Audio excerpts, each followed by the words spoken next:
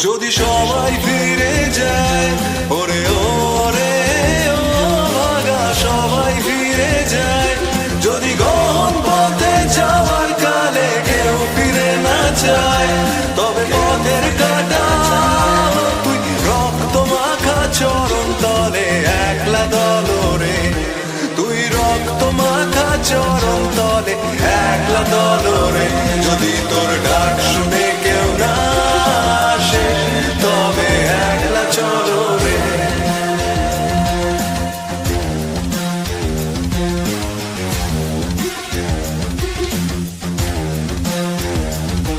যদি আলো না ধরে, ওরে ওরে ও ভাগা আলো না ধরে, যদি ঝড় বাদলে আধার রাতে দুয়ার দেয় ঘরে, তবে বজ্রানলে আপন বুকের পাঁজর জ্বালিয়ে নিয়ে একলা চলো রে, আপন বুকের পাঁজর জ্বালিয়ে নিয়ে একলা চলো রে, যদি তোর ডাক শুনে কেউ না আসে তবে একলা চলো রে।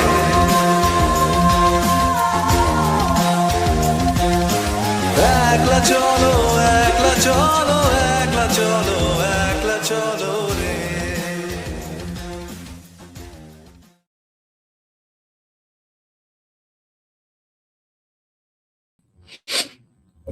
Hi guys, thank you for joining the live stream.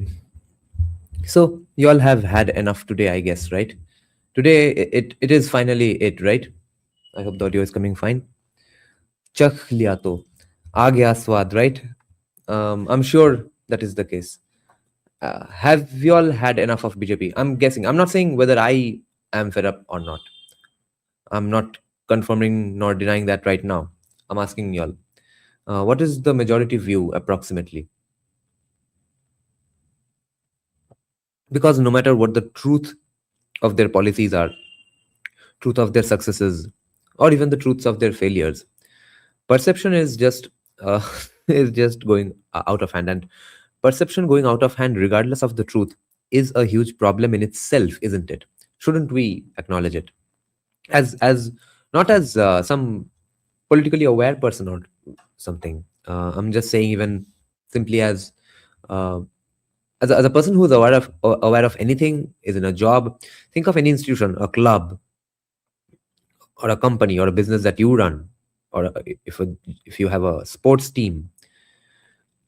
How long can you ignore the perception that your team has, really, guys, regardless of what performance you give, isn't it? So in that sense, I think it's a waste of time to talk about BJP anymore, pretty much, unless it's for significant policy needle pushing that they contribute to, be it in a negative sense or a positive sense. From now on, let's jump head on into the process of unifying what we have been floating about with that idea. We have sent that idea floating around in the discourses, in the interwebs. But I think it's time to have that voice of nationalists in the urban spaces, the urban nationalist voice, or the national libertarian voice, which in the end becomes that, more or less. Whatever the differences between the people leaning more towards the cultural right wing, not fiscally conservative enough, although they are more so than commies, barely, and the other side of extremely secular liberals. Wait, I have written these points down. So I will make this then more coherent. Wait, these thoughts were okay. These are my bunch of thoughts, if you will. Okay. I was thinking upon this, pondering over this, contemplating on this, and a lot of nice points came to my mind. The fourth point is the key argument that I'm making today in this live stream. I'm making a call to unite and join hands and make a few brethren out of each other, by, of course, conceding a few stances from each side. The question is, what are the absolute non-negotiables for each side? Okay. There we can have a debate, and let's ask each other, not in just one live stream, I guess, obviously, but from now on, have this thought incepted in your head, let it grow like a seed into whichever side you fall on. Ask the other side if you know people from. I'm sure you'll know, because both of you all will be going around identifying as right wingers, right? You all are both probably debating some commie right now on Facebook, but or is on Instagram and Reddit. But so you all know who those guys are around you. Ask yourselves these questions and come to a stance. Which of these points are you ready to let go? Which of these points can you not at all? And the goal here is to not reach an ideological purity or a steamrolling of ideas, nor lying down, not letting others steamroll your ideas, not bending down at all. Okay, the idea is to prioritize a united front of urban nationalists, the youth, who are being given middle finger by the commie urban national youths, every political party, the ruling dispensation, the media, the judiciary. Okay, so guys, we are politically absolutely orphans, homeless, beggars who do not even beg. We are on some Parmanand level shit. Okay, so let me just go through my points. Here to learn is saying the resignation tells you that if you want to get rid of reservations, collegium system, gender bias, criminal laws, exactly. These are our key points. Waqf Act, places of worship act, temples control, and beautifully summed up here to learn. Anti-Hindu clauses of RT, well said, beautiful. You don't need to do anything but learn to throw stones. The age of PIL petitions, etc. is over. The age of awarding stone pelting, government wants you to be. We won't hear a thing unless you become a stone pelter. Pretty much. So the first point I wrote was Hindutva 2.0 is born today, because in the end the movement may or may not be called Hindutva 2.0, but the policy positions will be more or less the same. The second point I wrote down was the validation. This is one of the biggest fucking takeaways today, the biggest fucking fallouts. One of the biggest fucking fallouts. I think one of the top two biggest fucking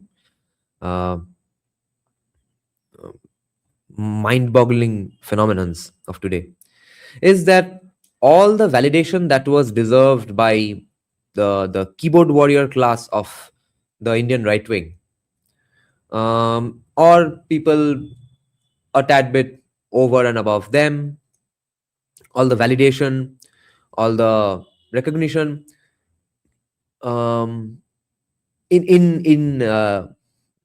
let's say very efficient ways, was never done by this ruling dispensation, which we have called termed as the lack of Brahman Bhojan among this ruling dispensation, which I think never has happened in the history of mankind.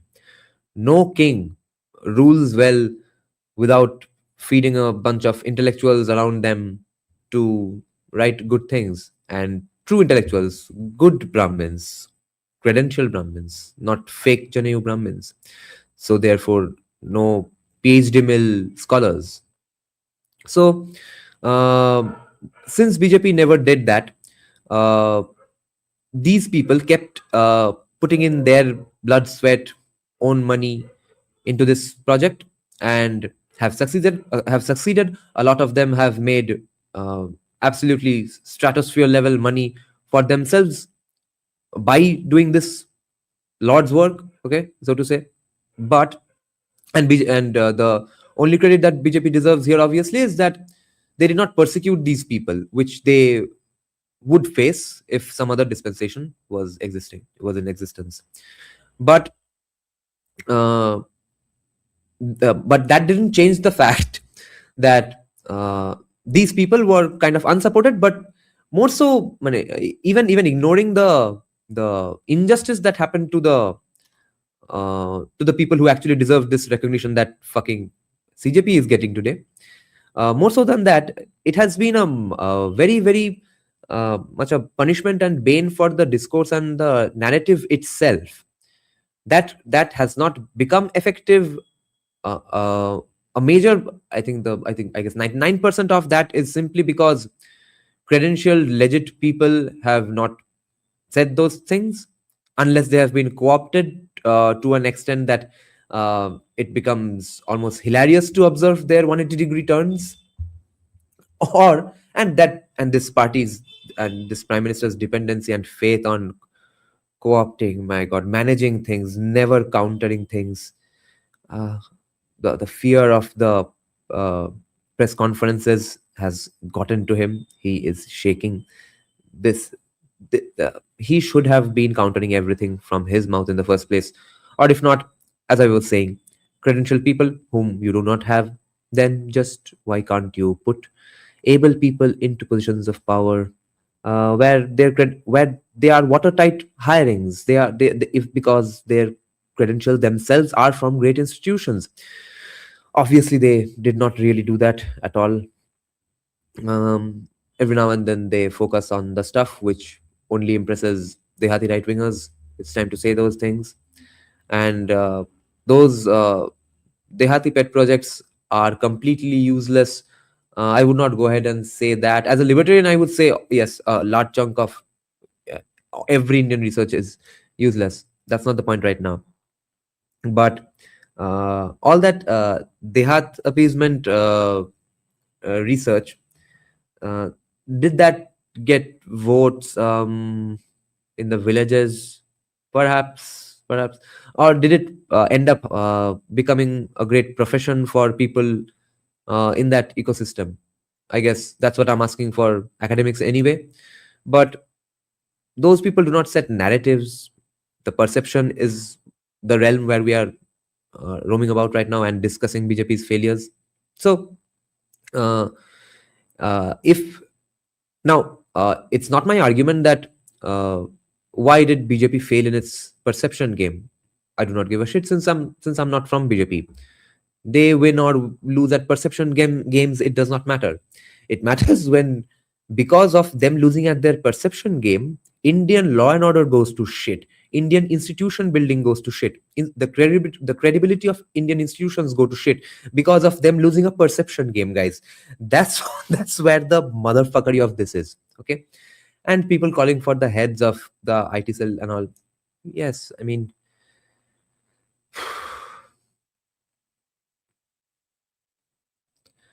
now if someone was actually intelligent about this, they would never invest in any Twitter handles that look remotely like a BJP leaning Twitter handle. Obviously, they do not do that at all.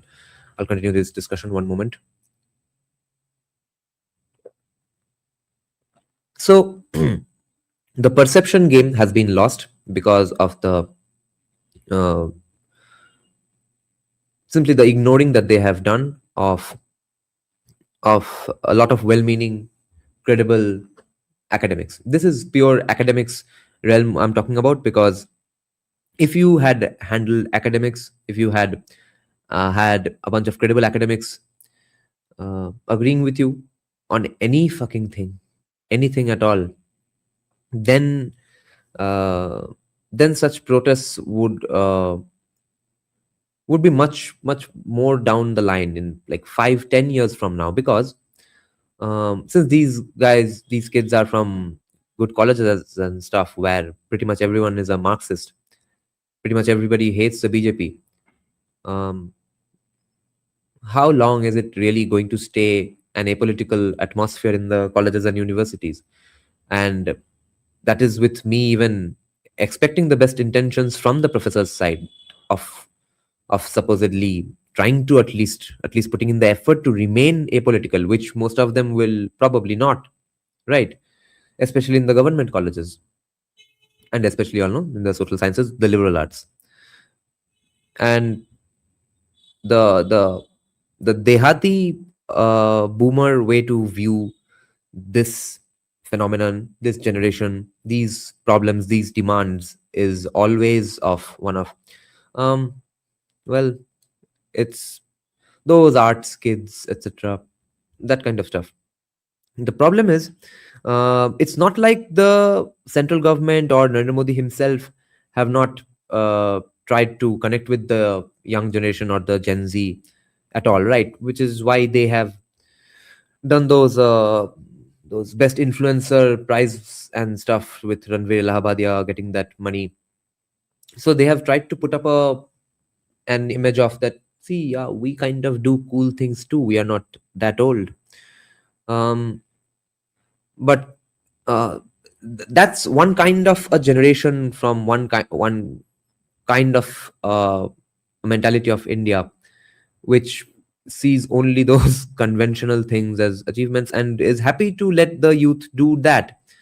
Um, as much as you go on with your scientific achievements, math Olympiad victories, the government will celebrate you on all of that. And as a government should, there is no question about that.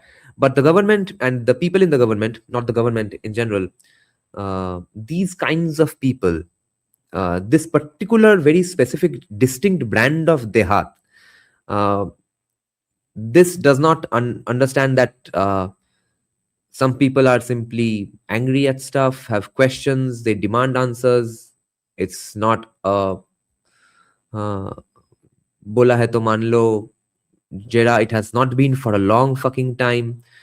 And how many are you going to co-opt? Not all of them have anything to lose right now. You can co-opt people who are married or are about to get married, who have kids. Shantaner Mukche, to quote the great Parambrata Chatterjee. How many will you co-opt and co-opt and co-opt? Manage and manage and manage.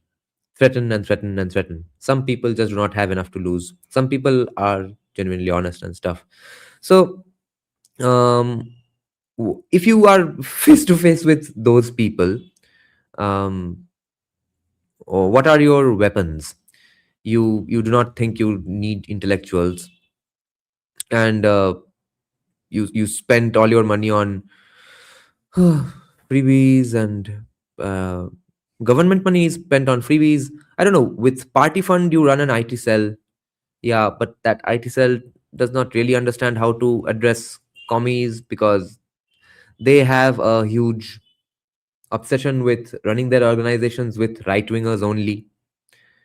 How is a right winger going to how many right wingers are really going to understand a commie's lifestyle? Because unless you are from those commie circles, and the right wingers who are from commie circles are also too elite to do an IT cell job more often than not. The kids in the IT cell who genuinely have that knowledge because they have a bunch of commie friends or go to a commie majority college, they do not have much say. They are just the Photoshop guys in the office. So a lot of brain is being wasted.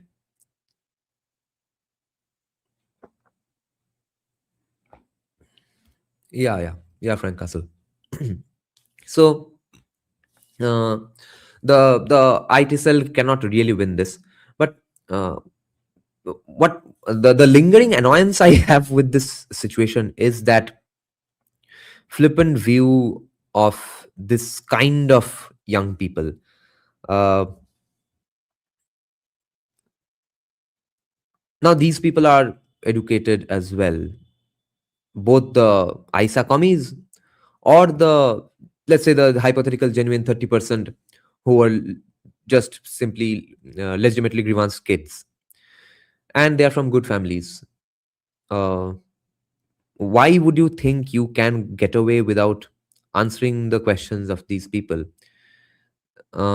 Let's say today I was the head of IT cell. I believe this particular fuck up would not have been avoidable even if I was handling it myself, and I knew, even in hindsight, I'm saying I would not have been able to handle it, because this is a direct product of simply Narendra Modi never doing press conferences, never commenting on shit, keeping everything a fucking 4D chess mystery. This is not a result of anything else, guys. This could not have been avoided, even if, let's say, uh, John Stewart was the press secretary of Narendra Modi right now, or the head of IT cell right now. A leader who won't speak, who won't convince people, who won't go a step without PR managed stuff, in a world where stuff like MMA, WWE exists, and MMA goes on existing and goes on increasing. Big boss stuff happens when podcasts are so popular. Well, podcasts are the most bastardized things in India, of course, with people recording footages for 10 minutes each, maybe just the question, then the answer is recorded separately. People doing scripted podcasts, my God, fucking scammers. But in that world, the mugged up lines for years and years and years, never a question answer, never a debate, never a pressure testing of his thoughts, never any Indian exactly knowing where does this guy stand on this topic. Yes, on some things, on 3 or 4 things, you will have found out 5 years later where he stood on that. But for those 5 to 6 years, there only would be mystery around you, and you would be doing Fokat ka keyboard warrior giri to save him. That's how the infrastructure has always existed for Indian politics in general.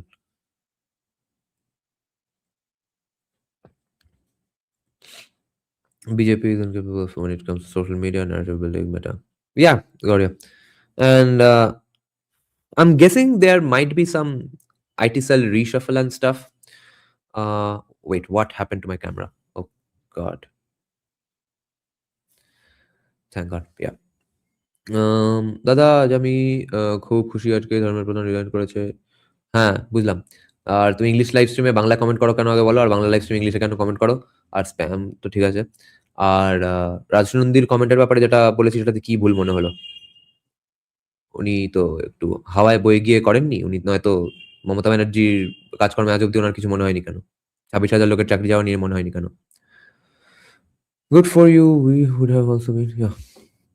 Okay, so the other points. So the rough gist of this point was, I wrote down deserved validation and the year, lending the year, that was reserved rightly for the right-wing urban youth was today showered on CJP. The amount of status showering that has been given, guys. This guy's next 40 to 50 years of his life is set as an urban legend, as an urban hero. And BJP made one out of him, when BJP should have made this out of completely other kinds of people. They could have made this out of so many other people. CJP got what they wanted. You guys didn't. I just wanted to remind you all of that in the point 3. And this is now point 4, guys. This is a long write-up. This is 1.5 page of 1 point, okay? These are the key disagreements that you all will have to start discussing now in the live chat. And after I have discussed enough from the live chat, we will discuss from the direct member discussions as well. I'll put up the link for the members and share one in the Vanguard group discussion as well. I seriously want BJP to break into 2, so we have a choice at least. Possibly that's what's required. BJP hijacking might be easier. Another RSS guy as education min.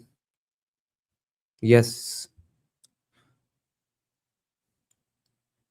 After looking at today's mess, Arvind was right. 2030 BJP would be in thin air and someone from Gandhi family will be there. Why 30? Why not 29? I'm not getting that. What happens after 1 year of Modi staying in power in another 10 years? This is the only IT cell which has only known the surface web. They don't even go to internet rabbit holes to understand anything beyond trolling. Hindutva habe libertarianism shate. That's what we will find out today. I wrote, if you are a center-right or right-wing person today and you are pissed off with BJP, your only fucking hope is Hindutva 2.0. Give up on socialism, reservations, and all the unparliamentary things a section of you fantasize over. In return, you, who is a very secular libertarian who is against reservations, in favor of freeing Hindu temples, decreasing Government of India expenditures, especially on stuff like freebies, PSUs, making salicylic acid face wash for some reason, you who wants free speech must side with absolute national security hawks. Acknowledge the credible threat of Pakistan and Bangladesh and illegal immigration. You have to acknowledge that there has been immense settler colonial violence upon Hindus as a group. You must also agree upon the claim that demography is an issue if you consider India as we know it today to be precious. Then you must acknowledge the claim that an India with a 70% Christian or Muslim population won't be this India. It may be better or worse, richer or poorer, but it won't be this particular India as we know it today. And is that acceptable or is it unacceptable? And the beef ban. These are only the two issues I think we must either find a way to agree upon or agree to disagree upon. These are the only two, I think, issues that probably is not very reconciled in the mainstream. Everything else is, I think, can be pretty much handled. Let them fight, guys. Start. I'll have a sip of coffee and a bit of cigarette now, even though it's very injurious to health. Never do it.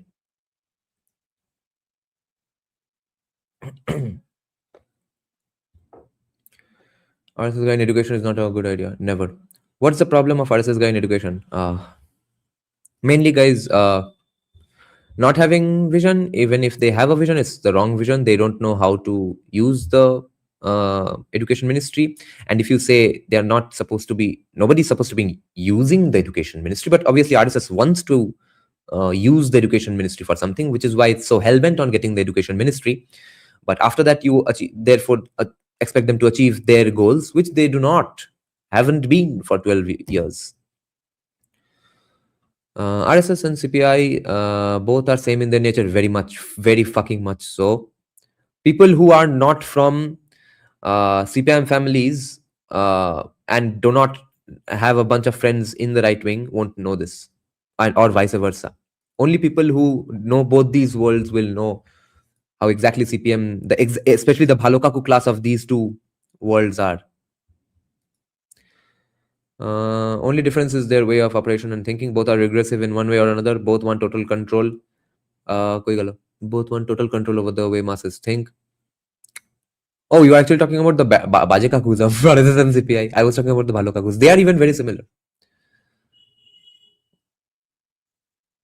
Chandrakant is saying BJP is doing great things in building of infrastructures of many fields, but they are unable to project in a prudential way. Young intellectual minds are needed. Yes. And they have, at this point, completely lost the young generation, because the young generation that remains, I think, is still the majority, is simply fed up of getting fucking embarrassed of being adjacent or being associated with this fucking party. That's the issue. Otherwise, there's no issue. The other side is getting the victories, or is angry with them for these problems, etc. That's the Gen Z that BJP is not getting anyway. The Gen Z that BJP has, they are getting pissed off with BJP for embarrassing them. Aren't they embarrassing the right-wing Gen Z, guys? Can we deny it? How many right-wing Gen Zs here? Aren't you embarrassed? Or aren't you embarrassed simply not because of the policies or what the truth is? Aren't you embarrassed of simply being considered on the idiot side? And why is that the majority view forever? Majority view where discourse actually matters. Don't you think we have become so much dependent on one party we have become dependent? When were we not dependent? So you think changing the so-called wrong history textbooks is not a good way to do it? Yes, in college group we are being roasted badly. So you think changing the so-called wrong history books is not a good way? No, I do not have a disagreement with that. The syllabus changing, I have a disagreement with their social science handling. That is the mother of this issue. That is the source, the Gangotri here. Israel's Pegasus and graphite spyware. Okay, anyway. Right wing Gen Z এখানে আছি আমি হিন্দুত্ববাদী বলে আমার বন্ধুরা আমার গালি Frank Castle is saying very based argument. You have to understand libertarianism is not possible in a free market type thing. Even most of the biggest companies like Microsoft was propped up by senior Bill Gates. Like how social science handling. There is no social scientist. No, the question has to be more precise. I'm not going to just go defaming people. But as libertarian, don't you think beef banning goes against the idea of freedom, not a beef eater, just asking from an ideological standpoint? In an ideal world, yes, but the ideal world has not existed in India. So I'm of the opinion that for some cultural validation reasons, why not do it for India as well? In every country, Some animals are banned for some reason or the other, some cultural, some medical, some conservation reasons. Um so why can't we just ban one animal? What about FCI? What about it? Am I think it's going to be a hassle to pass it now. So this new education minister doesn't have enough qualification, and he's just an RSS guy. What are his qualifications? If he had qualifications, he would have been the education minister before uh, Pradhan, because I know that he's an RSS guy. That's the first thing people talk about him, say about him. Let's see what are his educational qualifications, although that would not matter in him knowing anything about countering social science propaganda. New education minister.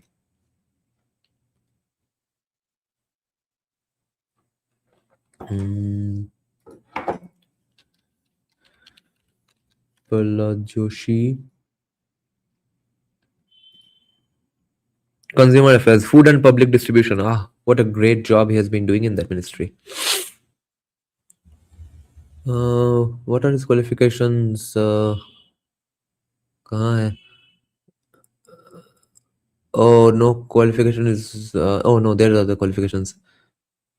Joshi's primary education was in the railway school. His secondary education is education in New English School in Hubballi. And for his higher education, Joshi graduated from Sri Kadasiddeshwar Arts College in Hubballi. Hmm. So the run of mill things, not very bad, not very good. He's a disaster. Oh, that definitely, I'm sure. What is social science propaganda? Oh my god, all the caste, poverty, etc. issues. Uh, इससे अच्छे Kangana Ranaut. What is your thought of creating EWS category? If everything else goes away, then maybe yes. Will the BJP face defeat in 2029? Bengal will be facing the same political economy. Yeah, Nitapal. It's our luck. It might just happen. Kendra Banchanana Shubhendu Odhikari is going to start saying it 2029 onwards. Oh my god. Fuck us. Fuck our lives. Fuck our fate. If that actually happens, and that is quite a possibility, can you believe this is happening to us? What the fuck did we do to deserve this? My god. Again in 2029, the Bengal CM is going to have to say the center isn't giving us funds, and we are again not going to have a Bengal lobby. Oh no, again it's going to happen.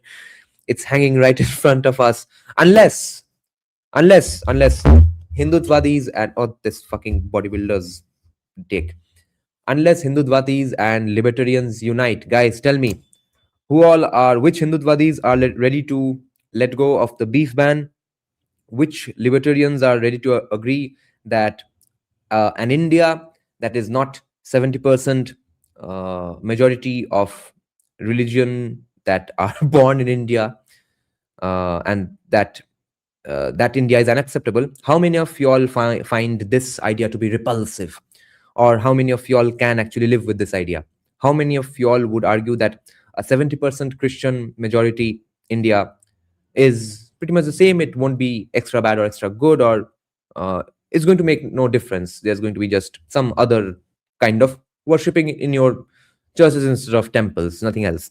And how does that matter in the end if the other quality of life infrastructure, everything else remains, quality of education, etc., everything else remains the same? Or a 70% Muslim India. How many libertarians are of y'all are here who would be who could argue that a 70% Muslim India is not a problem? It won't be better or worse. It would be pretty much the same. If any of y'all can make that argument, please come forward. Or would y'all like to concede that point as well? That these two are the only key debates, guys. There is nothing else to debate here. If these two questions are answered and agreed upon, we can be a huge fucking force, and it's going to be extremely good for the country and extremely good for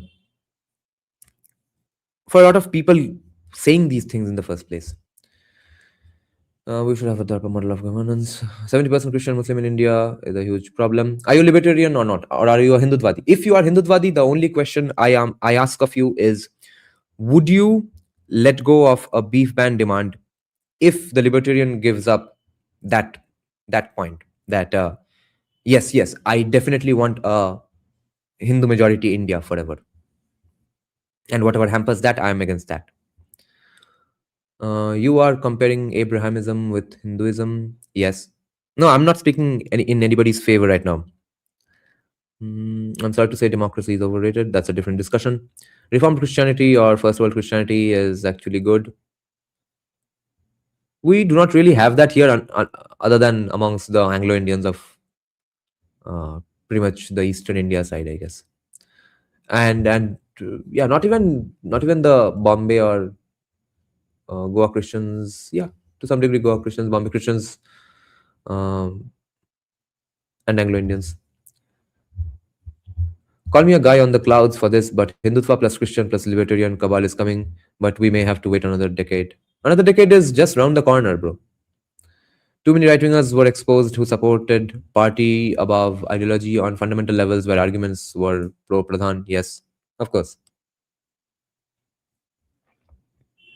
How much percentage sure are you that BJP would lose UP and Lok Sabha?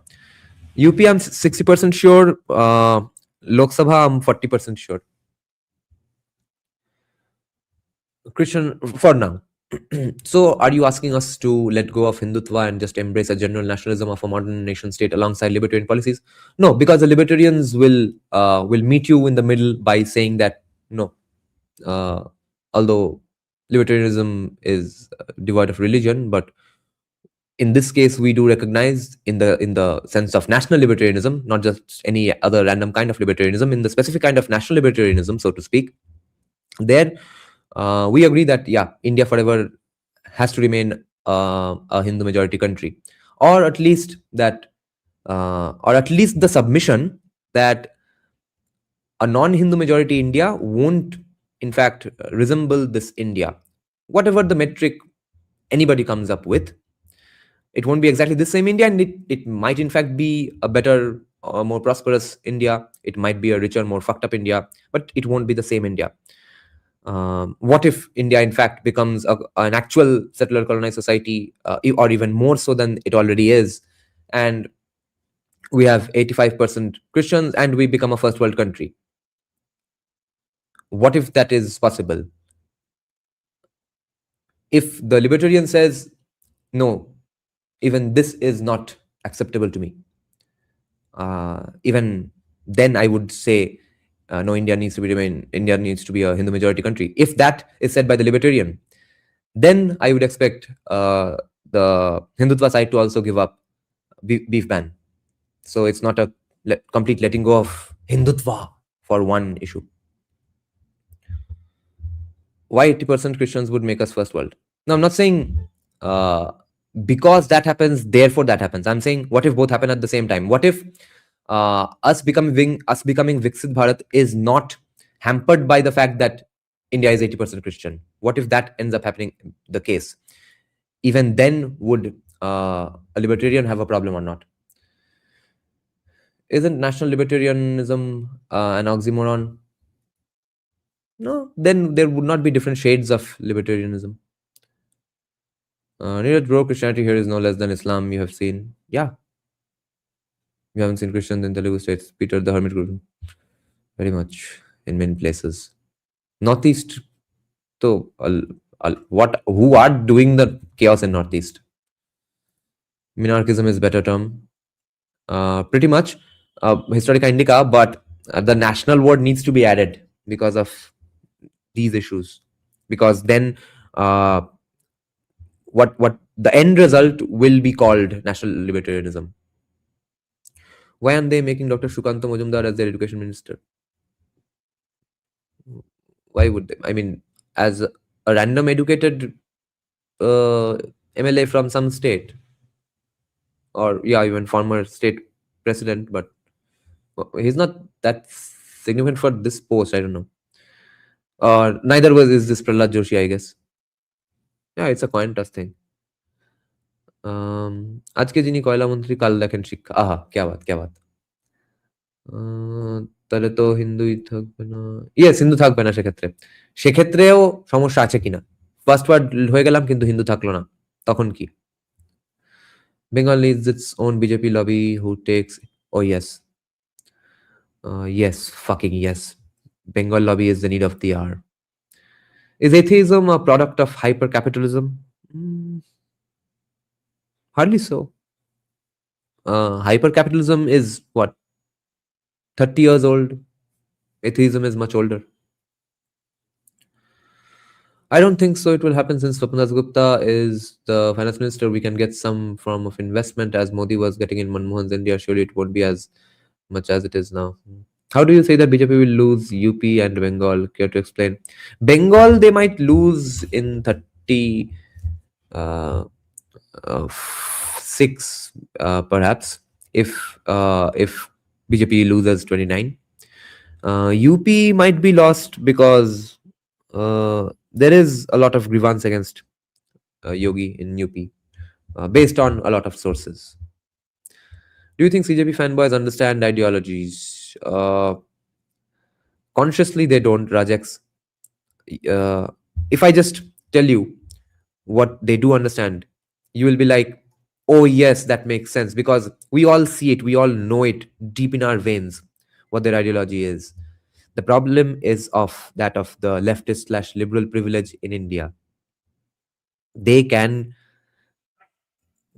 get away with this, saying, I don't like Rahul Gandhi, but dot dot dot. I don't understand politics, but I don't hate BJP, but I'm not a leftist, but I'm not a liberal, but I don't understand liberalism, but, and then say the most basic CPIM, Congress, Trinamool talking points, Samajwadi Party talking points, because they are your run-of-the-mill leftist liberal talking points in India. And other than BJP, on 90% of issues, they pretty much have an overlap, at least on a policy level, but their way of putting it is a little different.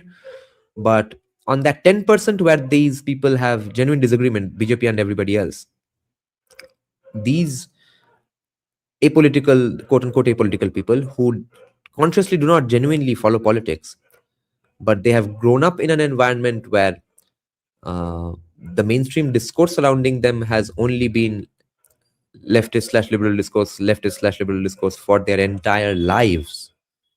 Therefore, their default stances are all leftist or liberal. You ask them 5 questions on 5 topics in India, 5 policy positions. What should be done for this problem? All of that will be identical to Congress or CPIM's policies, right? So they do believe in ideologies without knowing that they are actually believing in an ideology. They are that degree of pawns in this. Do you think Bengali BJP is most educated in India? The BJP adjacent ecosystem definitely is the most educated in Bengal compared to the other states, and especially because it's completely RSS proof. Bengal's right-wing intelligentsia has nothing to do with RSS.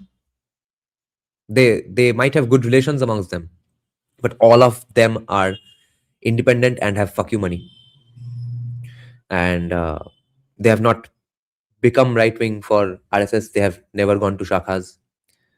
They are all pretty much rock solid tigers that are just waiting to get unleashed.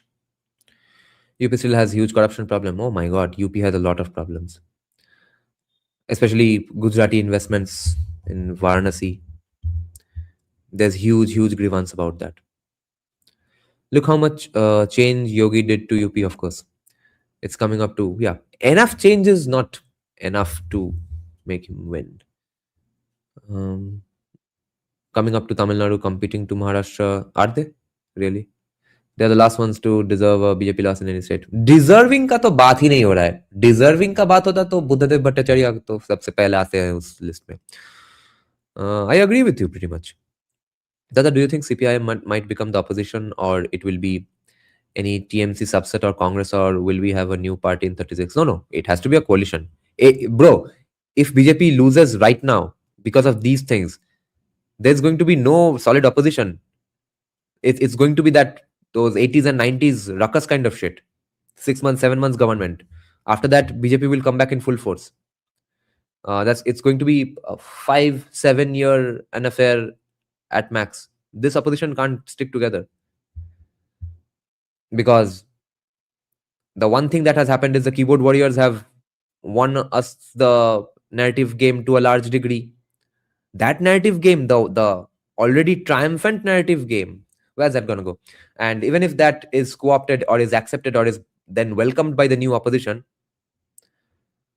how much of the commies are going to accept it, who are going to be the top bosses at that point? They are going to come cracking down. What's going to happen then? Some people will cower down, maybe in the beginning, then they will not cower down. It's not going to be a long-term disaster if somebody else comes to power. If somebody left to BJP comes to power, if somebody right to BJP appears, etc., which I don't see how it's possible, but there's a faction war or something.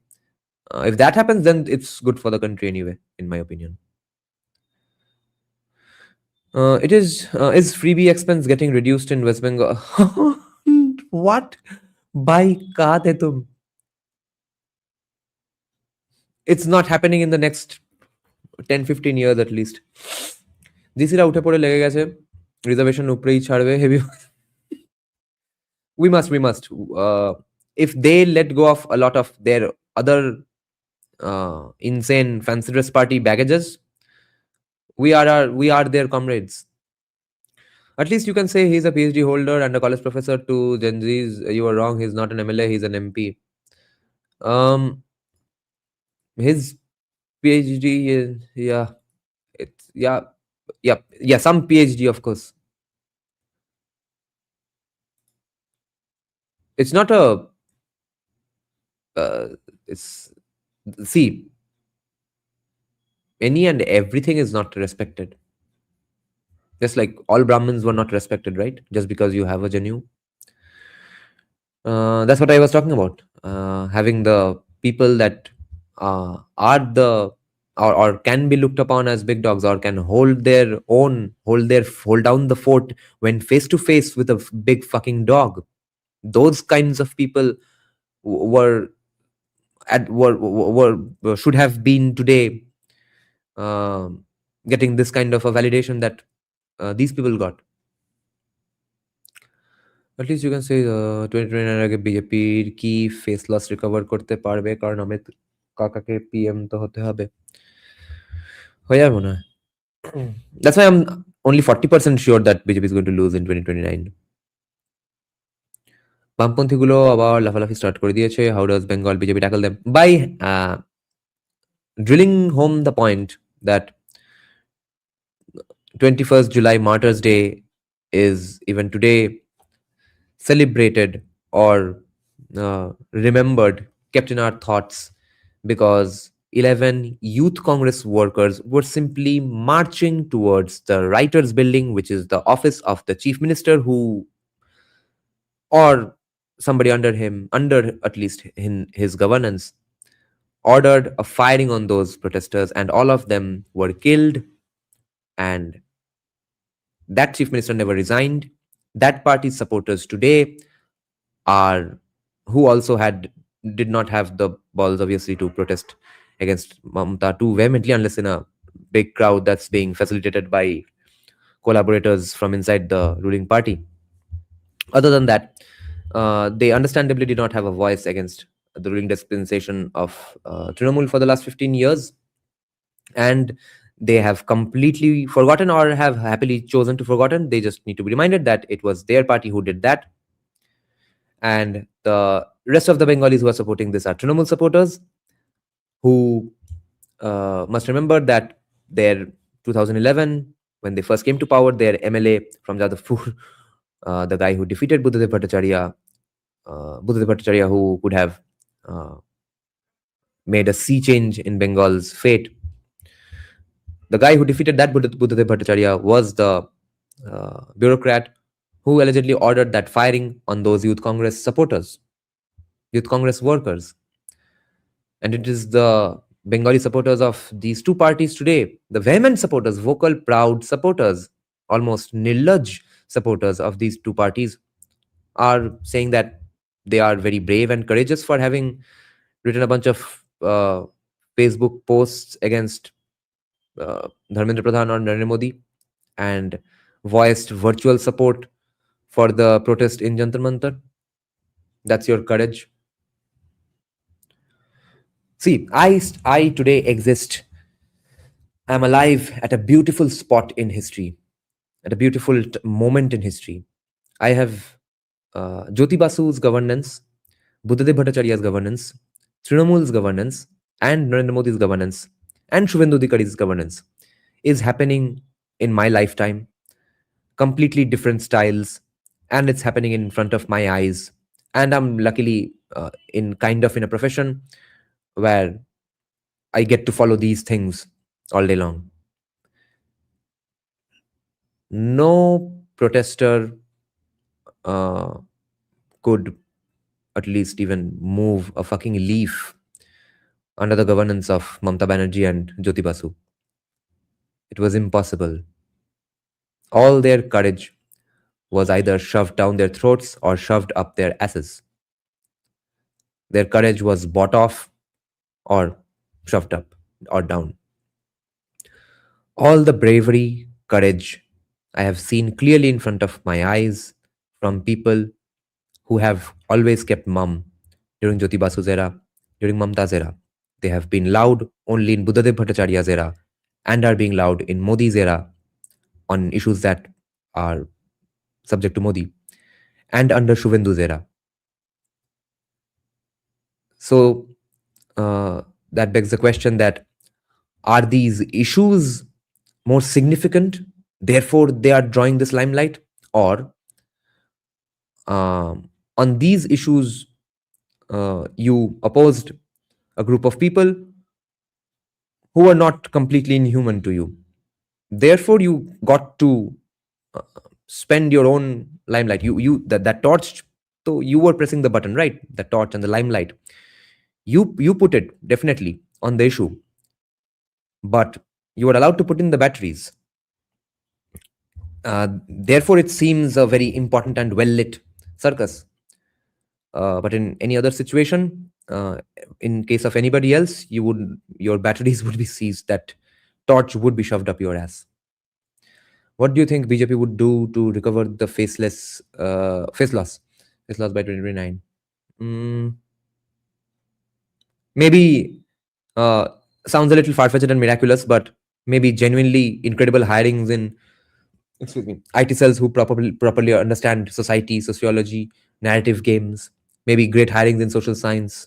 Maybe those social scientists holding their own in debates, government funding, endorsing, encouraging huge fucking big debating events, which have a lot of glam and show some fucking creativity. That can help them. In last 80 years, we barely had any huge unrest, no coups, etc. Viva la revolution. At the end, I wish to curse women, religions, and reserve to my heart's content. Whoa, legal, what? Reason why I'm getting symptoms of BJP not winning 2031 elections. First, today I heard from Mutuas that they aren't happy with this caste certificate re-verification and the rejection of CAA. Where did the comment go? Arey bhai.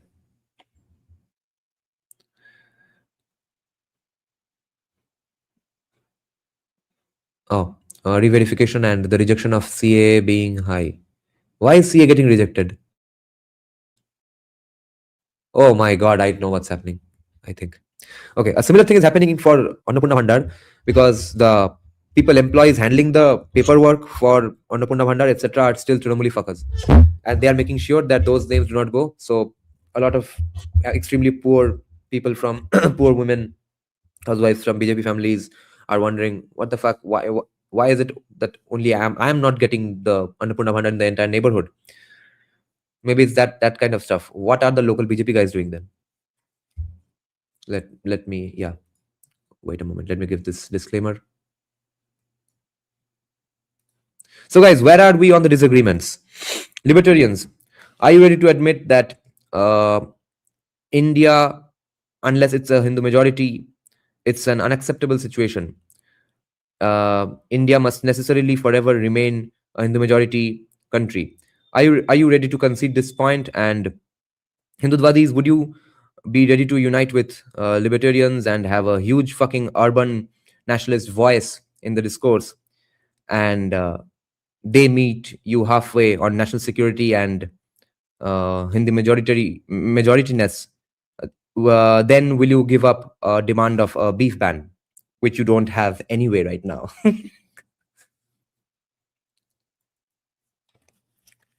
If BJP loses in 2029, CPIM will beat BJP in 2031. Quite possible. Quite possible. Chandrakanta Das, no, there are a lot of supralegal shenanigans that one can always engage in. Are you saying BJP won't engage in that? At least 5 years down the line, the anti-incumbency is not going to be so much that a little shenanigans won't be possible.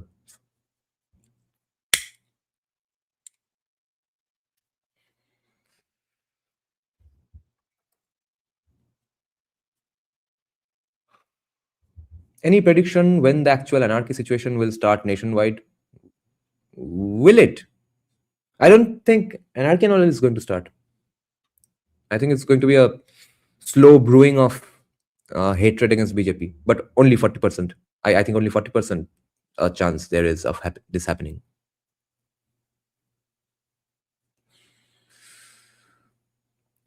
If Congress come to power in 2029, what will be the role of RSS then? Will they infiltrate Congress? No, they will mostly go a little dormant in their states, especially where Congress gets the majority.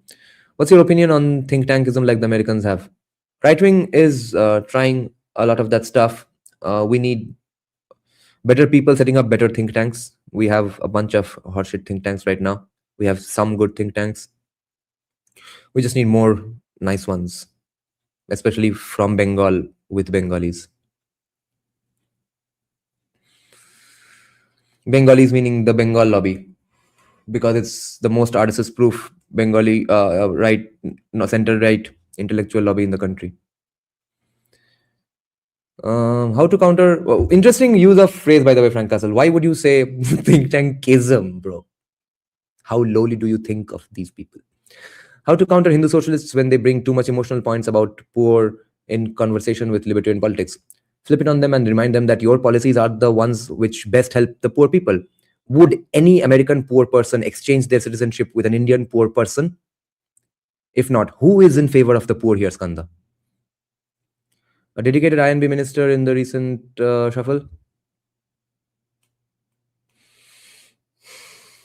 I guess, yeah.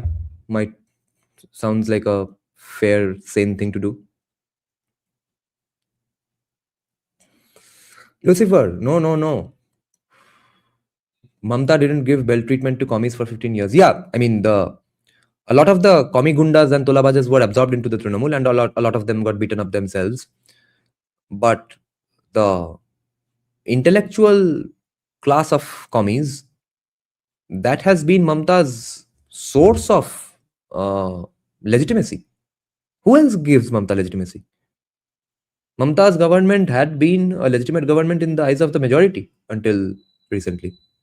It was legitimately legitimate. It's not fake news. It's not controversial to say that it was legitimate in people's eyes. It was not in my eyes, because I do not believe at any point there was any sane reason to vote out Buddhadev Bhattacharya in the middle of his plans with the Shimur factory and vote in Mamta Banerjee. But in everybody else's eyes, she was legitimate. Her government was legitimate because she appropriated all the commies.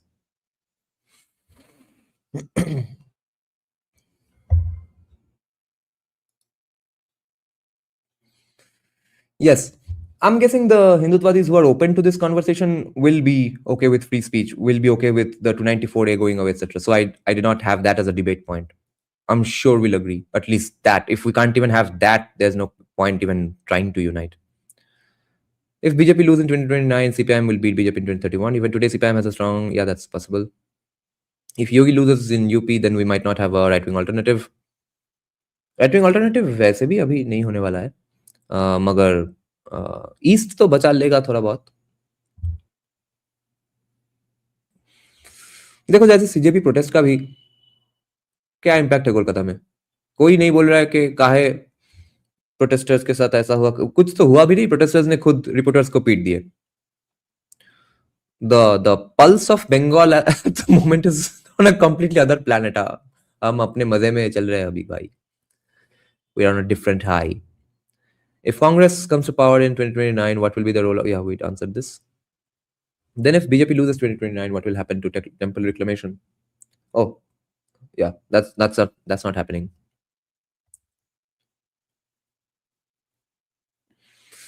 Unless BJP loses and this united front exists of Hindutvatis and libertarians.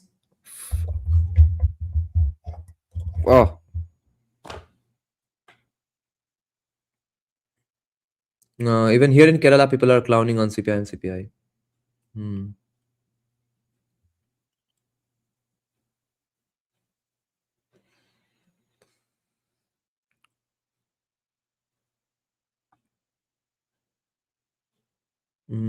scrolling through the comments. Why hustle to pass it except except street veto? Yeah, cow slaughter ban is already in Article 48. DPSP no letting go of cow slaughter ban. Yeah, even some awareness on just the boss indicus thing would be such a calmer for so many people. So many Muslims who genuinely want to vote for BJP, who genuinely realize there are a lot of crazy people in their community who don't want to associate with them, who have no problem with BJP's any of their policies except a discourse surrounding beef ban, and they think their buffaloes are also going to go away. They think they know they don't eat just the boss indicus. So they think all of their bovine meat is going away.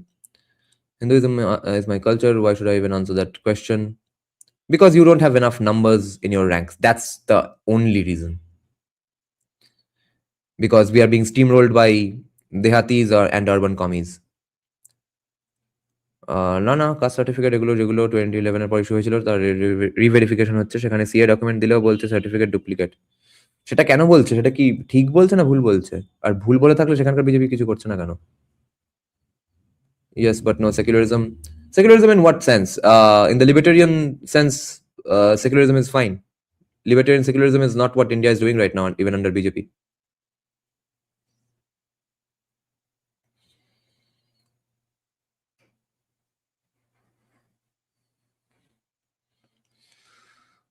Without Hinduism, there is no India. Yes, it won't be the same India, definitely. It's going to be a different India, different kind of India. Good or bad, richer or poorer, that we can't say for sure, definitely. But yeah, we are probably going to become very much a vassal state for some country which is run by people who are close to the religious leaders of those religions who are the majority in that hypothetical scenario.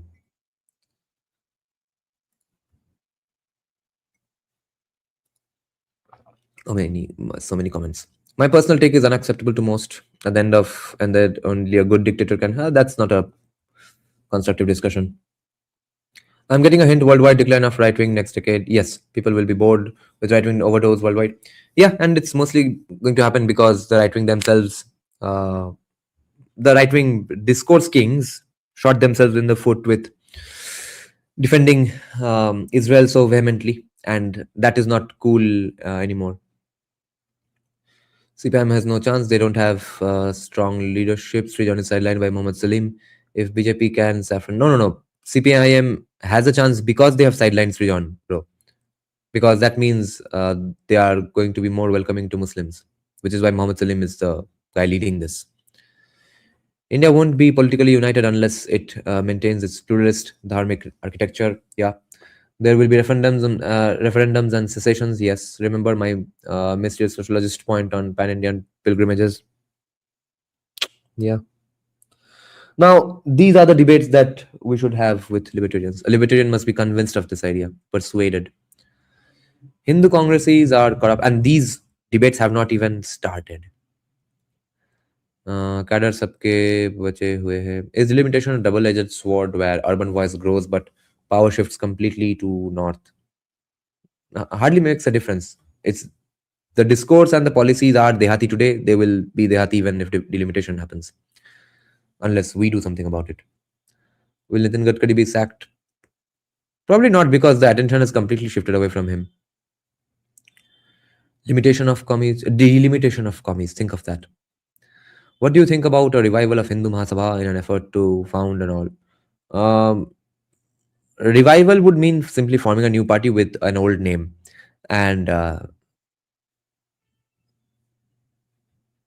money, in order to properly, if you end up properly opposing BJP, a lot of blood money and dark money is going to be offered to you.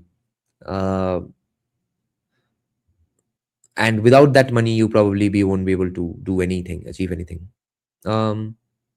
Because you probably won't be able to execute a Jantar Mantar type protest with urban nationalist voices. Urban nationalists are not that kind of people. They're not good at this. That will take some more time to become like that. A spiritual revival, and yes, I was going to mention the funding issue as well. Yeah, spiritual revival is possible. I think that's on the way. That's not going to stop.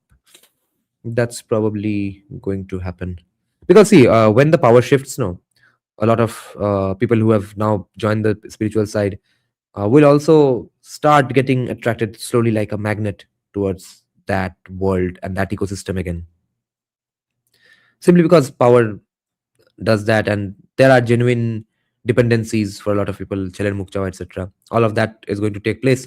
So what's going to happen is there's going to be a significant pro-Hindu spirituality section inside that hypothetical group of people who run the country by defeating BJP. I think BJP needs to lose an election and go back to basics. That's what I was saying, Ragnik, a few days back in a live stream, in just one or two live streams back. I don't know if you were there. That the longer BJP stays in power, the worse it is for BJP as a party right now. If right now in the next elections, BJP loses and has to come back 10 years later, BJP will survive for another 50 years, 100 years. But if this BJP in this avatar stays on for another 15, 20 years, after that, BJP is done. Libertarian Janata Party when? See, all of our pro-integral humanism bros said LPI is getting funds from, or they're getting vibes that they are getting funds from deep state, etc.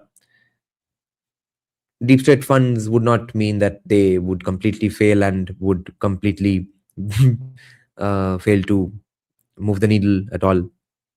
This proves that they won't, I guess. But even if that happens, even if it's a Libertarian Janata Party, we will need a lot of libertarians. So then these 2 points will have to be discussed. Can LPI do that? Depends on the agreement and disagreement on these 2 factors.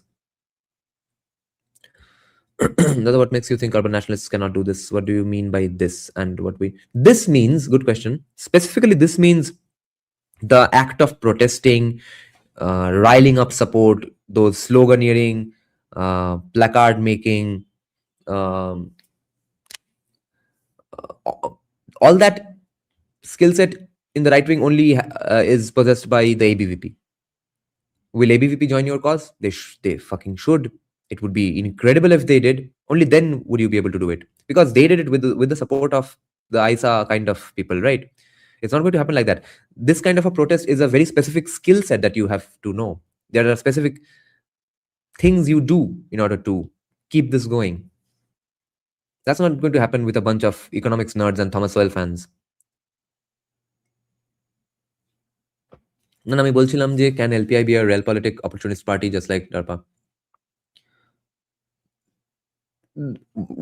See, the it all depends on us whether Hindutvasis and libertarians unite or not. Without that, they will not ever have the numbers to do anything. No, still they won't learn. They are from us. Why aren't you bringing mysterious sociologist at these crucial moments? Would love to know his take. Two reasons. One is his laptop is very fucked. I think it was uh, uh, repaired, but he has just gotten very busy now. Genuinely, uh, we speak twice, thrice a week, but genuinely there's a lot going on in his life right now. How do we hijack ABVP? Also, what about VJP, HP, or Bajrang Dal? They have the numbers. VHP, Bajrang Dal, again, don't know protesty things. And them showing up at the protest is not going to do anything good for you. Hijacking ABVP is very much possible. Today, every libertarian in colleges must join ABVP. Make whatever your personal ideological dilutions you must make. Do that. Stay in ABVP. Go to significant posts. Then do other stuff. NSF ke use korte parle hai.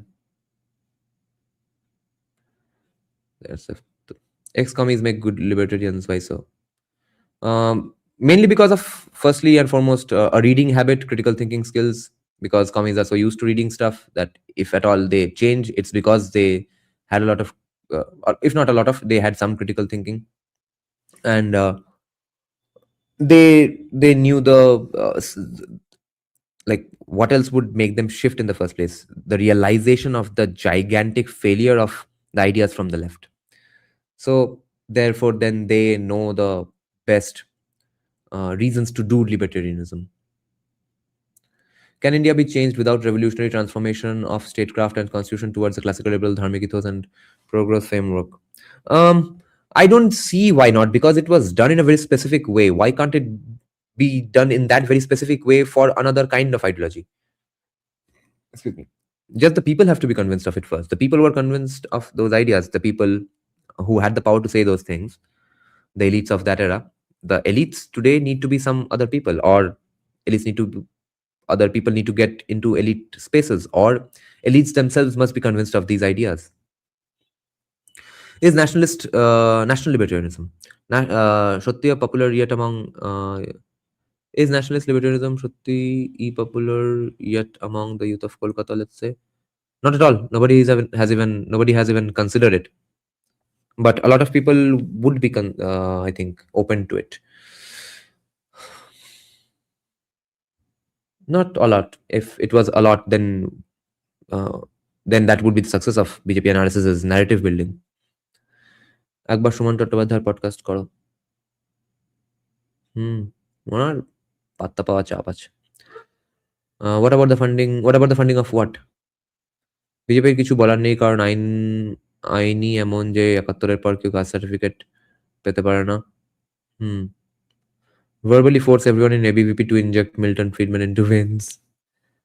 Funding of what, Neon? Do you think capex in West Bengal will increase? Absolutely. We can I think BJP not going to do smart things. After all, days are important because Karnataka and Punjab elections are in next year's 27-28. RSS can make BJP lose in 2024. BJP lost seats in UP because RSS was against BJP. Yes, therefore there needs to be other kinds of RSS. Let's be clear, the people aren't convinced because the right-wing leaders don't have balls to present their ideas without stupid phrases. Yes, Shran. Let's open this up then for membership discussions, Ryan. Are you open to coming on right now? Are any members open to it? I'm sharing the link in the community tab as well as the Vanguard group chat.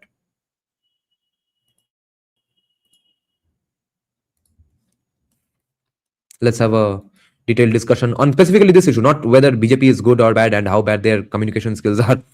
We are specifically debating a potential amalgamation of Savarkarite Hindutva and libertarianism.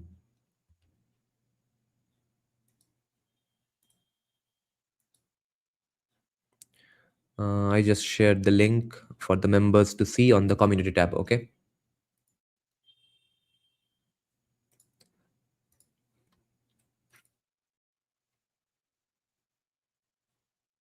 Today I was watching NDTV,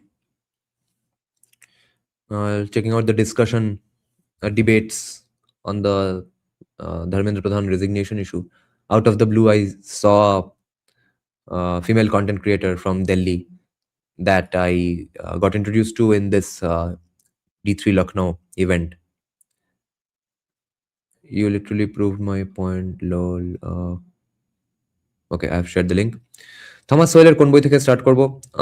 economic facts and ফ্যালাসিস, ওটা সবচেয়ে ছোট্ট, তাই ওখান থেকে। আর ওটাই মোটামুটি gist, ওনার ধরনের, ওনার ভাবনার ধরনটাই তোমার রপ্ত হয়ে যাবে ওই বইটা থেকে। This issue, the issue with the current right wing is the lack of proper right wing intellectual backing. Even right wing intellectual backing that they have, that is not very intellectual. Their intellectual backing is not very intellectualing.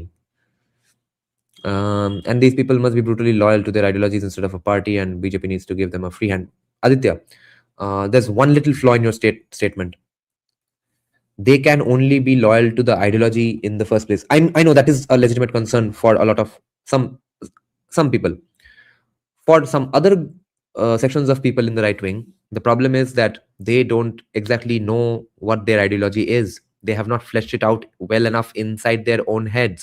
They have not pressure tested those ideas. If you have not pressure tested your ideas in your brain, you will never be able to defend them in front of someone else who hates those ideas, who opposes those ideas. If you have not answered every counter argument in your head, right? Or if you have not ever listened to any counter arguments on those topics, you are just not going to have you're not going to have the skills to defend it. B, you are not going to be passionate enough towards it because you have not earned it. What you think your ideology is, it might be just some cool stuff you heard on one right-wing podcast or a bunch of right-wing podcasts over a bunch of months and years. That might be the end-all be-all of what you believe your ideology is. And that's just goo, G-O-O goo. And you must put it on that revolving wheel and shape it up and make a beautiful pottery out of it. That's a watertight stance, a well fleshed out thought, a well thought out stance, which is watertight, which is rock solid, which won't bend at the first sign of threat or a counter argument, like even Dr. Abhijit Banerjee faced with, of all people, Raj fucking Shamani's pushbacks. That might be that is one of the issues. Now we have our Vanguard bro Shrayan here. One moment, Shrayan. I'm seeing just one or two questions if I need to answer them. What about the funding to hijack ABVP, inject NLPI? No, that does not need funding. You have to be a dhurandhar inside ABVP. It seems imposing certain regions, coastal nations. De-dollarization কি আদৌ হবে? হ্যাঁ, খুবই সম্ভাবনা আছে. You don't keep a group over your family. This is one of the biggest blunder you can do. One thing I observed in the protest is that how much day-to-day language has deteriorated among. Yes, go ahead, Shah. Yeah. Maybe we can start with a specific question that you might pose for me, and from there on it will be easier for me to move forward in the things I'm trying to actually say. Firstly, where do you stand on the Hindutva versus libertarian side? How libertarian are you? How Hindutvadi are you? I have always, from the very beginning, been at the middle ground of both of these things. But I do believe that we have to give away with our obsession of cows. The thing is, you are trying to enforce something that need not be enforced. Okay? When you say that ये तो गाय खा रहे हैं भाई, the basic premise of it is already in the directive principles of the constitution. तुम उसको बोलो और उसको छोड़ दो. After that, if an individual is not convinced of the fact और उनको गाय खाना है, what is the problem with that? I do not know. Why is it such a big issue for you? The problem is the offense, the blaspheminess. Yeah, so that's what I'm saying. You also blaspheme them. The problem is, I'll tell you what the problem is. Look, I do not want to count the merits and demerits of the BJP because I don't think they have any at this very moment. The problem is, today, if this had been a congregation of the, let's say, general category activists, and they went about for some reason spreading anarchy, and there are people amongst that community who are capable of it. Do you think the BJP would crack down the way they did, or would they crack the assaults of these people? They would do the latter, which is the problem, that we would not be in a position to outsource our personal securities, which these people should technically also not have been in a position, but then aapko to bhang ghusra karna tha, to aapne jaake kar diya. You have carved down 3 times in the past 6 years. That is a record. It takes a special kind of an, for God's sake, I mean, I want to ask it to the people who are still going ki BJP ka 10D chess and master stroke. Do you not, I mean, face second-hand embarrassment when you say these things? What is the let's precedent address you are this. counting upon to? Yeah, I am against capitalism because it ruins families. Okay. How? Now, please elaborate how. We Because, see in see, we are looking capitalist for. families, in USA, families are breaking up, you know. Okay. So then, are you saying this, that communism doesn't ruin families? Means, are you one of those people? Let me understand your position first. Are you one of those people who are on the ultra left side of it, who believe that the family structures are not getting ruined due to communism? Because you have to subscribe to one of them clearly. If you do not subscribe to one of these versions clearly, then probably you're yourself confused as to what your position is. Or you clearly have not understood what either of these things would mean.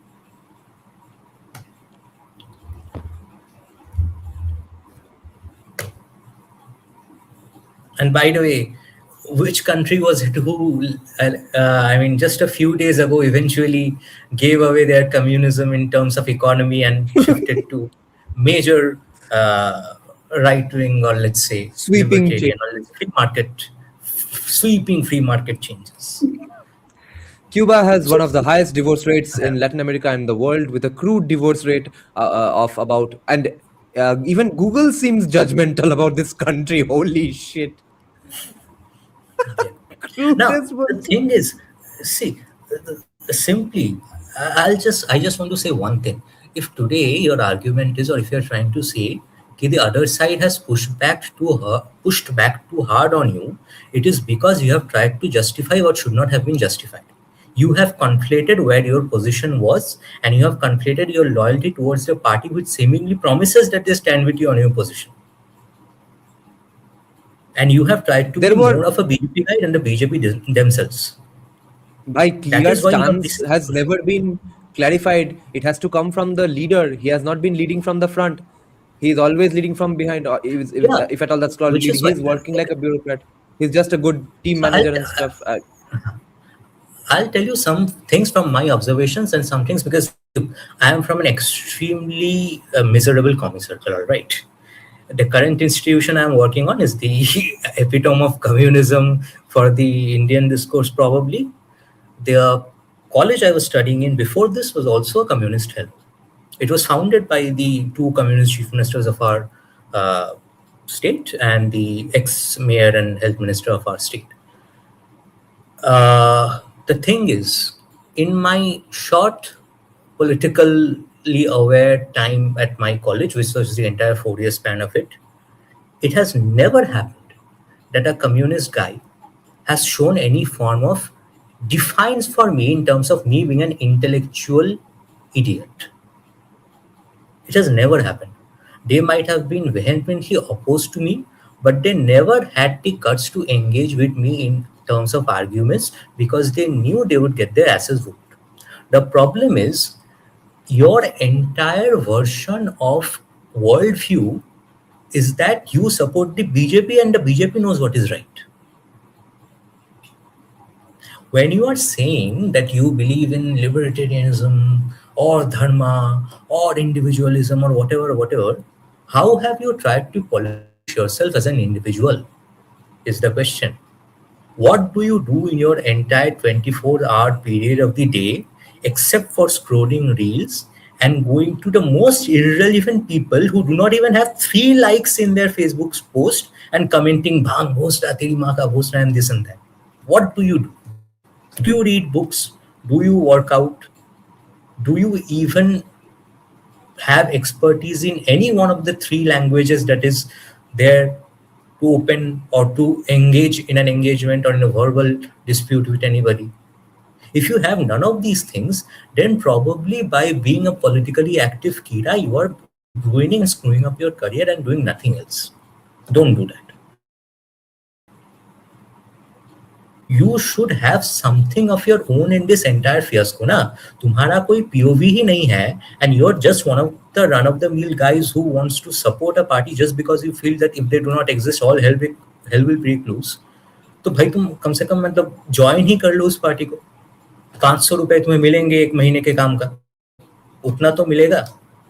अभी तो तुम्हें शायद वो भी नहीं मिल रहा because probably one of your parents would be working in a government sector and you would not be getting either Annapurna Bhandar or any of the other beneficial things that exist. So that's the first thing. The second thing about the point of infiltrating ABVP. Now I'll tell you where the difficulty lies. And I guess Dada you would agree, but let's understand how do these political unions work. So I must make it clear that in my BTech college, it was one of the colleges which did not actually have any unionism. So there were no official quote-unquote political unions, but which basically meant that the entire system was left-wing or common. The entire premise of these so-called student leaders is they want to take charge of things, and in return, they want some incentive. That incentive might be fame, or that incentive might be in terms of money. When it is in terms of fame, it clearly tells you that you have not been able to present your ideas in a way which would be adjacent to being famous. When it is in terms of money, you have to understand that the inherent mindset behind this is कि मैं ठेका लेके इतना कुछ manage कर रहा हूँ, इसलिए at the end of the day, I should be calling the shots, which essentially is a form of dehatism, which is exactly why a non-dehati mindset or non-dehati origin idea cannot get otherwise. That is the problem, because your fundamental premise of your standpoint is whoever has an expertise in whatever domain, they should speak over there, they should not speak in any other place. Here, the fundamental premise is क्योंकि मैं सब कुछ manage कर रहा हूँ, इसलिए even though I might be getting supplies in 10 subjects, I should be the head of the tech committee for some odd reason. And it might be the other things in different places. Because you see, even in Jadavpur University, what do you think? Who organizes the fests? Do you think the people who organize the fests are the most, let's say, competent people that there are? No. In fact, the most competent people that I know have already gained packages worth 30-40 lakhs in different places. They were never involved in any politics whatsoever. So it is not a question about competency. The problem is you have taken the wrong things very seriously. You want every problem to get sorted in the next 2 years of your life. And when you see things are not going your way, you're getting so frustrated that you're even screwing up a position stand in as a human being individual without these party politics. You do not have any clarity of what you want to do as a normal human being in your life. In logo ka kuch nahi hai, understand. They do not have those aspirations to become something great, which is why a person fundamentally chooses to be a communist, because they make their mediocrity the cause of celebration. Mediocrity is the way they grab the attention of the other mediocres of their ideology and say, "Amra shobai raja, amader rajar rajotwe shobai bose." So you have to understand, it is very difficult to assemble a group of geniuses. It is very easy to assemble a group of bokachoras, because bokachoras do not have anything to do as such. Be That that is as why it I'm may, saying, yeah. yeah, yeah, be that as it may. To what degree do you That is think why I'm the saying that, reconciliation is possible? And then we'll have Anand and Skanda in the discussion. look, if you believe in any ideas like, let's say, Hindutva, your point should be that I should have the liberty and security to, let's say, have my fate as it is, and you are not going to interfere in my fate. Other than that, your fate is a personal issue. Do not conflict two things. Today, if a person wants to go up to the roof of his house and scream that I am a Hindu, it is not because he is by nature that. It is because his fate, his position where he stood was being suppressed and pushed back without any reason for the past 15, 20 years, which is why he has resorted to this. So it is basically an overcompensation of an indiscriminate pushback. The status quo is where you practice your faith at your house, and jab it comes to statecraft, you believe in the fundamentals that nobody should screw with the, let's say, dignity of the nation, with the institutions of this nation. Every time something happens, even yesterday, and I do not want to cite anecdotes, but understand the mindset. Even yesterday, what they're celebrating was, see, ultimate aura farmer aa gaya, 30 million views mil gaye. And it has still not bothered you. Even here, after all hell broke loose, he was in no position to basically engage in a two-way argument or discussion. That Shayan, person is not willing to engage in a two-way discussion. Forget a debate, in a two-way never. discussion.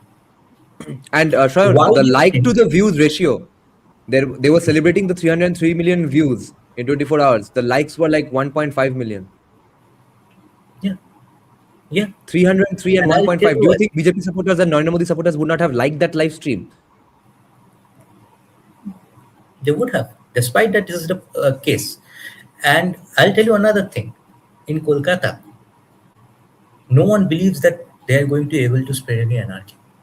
They actually do not believe that. I have had people who are basically CPM supporters tell me कि यहाँ कुछ नहीं होने वाला भाई. Why do you think is that? Because here the chief minister is not somebody who. How many of you read Shakespeare? So if you read Shakespeare, which was this novel? It was a Tempest, I believe, where the guy who was the king was too busy in his statecraft, in his practicing black magic, that he forgot that he was the king as well, and he had to meet people. Go read the Tempest. It's a classic case. The king was so fascinated by black magic and 10D chess, he was doing that bhang bhusra all the time. He forgot that he had to actually engage with people, and he outsourced that entire responsibility to other of his minions. And they basically turned on him and threw him out of power. So people who say Shakespeare isn't relevant, Shakespeare is very much relevant. Because the fundamental problems of the human nature was same back then, it is same back now. You may be a hitherto detractor of the current chief minister, but he has the ability to engage in a conversation. Understand, it is not so much that whether the, and I'll say this, I'm not saying it in support of the BJP or in favor of the BJP or in opposition of the BJP. The thing is, it is not even about whether the political party you support will stand by you in the time when it is needed. Do you actually believe they will stand by you when the time is needed? That is the question. Because the communists have never stood by their pawns. Let me tell you that. But they have always made them believe that kuch hoga to we are standing by you. They have been able to maintain the perception that we are standing by you. Here, even that precedence is missing. Because even if you speak up for them and something goes haywire, these people are the first people who will actually put you in jail instead of the people you are confronted with. In West Bengal, the perception is not there because you have a chief minister who is visible. You have a chief minister who has consistently messaged that I am there. If somebody bothers you, we will see to it. by the frame of law. And that assurance can only be provided by the leader. That assurance cannot be provided by any run-of-the-mill IT cellier, whom you don't even know where he stays. Which is exactly why the first premise of our Vanguard group was that we should know where each of us stay, who we are. We should have each other's mobile numbers and everything. We do not Otherwise, have there's that no much skill in the game. confidence in- Yeah, otherwise there's no skill in the game. There's no interpersonal connection. Yeah, Unless Prospero. it's a brotherhood. Unless it's a brotherhood, it can't work. It's a fraternity. And I'll tell you also this: it is not that the youth is not, let's say, suffer. It's not that the youth is suffering from a poverty of aspirations. They have lots of aspirations. They also do not believe that the BJP has not done anything good. The problem is they do not feel that they are a part of this project, because you do not have any single person who can come up to them, engage with them, and inspire them. The first thing is you have to fix your language. The language, the way you speak, the choice of words decides whether you are in the game or you are out of the game. And that can only happen if you have pressure tested your ideas. Yeah. Let's have our other guests come in now. Yes, Anand, go ahead. You came first. Unless Skanda is here and Anand is not. If that is so, Skanda, you can go ahead. Yeah, so coming back to the topic, if Anand has missed the stream a little, just to recap, guys, the key question today stems from these 3 or 4 points I had written down. Yeah, now, Anand, I'm sure you missed the first half of the live stream, right? So I'm just going to set the premise again, set the tone of the discussion. If I wrote these points down today when I was pondering over the CJP issue. If you are a center-right or right-wing person today and you are pissed off with BJP, your only fucking hope is Hindutva 2.0. Give up on socialism, reservation, and all the unparliamentary things a section of you fantasize over. In return, you who is a very secular libertarian who is against reservations, in favor of freeing Hindu temples, decreasing GOI expenditure, especially on stuff like freebies, PSUs, making salicylic acid face wash for some reason. You who wants free speech must side with absolute national security hawks, acknowledge the credible threat of Pakistan and Bangladesh and illegal immigration. You have to acknowledge that there has been immense, you have to acknowledge, at least you have to admit, concede that there has been immense settler colonial violence upon Hindus as a group. You must also agree upon the claim that demography is an issue if you consider India as we know it today to be precious. Then you must acknowledge if that is so, then you must acknowledge the claim that an India with a 70% Christian or Muslim population won't be this India. It may be better or worse, richer or poorer, but whether or not it is acceptable to have a non-Hindu or even, let's say, specifically Muslim or Christian 70% majority, is it acceptable or unacceptable? Is it a red line or is it not? And the beef ban issue. These are the things libertarians must ponder over. Go ahead now, Anand. There's a lot to cover. Yeah. See, first you take the premise of what are we facing as a the problem is we're not right wing. Technically, the urban nationalism, national libertarianism is roughly the goal here.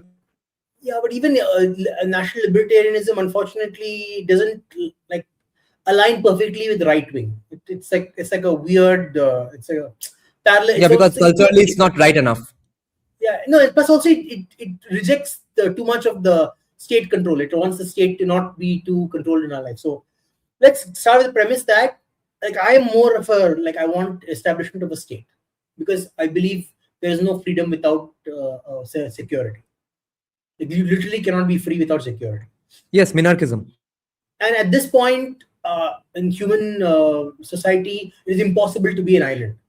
Right? Maybe if you colonize the stars, then we have some tech and stuff that we can do our own security, like the early settler colonialists of America, who basically went to the wilds and looked after themselves. And then maybe possibly libertarianism works very well there. Like no one's controlling you, you have to look after yourself.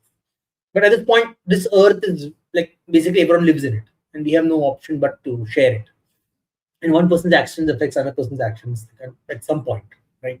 So pure libertarianism is not going to work.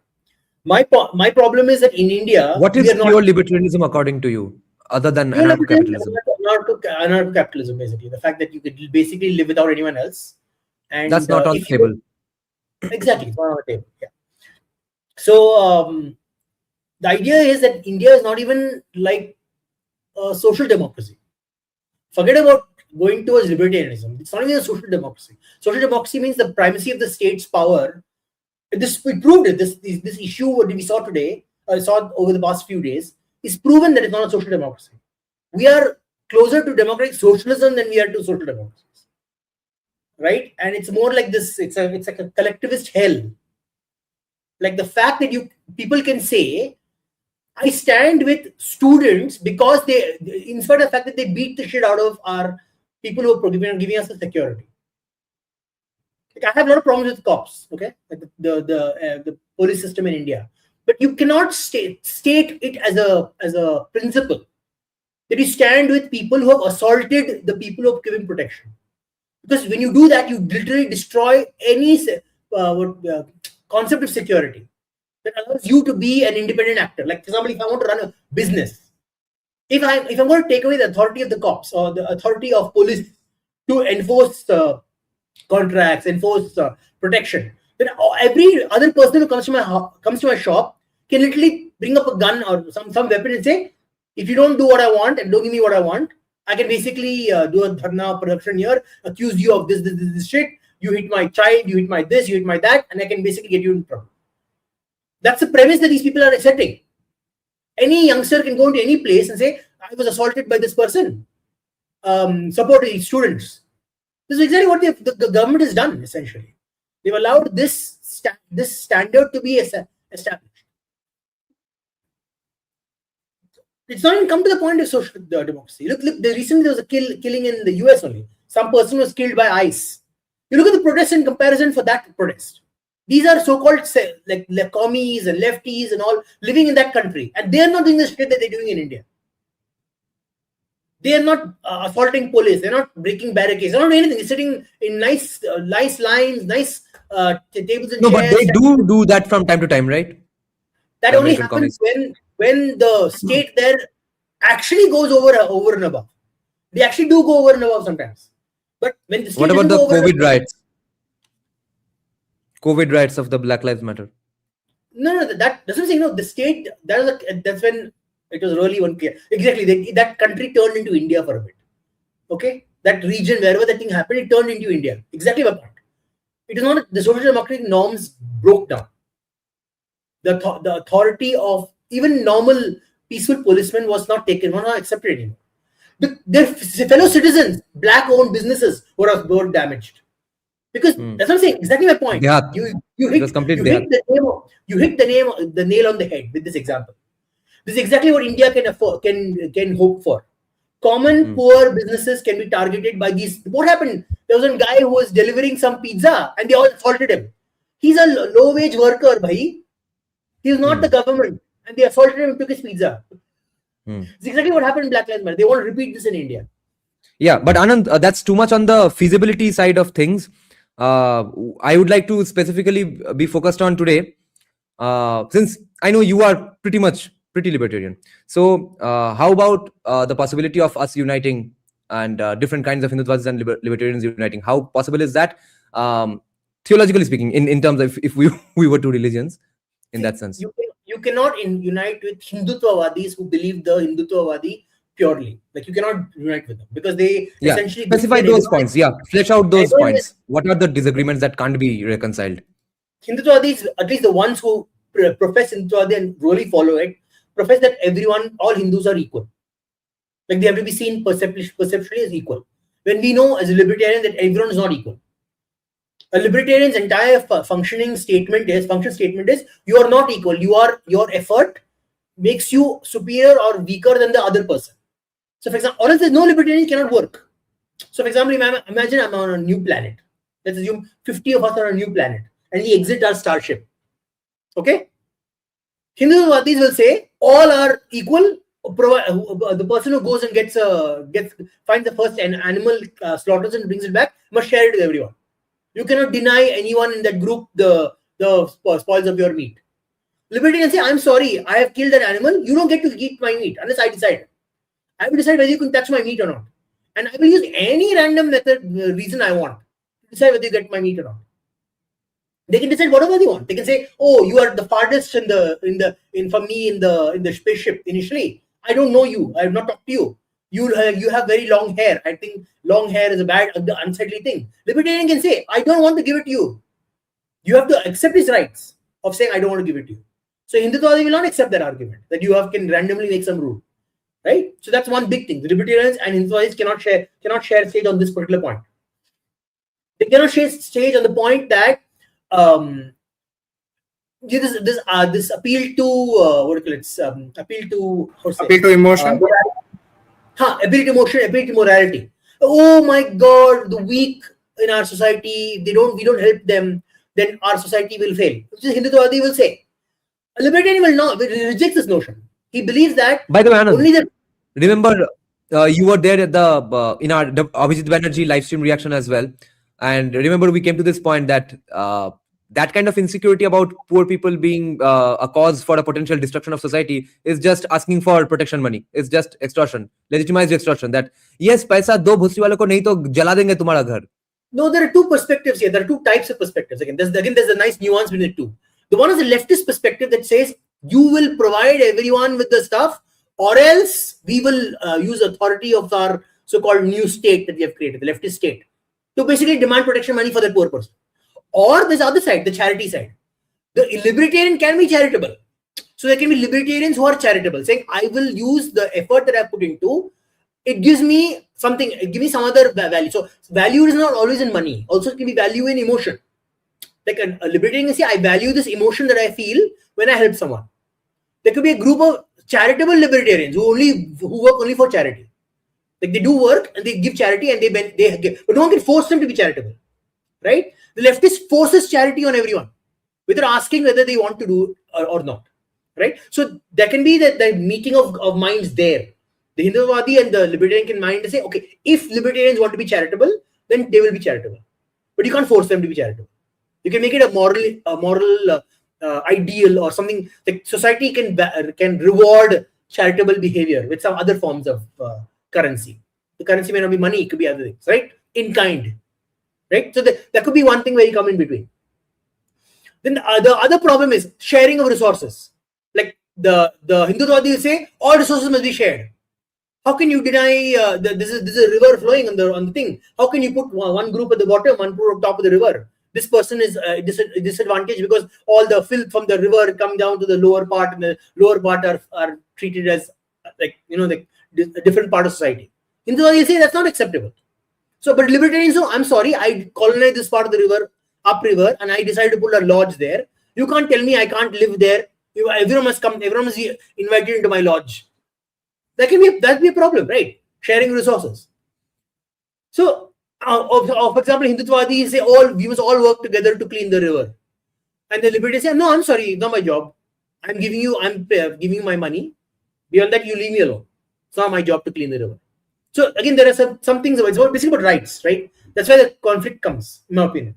But we can work on things where a force is not applied. So one more thing, Hindutva can say that we must find all the castes in society, and we must cancel them, which is what a lot of Hindutvatis these days do. It's really the ones who are political. Oh, cancel all the castes. But libertarians, I'm sorry. He wants to be a casteist. Let him be a casteist. You don't like him, don't hang out with him. That's what a libertarian will say.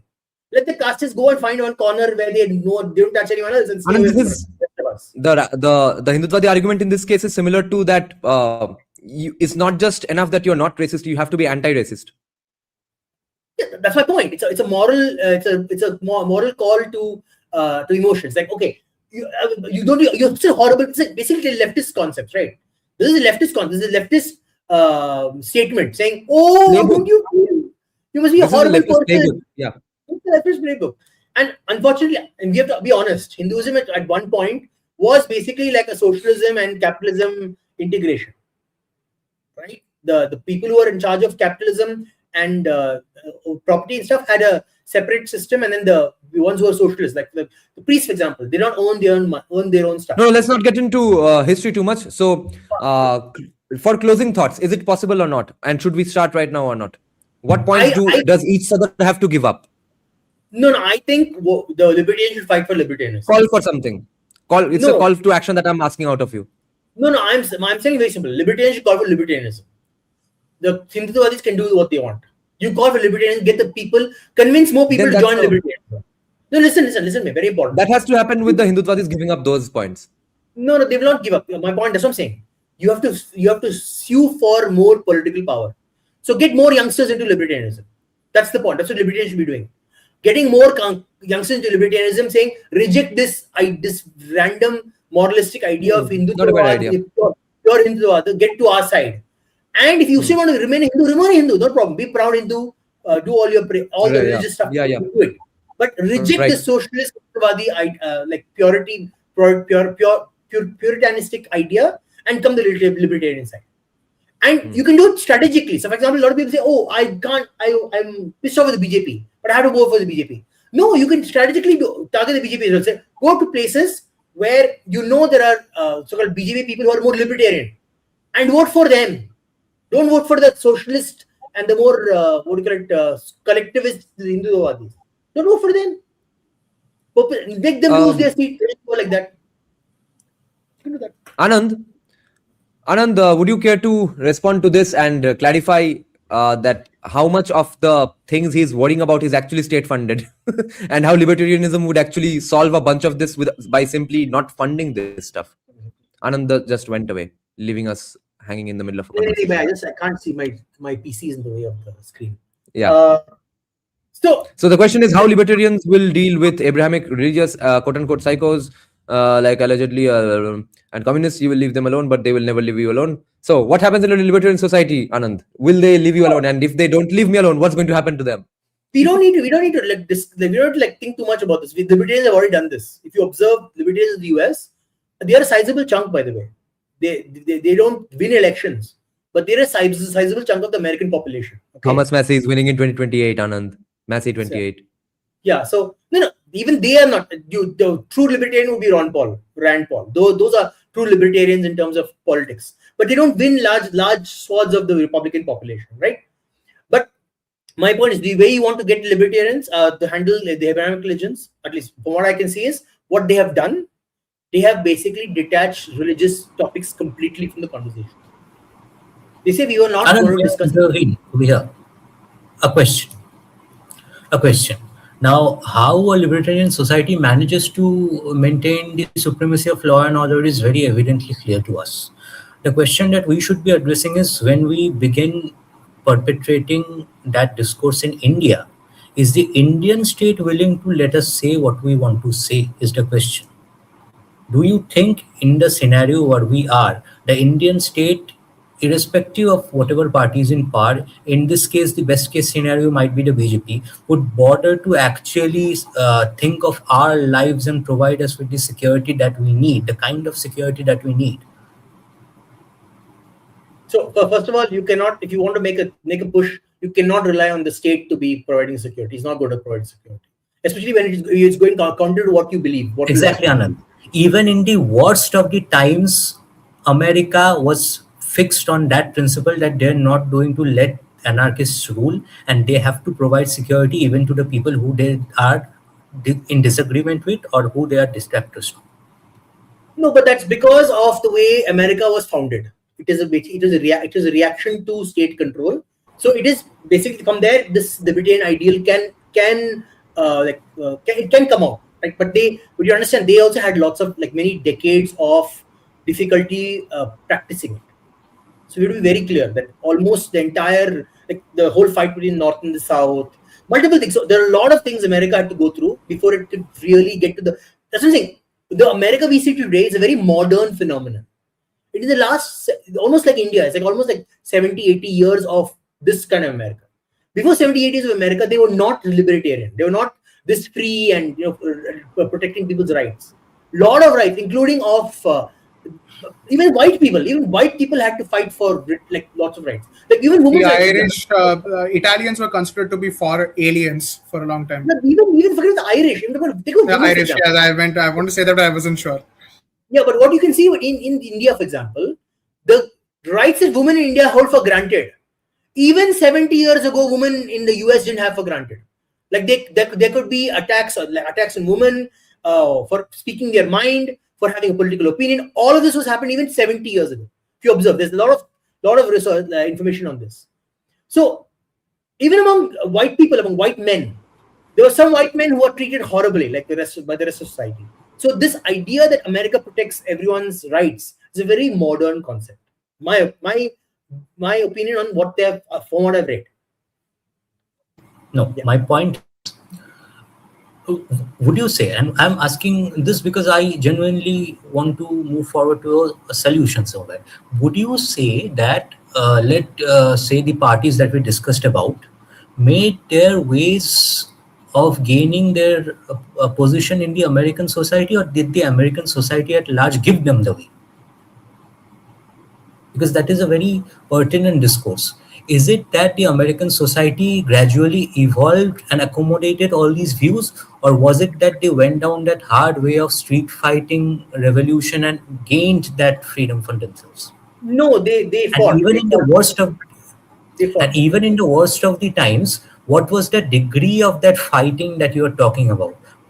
Was that fighting more of an intellectual fighting where there was an environment of insecurity and distrust, or was it like India where somebody can simply barge into your home and have a knife into your belly? It was almost the same. I'm telling you, that's what I'm saying. If you look at multiple things, you look at the targeting of alcohol, what is it called? Prohibition. Bootlegging laws.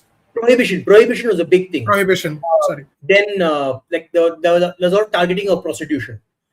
There was the AIDS crisis. This is Reagan. Reagan is a modern American president. Reagan. Then, for example, even Occupy Wall Street. It is quite recent, actually. The crackdown on protests in America, like the fundamental rights of people in America, was also quite severe. If you actually forget about the leftist part of that. Just look at the objective crackdown on peaceful protests, especially Occupy Wall Street, for example. Even that was not the America we imagine today, right? So if you understand, they have fought for every single right that they had, and they had organizations like the ACLU. That's why I respect the ACLU a lot, and not the one current version, but for many decades, the ACLU had to fight these hard fights, and they very strategically used, like, for example, the leftists, what they're doing, they co-opt people of intellectual persuasion, or actors, or media persuasion, right? America had the same process. They co-opted people with media persuasion, but they co-opted for the right things. That's the thing. The co-option system worked in the beginning, but now it is not working anymore. Take, for example, the McCarthy era. The McCarthy era was the McCarthyans going after everyone, not just commies. They were going after people who are just like social democrats. Because the red fear was so widespread in the US, and it's returning right now. Same thing is happening again with MAGA, right? Yeah, coming back to India now, Anand. So my point is, in India, what you need to do is, you need to co-opt people from the ruling dispensation. That's why I said, go to people who have a libertarian bent and get them on your side. Don't tell the BJP that you get them on your side. Do it secretly. Get them on your side. Make them push out. So what happens is, BJP is a large tent, right? And there are multiple pulls and pushes and pulls in that BJP. What you need to do is, you must make the people within the BJP on your side pull them towards your side. And then the socialist lobby is unshakable. The socialist lobby is unfuckwithable, unshakable. I don't agree. That's what I'm saying.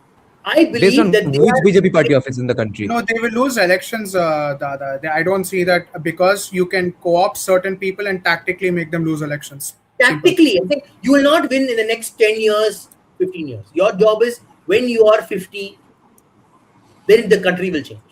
That's what you should be thinking of. 50. You're not winning. It's not the BJP now. Sorry, India is not going to become libertarian in the next 10 years. It's not possible. I agree with you. Their Shayan is completely right. You're also right. What you need to do is, you need to put the seeds of libertarian ideas within your current generation. Start co-opting them. Get them on side. They don't have to openly go around telling the BJP to do this, then that. Say, get them in your ideological persuasion. That's it. And over the next 5-6 years, You make changes Yeah. in the party. Get rid of all Yeah. because what will happen is these old people, the current people who are old, they will not be able to keep power forever. They're not. Already they're losing it support. You notice how the BJP's own people are like, the older people, क्या कर रहे हैं ये लोग? क्या Yeah, backroad that's कर why. रहे हैं? The That's why voting I've come to the population is saying conclusion that, that but within the party, I don't see it. But again, I don't know what's going on. Yeah. No. I'm Yeah, telling you, what the party will have. I'm telling you. One last question, Anand, and then we can definitely come in, and to Dada as well. Would you agree to this, that even in the worst point of America's history, the two set parties were genuinely in opposition to each other's set of ideas, which is not true in case of India, because both of the parties do not believe in any privacy or right to freedom of speech or any of these things? No, they were quite like if you observe the Democratic Party very interestingly, in early times, it was the collectivist, hellhole, racist, all the horrible stuff that they label on right wing. It was basically it was a collectivist right wing, by the Democratic Party. They were forced. They were forced by their own voters to reject that platform, and they became the other side. When the Democratic Party did this, the right wing, so-called the Republican Party, also losing like support from the population. Because you have to understand one thing again: the Republican Party was always a how to explain? I don't explain it. It's very complicated. Then they switched their platform to co-opt the voters who have been left out by the Democratic Party. That's how it happened. So you have to. That's my point. They keep switching their voter base, but at any given point of time, let's say time t, they are in genuine opposition to each other in terms of their ideas. In India, it's all the same. In India, even the core voter base that is supposed to lobby their political masters to believe in a set of worldviews are also socialists. And So this is true for pre Bill Clinton and post Obama. So what you're saying is true. Pre Bill Clinton, post Obama. But between Bill Clinton and Biden, that's period in the middle, and don't include Trump. Actually, there's been a uni state in the US. Both parties. So that period, right? It was a uni state where both the Democrats and the Republicans were almost the same. There was no actual The George Bush era and the other one, yeah. Yes, but it is only now when the standards have been already set in the US for more than a century. In India, we are in the beginning of the discourse where that system has not yet perpetuated. Because you see, there are certain things which gets disseminated into society, dissolve or evaporate periodically, and then they come back. Here, we are having to lay the seed of it for the very first time. We are having to do the groundwork. So that is not a familiar idea which has previously existed and has now evaporated. It is a completely alien idea. No, but you're understanding one distinction. The US got its idea of clarity, ideological clarity through violence. They got ideological clarity through violence, 2 stages of violence. One was their Revolutionary War against the British, and the second one was their Civil War. We have not had either. I need to disagree. Hence my point, last point, Dada. Hence my point. Are we then staring at the Hindutvawadis as the outsourcing people of our violence? Is it you do not need violence in India. You just need to co-opt the right people. That's all. I don't think India needs the violence. I don't think so. I did not think so till this morning. I didn't think so till this morning. No, you don't have to follow the leftist model. Leftist model is not. No, but you need enforcers because you don't have gun laws. You need enforcers of some kind, no? I'll give an example. I'll give an example. Yeah. I'll give an example. You take the leftist takeover of universities in India. How did it happen? It didn't happen. Nobody else was there to block it. No. Indira Gandhi, Soviet Union. No, not in Soviet Union. What happened there? What happened was the JP came in opposition to Indira Gandhi. She was losing political power. What did she do? And what did the leftists do? They're like, oh, these JP people, these Dehatis are targeting you. I will support you. What did she do? They didn't agree. They actually agreed more with the JP people than with Indira Gandhi. Remember that. Very important. The communists agreed more with the so-called the socialists than they did with Rajiv Gandhi. They believe in all this caste nonsense. But what did Rajiv Gandhi say? I will not allow this caste bullshit, separation, more reservation. Why did he say that? Because Rajiv Gandhi and Indira Gandhi were not leftists. They were fundamentally right-wingers. But what do the leftists do? They were like, oh, I see an opportunity where Indira Gandhi is being targeted by the JP movement. I will go and co-opt her. And they co-opted her and infiltrated their fingers into everything. Which is what we need to do. We need to like, see what's happening. Anand, I have one. Just give me 1 second. I have to show this. Wait. Then Skanda will never be able to come in. Oh no, let's Skanda talk. Then I'll join after because I can say what I want to say. Yeah, Skanda, you are here, right? Yeah, thank God. Yes. If possible, turn on your camera, please.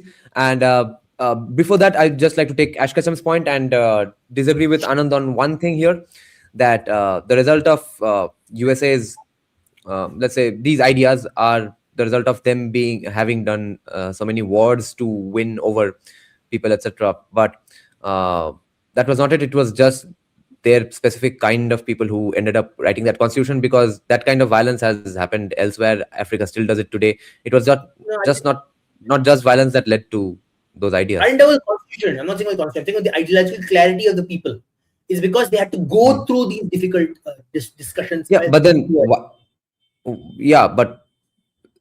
so you are saying that even Africans are reaching some ideological clarity by fighting amongst each other all the time, but their ideological clarity is that we will keep on being the heart of the world. No. So Africa never even has not. So it's for example like this. You have you are clear. Okay, these are two camps, right? And then you go through difficulty, you go through churn, and you're like, okay, now I know what it means to be in this camp with this reconciliation has happened repeatedly. Africa doesn't have that camp. They don't even know what is the possibilities. Hence that African Union thing right now, I guess. Skanda, go ahead. Yes.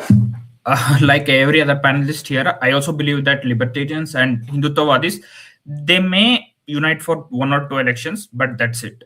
Because Hindutvawadis are let their emotions drive their opinions. Libertarians won't do that, especially when it comes to poor and other things.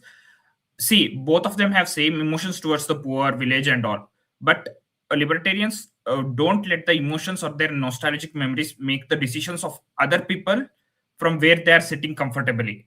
But Hindutvawadis won't think twice about, state should support them. They should not only state, even Samaj should contribute the money for all those things. That's fine. Giving advice to Samaj. What happened? Okay. Yeah. Anyway, but forcing the state to do something for the poor, it's not the viable option for any nationalist at all. But still, they are going to do that. And one more question on this point: is LPI going to contest elections at all? Because 2028 Karnataka elections may be a good point for them. Because remember it. The biggest example is Bengal. When capitalism was at its peak in Bengal, communism took place at that time only as an alternative to that. Where there is a high level of peak of capitalism in a state, communism comes into picture.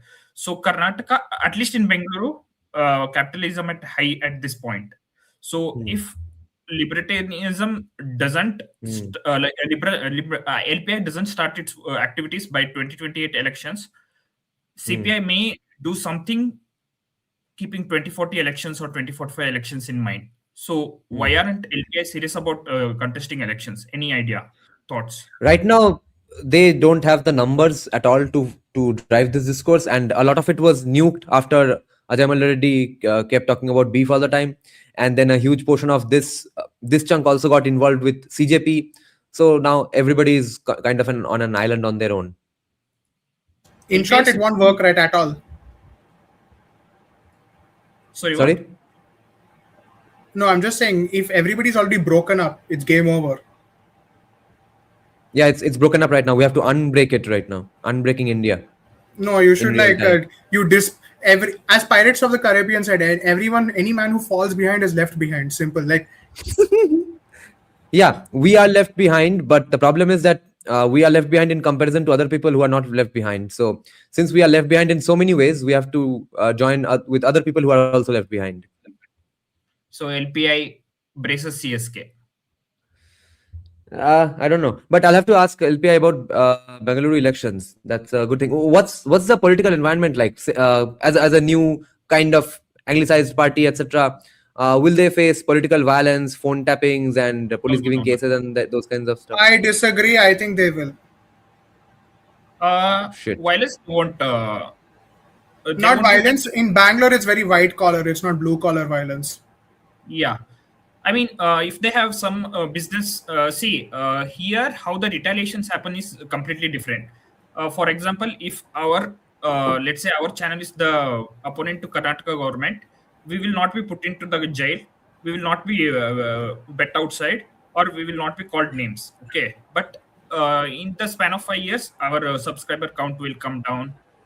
We will have problems with our financial and all. So here, the beating will be 100 times severe, but it will be not the physical beatings. Yeah, they will cut you. Yeah, as Kanda Avare said, they will cut you at your ball sack. In the sense, they go for the jugular. They go for the finance. They go for any land you ever own. They will block it. I see. Right. They will not just. They will put it in legal trouble. Yeah. Then Repeat the dialogue from Cape Fear. We will be cut by toes and fingers. Not yes, and as a Mohan Das Pai said, anything, they will know your name, they'll know your family's names, they will know extended circles names, friends' names. In short, any person who ever shows up to a corporator's office to have anything booked, they will block it. They'll select e-table hogana admele 2 lakhs kodo. Like they'll say 2 lakhs, 2 lakhs, 5 lakhs, 5 lakhs. They'll bleed you out of your wallet. When your wallet is bled, as Mohan Das Pai again said, politics requires money. You will not have any money left to contest the election. And once you get into power, you will not have ward level workers joining you. Yeah, I game over. One point in Karnataka politics, if you don't have context, nothing can happen. Karnataka is very corrupt. Not just not corrupt. It's like you cannot even do anything without. Yeah, you can't do anything. Yes. If you want to get something done here, you can't even get anything done without having a contact. If you must know the MLA, like you must be a friend to the MLA, then it can happen.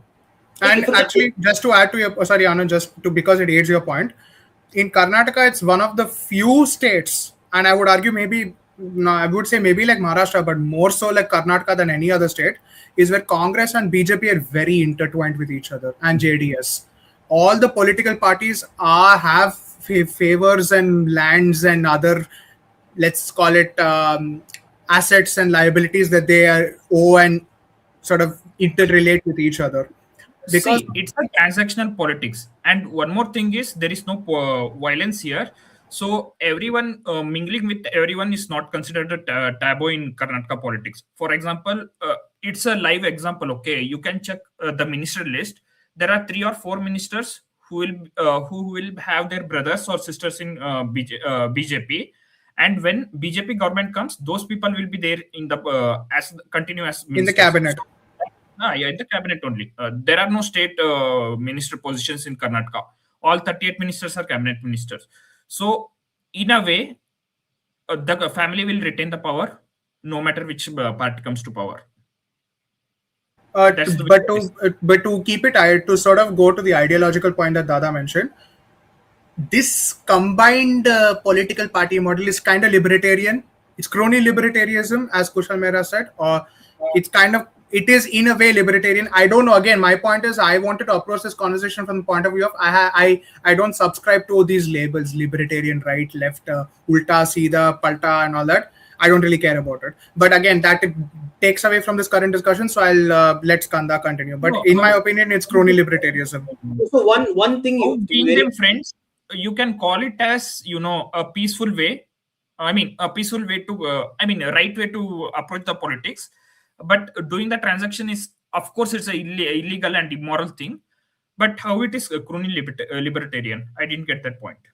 Cronyism is because they take the money and they keep it for themselves. They don't deposit into an administrative coffer to do PWD works. That's why it's crony. And it's money that you are not aware of. In short, you make a conscious or unconscious subscription to being in a location. If you sort of like the way the government works, if you like this, that, you sort of should have an idea of what you're getting into when you get into it. This is not the case in a crony libertarian situation or a crony capitalism or a crony whatever. Yeah, this is crony capitalism, I would say, not libertarianism. Libertarianism is they will all be fighting to at least save their educational institutions or their temples from But they government. are saving their institutions. That's what I think. Don't you think they're saving their institution? From Which is government, the they're not- institution as it runs currently, which is not the way it should be run in the first place. No, they are okay with the government funding their. I mean, there are like three types of schools, right? Government schools, government aided schools, and private schools. They are Yes. okay with institution being government aided. They don't have problem with government taking some Yes, semi yeah, that's correct, yeah. institution. They are not fighting to keep their institutions away from government. I mean, some person may do that, but if No, I'll government give is, you- they will let it be. I don't know if it supports your point or goes against it, but I want to make this anyway because I feel it contributes. Take a lot of schools in Bangalore and Mangalore and other places. They're all connected to some trust. In turn, that trust is linked to a politician, or a couple of politicians are in that names of the trust or whatever that is, right? This is with very big name colleges and schools as well. This is the case. NPS is run by our CM. National Public School. Guess where I am from. Everything, everything, I'm from the same school he graduated, by the way. everything of consequence in Karnataka Rajajinagar. is run by politicians. There is no free there's everything of consequence, large thing of consequence in Karnataka is run by politicians. Every single This thing. is not just a Karnataka problem. This is a problem with Tamil Nadu and other places as well. Yeah, but in Karnataka, especially because I was surprised considering how resourceful Kannadigas are. It's ironical that everything is run by politicians. Like the Kannadigas, who even if they run their own thing, they are like literally they're attached to some politicians. It's not that complicated, but yeah, Skanda, you go over here. Let me counter you, Anand. There are a lot of educational institutions, or there are a lot of institutions which are run by matas also. I have graduated from a Mataran school. Myself, I get, but the matha has to be connected to some politician. They cannot like say, "I don't want to talk about politics. Leave me alone." They can't even say that. They're like, No. Matha, I don't think is connected. No. Every matha is like that. But come on, they literally. Actually, you know what? I don't know, so I can't say. Election comes, they're like, "Oh, vote for this politician, vote for that politician." No, let me counter you. Not all matas are connected to politicians. There are some which are connected, but that will be true for anything. Anything you can say that some of them are connected to politicians. That is true in any society for anything, but not all matas are connected to politicians. I don't know. I know ISKCON is about to go say, "Oh, vote for this MLA or this MP." They're not sure. They'll even talk about it. There are schools that are connected to ABVP or this sort of Hindu Parishad organization, but whether they directly feed to ABVP, I don't know. No. That works in a different way. Let me tell you, matas will send their followers some kind of message on the last day of the election saying that this time let's hope that we'll get it will be a large letter or somewhere or around there will be some words like nationalist or all inclusive party or something like that, which the followers will know whom to go and vote for.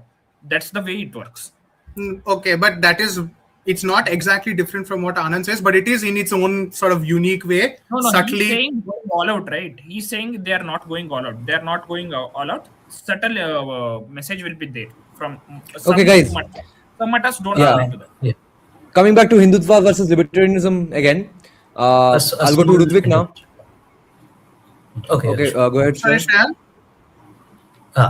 Now, I don't want to be repetitive, but there is a case I wanted to present, and I genuinely request you, Dada, we need to have that discussion on the ledger I built.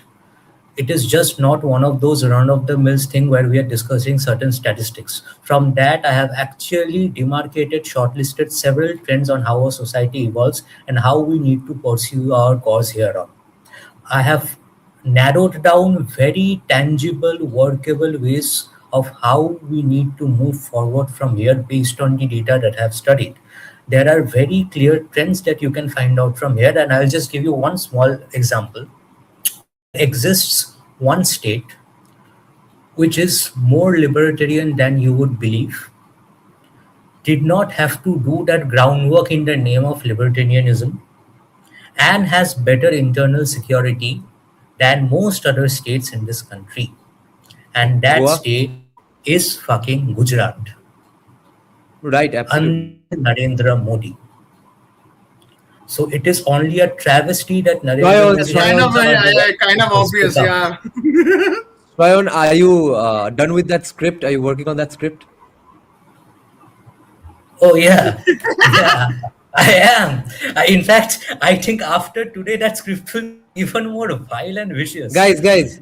Okay, let me give you all a spoiler here. Swayam is writing a script for my next Impossible podcast episode, a debate between CM Narendra Modi and PM Narendra Modi. Oh, CM Modi versus PM Modi. How is Gujarat libertarian? I don't understand. They are That's talking what I'm about trying to say.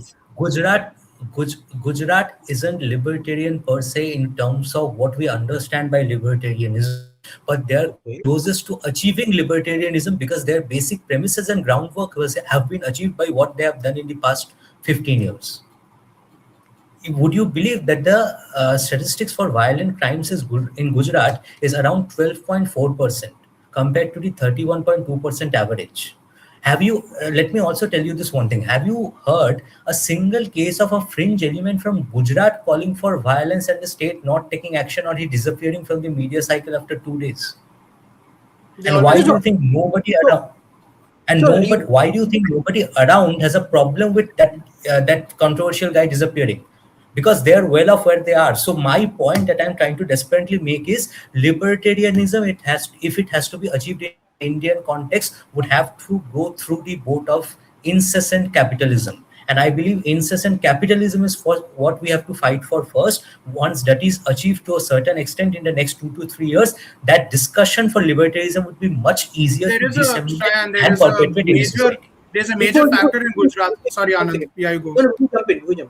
Then that what you describe sounds more like a very stable social democracy, not a libertarian. So what you describe is a very stable, well-defined social democracy. But I'll ask you a question. Do you think the idea of libertarianism will face more opposition in Gujarat, West Bengal, or Tamil Nadu? No, Tamilians are the least opposition in Tamil Nadu. Least. Yeah, Tamilians are the most libertarian. So actually, if you frame it well and you fight for it well, why is that? Why is that, Anand? There is a big elephant in the room that I'd like to add is everybody's missing here, which is in the Tamil context, libertarianism is under the lens of Dravidian libertarianism. The Dravidian model accepts the Christian, they accepts all the Tamils are a separate entity from India, all that sort of stuff. In their own world, they are libertarian, but outside they appear completely different. They don't allow for. Wait. And coming to Gujarat is very important. Muslims are a major vote. Bohra Muslim community votes for Modi. Okay. This is, by the way, despite the fact that apparently they had rioted, and I'm not saying they didn't deny the riots. I'm just saying that they rioted and all this Gujarat Muslims and this stuff. I don't know if it's Gujarat Muslims or some other outside Muslims that fought with people in Gujarat, that riots they were victims of. But despite that, Muslims overwhelmingly, a decent chunk of them, especially those in business, vote for Modi and BJP, right? Why? And this factor doesn't exist in other places. In their own context, they might be libertarian, yes, maybe, or whatever social democracy, this market chungus terms I don't care about, but they, in their own world, they are cohesive. But that cohesiveness breaks when the oppositions and to their ways of life come in. So what I'm trying to get at is in India, the people all collect together for certain sort of interests rather than I don't know, if I don't feel like we should be applying political ideologies or not political ideologies. I call it book definitions. Let's say libertarianism as book definition, I don't think it's applicable to the Indian context. Largely speaking. This is a very good question Shayan asked me. Would you have more success pushing capitalism and libertarianism in Gujarat or in Tamil Nadu? You will have more success pushing it in Tamil Nadu. I guarantee you 100%. You have to frame it in a way that is not Hindutva. So, for example, if you frame it as you are a libertarian capitalist, but you reject Hindutva, you will get lots of votes. I'll tell you, guarantee. I would argue you win the election. On the first jump, you win. And in that situation, even when that hypothetical Dravidian Libertarian Party comes in, whatever Hindutva exists, I mean their Hindu-ness at least, their devoutness, that will not go away, but the temples will become better funded because of private. No. I guarantee you, a libertarian capitalist party will find it much easier to release temples from government control. in Tamil Nadu. The problem is the ideological part. The problem with Tamilians is they have been brainwashed for so long with ideological antecedents of Hindutva. It's basic the brainwash. Basically, this is like, it's like what, for example, if you live in a cold climate, right, and you're like, oh, hot must be horrible, and then you brainwash so much that you will never go to a hot place because you're so scared of it. Little bit heat comes, oh shit, that's so hot. It's like, or you're having chili. Your brainwash will think that chili is going to destroy your palate. When in You think reality, even- it's not doing that. In reality, it's not going to damage anything, but you will be so scared to try it. You're so scared to even you'll reject it. My point is, you have more higher success. You want to push libertarianism, capitalism, push it in Tamil Nadu. I guarantee you it will work. Can I just say that the main thing? Sorry, Shayan, you go first. It's fine. No, please. No, all I wanted to say is that I don't know if libertarianism accommodates for religious extremists and these ideological extremists co-opting the idea and taking advantage of it. The US is currently facing an invasion by the desert people because of the very fact that they're in fact in so-called Republican states, Texas, Florida, and all that. You follow this lady called Amy Mick on Twitter, and you'll see the level of rot that is there. I mean, I'm not just talking about the Mamdani stuff, and it's because they're taking advantage of so-called Western values and they're using it to their advantage. So I don't think libertarianism per se is correct. Libertarianism, in my opinion, only works if there is an entry barrier to it. That Rudvik, I gave therefore I added that qualifier that do you admit that an India with a Christian or Muslim majority population of 70% is acceptable? No. So that has to be discussed. So yeah, No. the libertarians also have to therefore then concede this point, and only then the discussion begins. These are To be fair, I joined the conversation late, so I'm so sorry I did not keep track of it. Yeah. Okay, my question to both Shayan and Rudvik, and if Skanda, a little later, we got a little sidetracked, so I'll just come back to this more specifically. The way you all described Karnataka, that sounded therefore very much like China, then, that it's the government doing everything, but then they ensure that there's a great business environment as well. Then are we doomed to just pursue our capitalism ideas or investment ideas through that? Is that all we can hope for? Is because I'm not bothered about feasibility today, because remember, CJP has just achieved something that is not feasible. So we are not going to be again held down by feasibility. So think of the best, most, let's say, fruitful ideas that make sense logically without thinking about the feasibility. Okay, I'll just go with Skanda, and you go first. I'll go after you, and I'll just go with Are we ideas. doomed to be like China, Skanda? Are you talking about whole India or Karnataka? You started the question with Karnataka. Whole India, because the Karnataka way, I think, resonates with every state to some degree or the other in India. The Karnataka situation. Yeah, let me start with Karnataka situation. Karnataka, again, I'm saying you cannot do some cultural or social movement like RSS and hope to come to power one day. That is not going to happen. I mean, hope that your ideology spreads like that. In Karnataka, that's not going to happen. You have to be politically active also. Whether you are there on ground or not, no one cares. But you should be contesting elections and spreading your ideas. Then only it will work. So that's why I was asking LPI, why aren't they considering Karnataka 2028 elections? So that's the first point there I am making. And the second thing is, in the long run, Karnataka can be as libertarian as possible.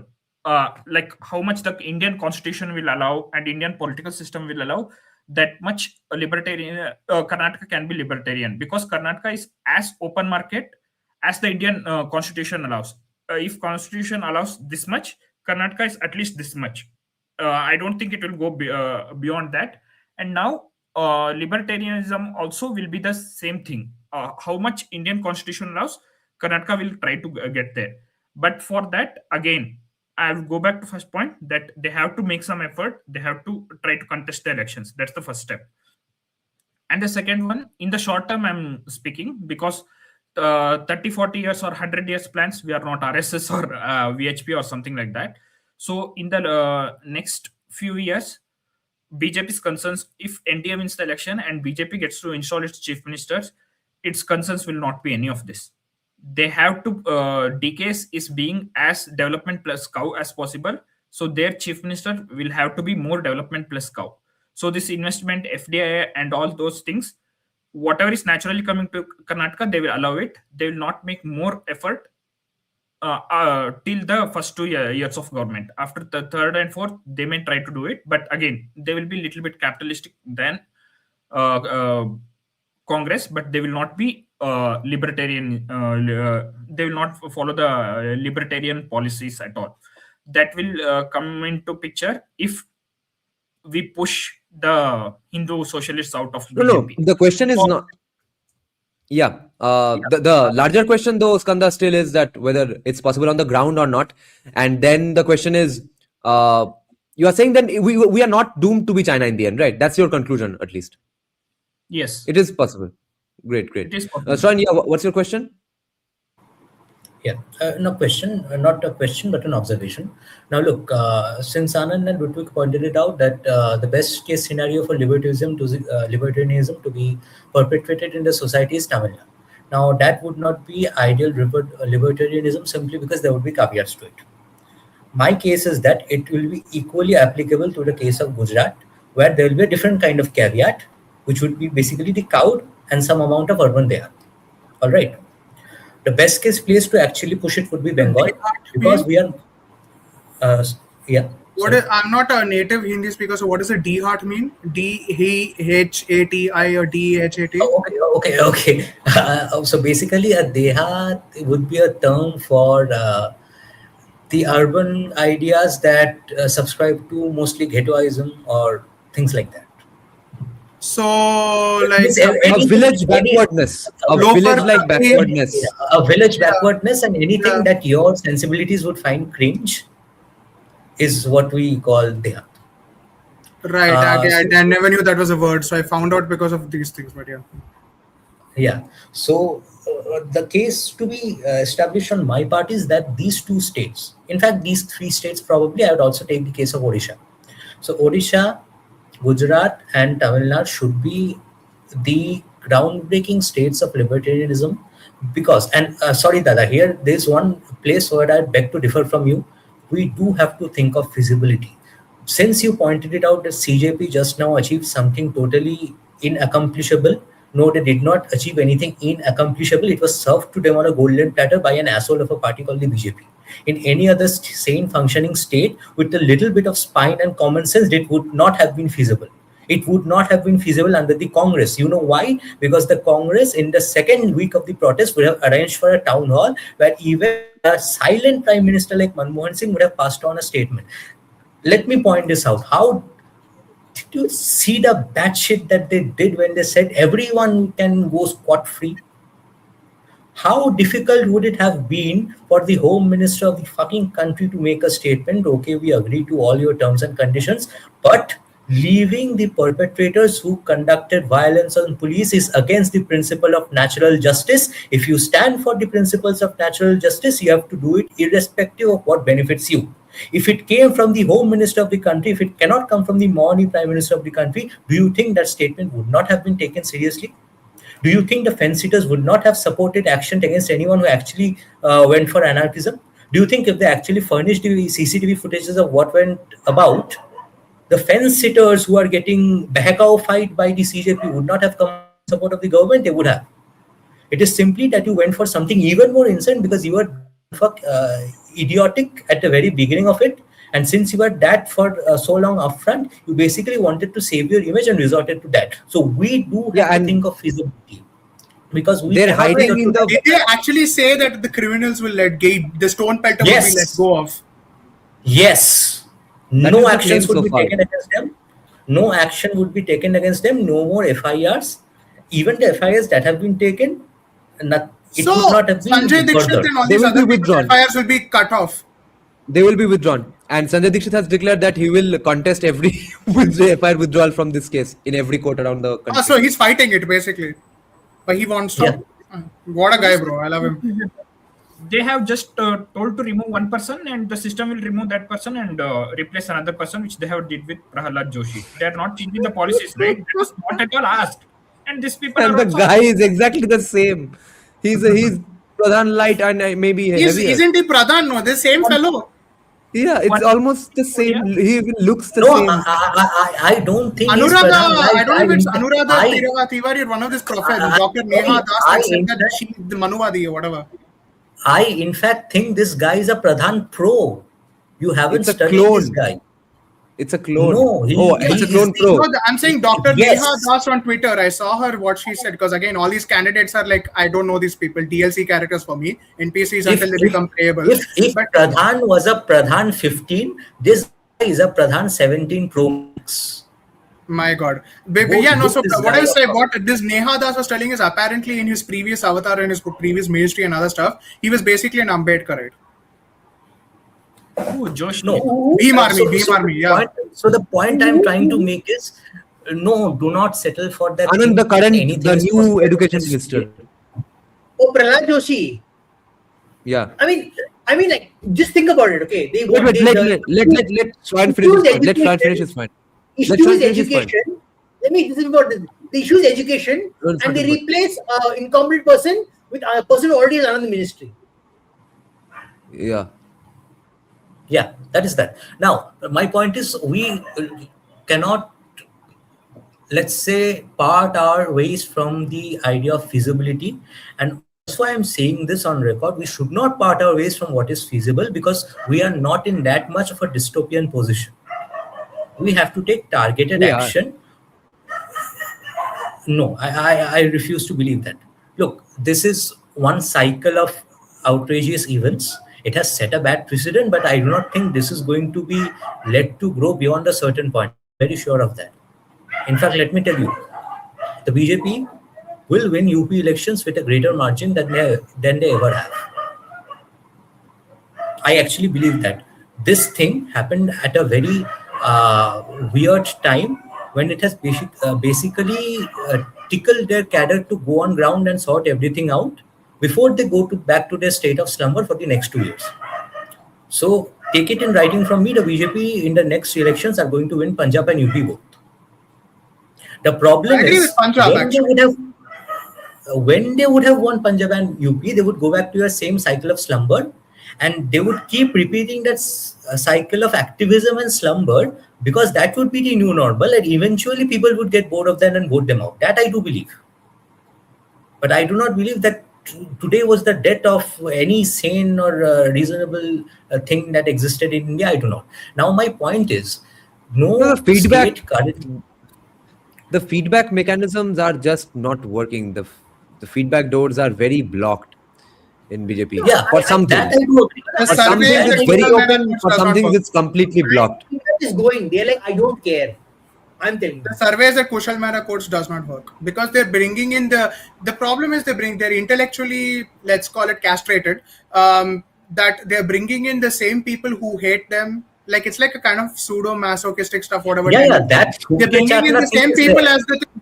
Huh? That They brought that Chapman Mandal thing and fellow. that What is entire- his name? Some Mandal.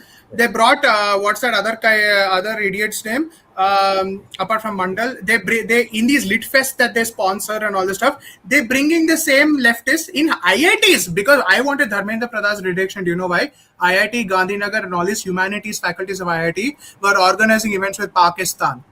They were organizing events like USA companies. Eric Garcetti was going to all these events. The previous Okay, ambassador of the Ludwig, USA. the thing is that what you are saying is kind of going against what my entire demand is from BJP, that they must find legit people to say their piece as well. Now the problem here is that they're not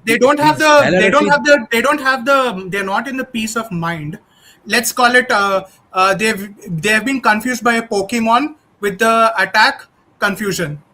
They're like let's use a Pokemon analogy here. They've been psychic and they've been confusioned. They do not even have the intellectual logic gate open or available to be opened to take in people who are pro us, who are sort of in our camp. That is, yeah. For That is example, what I was going Sanjay to say. Dixit suggested Meenakshi Jain as the education minister. She was not considered. Sanjeev Sanyal would have been a good education minister. He's not there. Because these guys are. Swapan Das Gupta would have been a good one. I mean, he's in Bengal. Maybe I'll give him a clearance. they need Rajiv Chandrasekhar, but he's unfortunately based in Kerala. They can't do much about him either. Yes, Tejasvi Surya could have even been not even a bad guy. Like, but again, best education minister is the guy who wrote the Savarkar book. Oh, Vikram Sampath. Yeah. Oh, sorry. Yeah, thank you. Vikram Sampath, I have the book as well. Vikram Sampath could have been it. No, they didn't put him either. In fact, they ostracized Vikram Sampath for some reason. I don't know why. Like, but you get the point, right? That gate is not open. How do you get it open? That is the hilarious part. That when they are in fact co-opting, they are co-opting people who will say good things about them, but for having done things that they agree that they only promote themselves for all this while. It's not like they are changing their stances at all. Yeah, they're basically bringing in the enemy as a temporary mercenary, only for that mercenary to turn back on them, because ideologically the mercenary is always against them. No, what the members of the echo chambers are so damn dishonest. No, mercenary is pure money, I get it, but these guys are what I call ideological mercenaries, because you can bring them to your side temporarily, like the Bollywood actors right now, who did not speak about this education fiasco.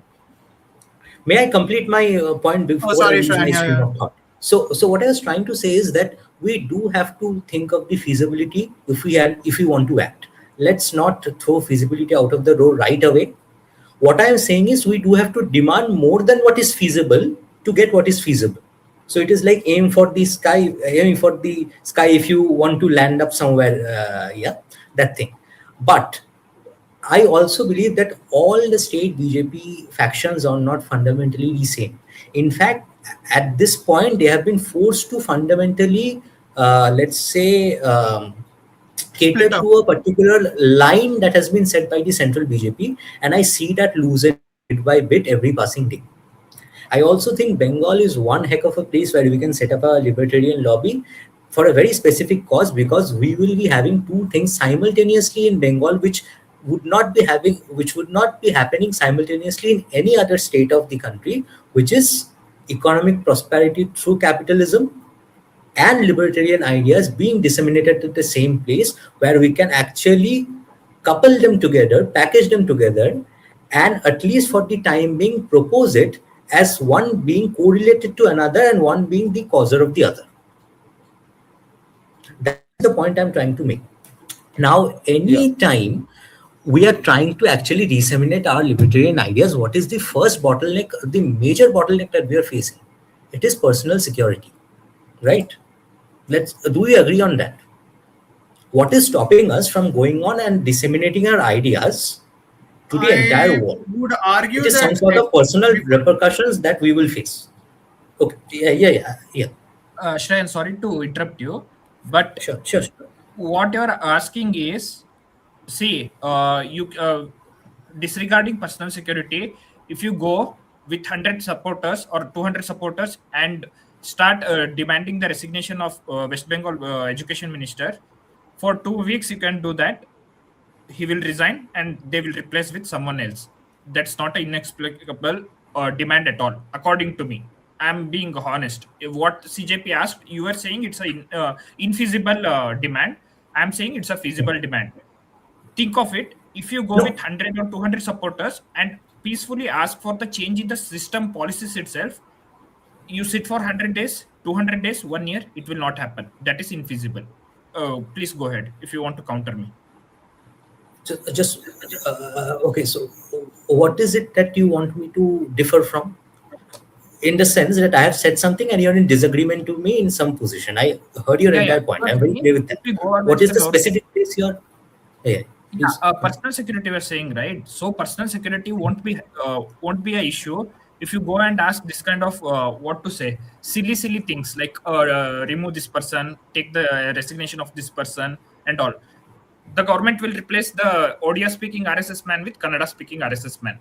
That's what the point I'm trying to make. Okay, so basically, if I'm not wrong, you're trying to say that the moment we ask them to bring systemic changes, that is when we come into the line of fire, is it? Yes. Yeah, so that's what I'm saying. That is what I'm saying, that not every state BJP faction is as rigid as the center. And I'll also tell you something. Today, if God forbid it doesn't happen, but understand, today, if a local state police beats up the protesters blue and black, not the real protesters, but anarchists blue and black. Do you think that would be such a big of an issue? It keeps happening every now and then in one of the random states. Do you think that becomes national news? It happened just a few days back in Bengal. Nobody cares. It happened in Punjab. That's what I'm trying to say. Parallelly going on in Punjab. Do you know why? Because in that case, the particular chief minister or whoever is in the power in that place would come out, give a statement, and then people would be like, it is not our business to get into this and keep shut. Let's keep shut. Let's mind Why our own Jyoti Basu business. didn't even resign after killing 11 Youth Congress workers?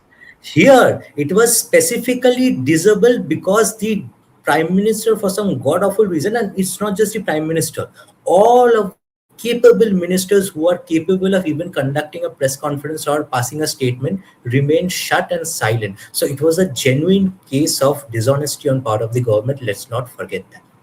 The government. Yeah, now we'll have none of the ministers say something. Later. Sorry. No, but I think. Wait, Anand, a little later. Two guys are waiting who have not said anything.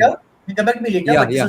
That premise you said that is not that the safety is the problem. I have a disagreement with the premise. We'll talk about it later. Okay. Anand, note down the point in the private chat. Can I go? Abhay, go ahead. First?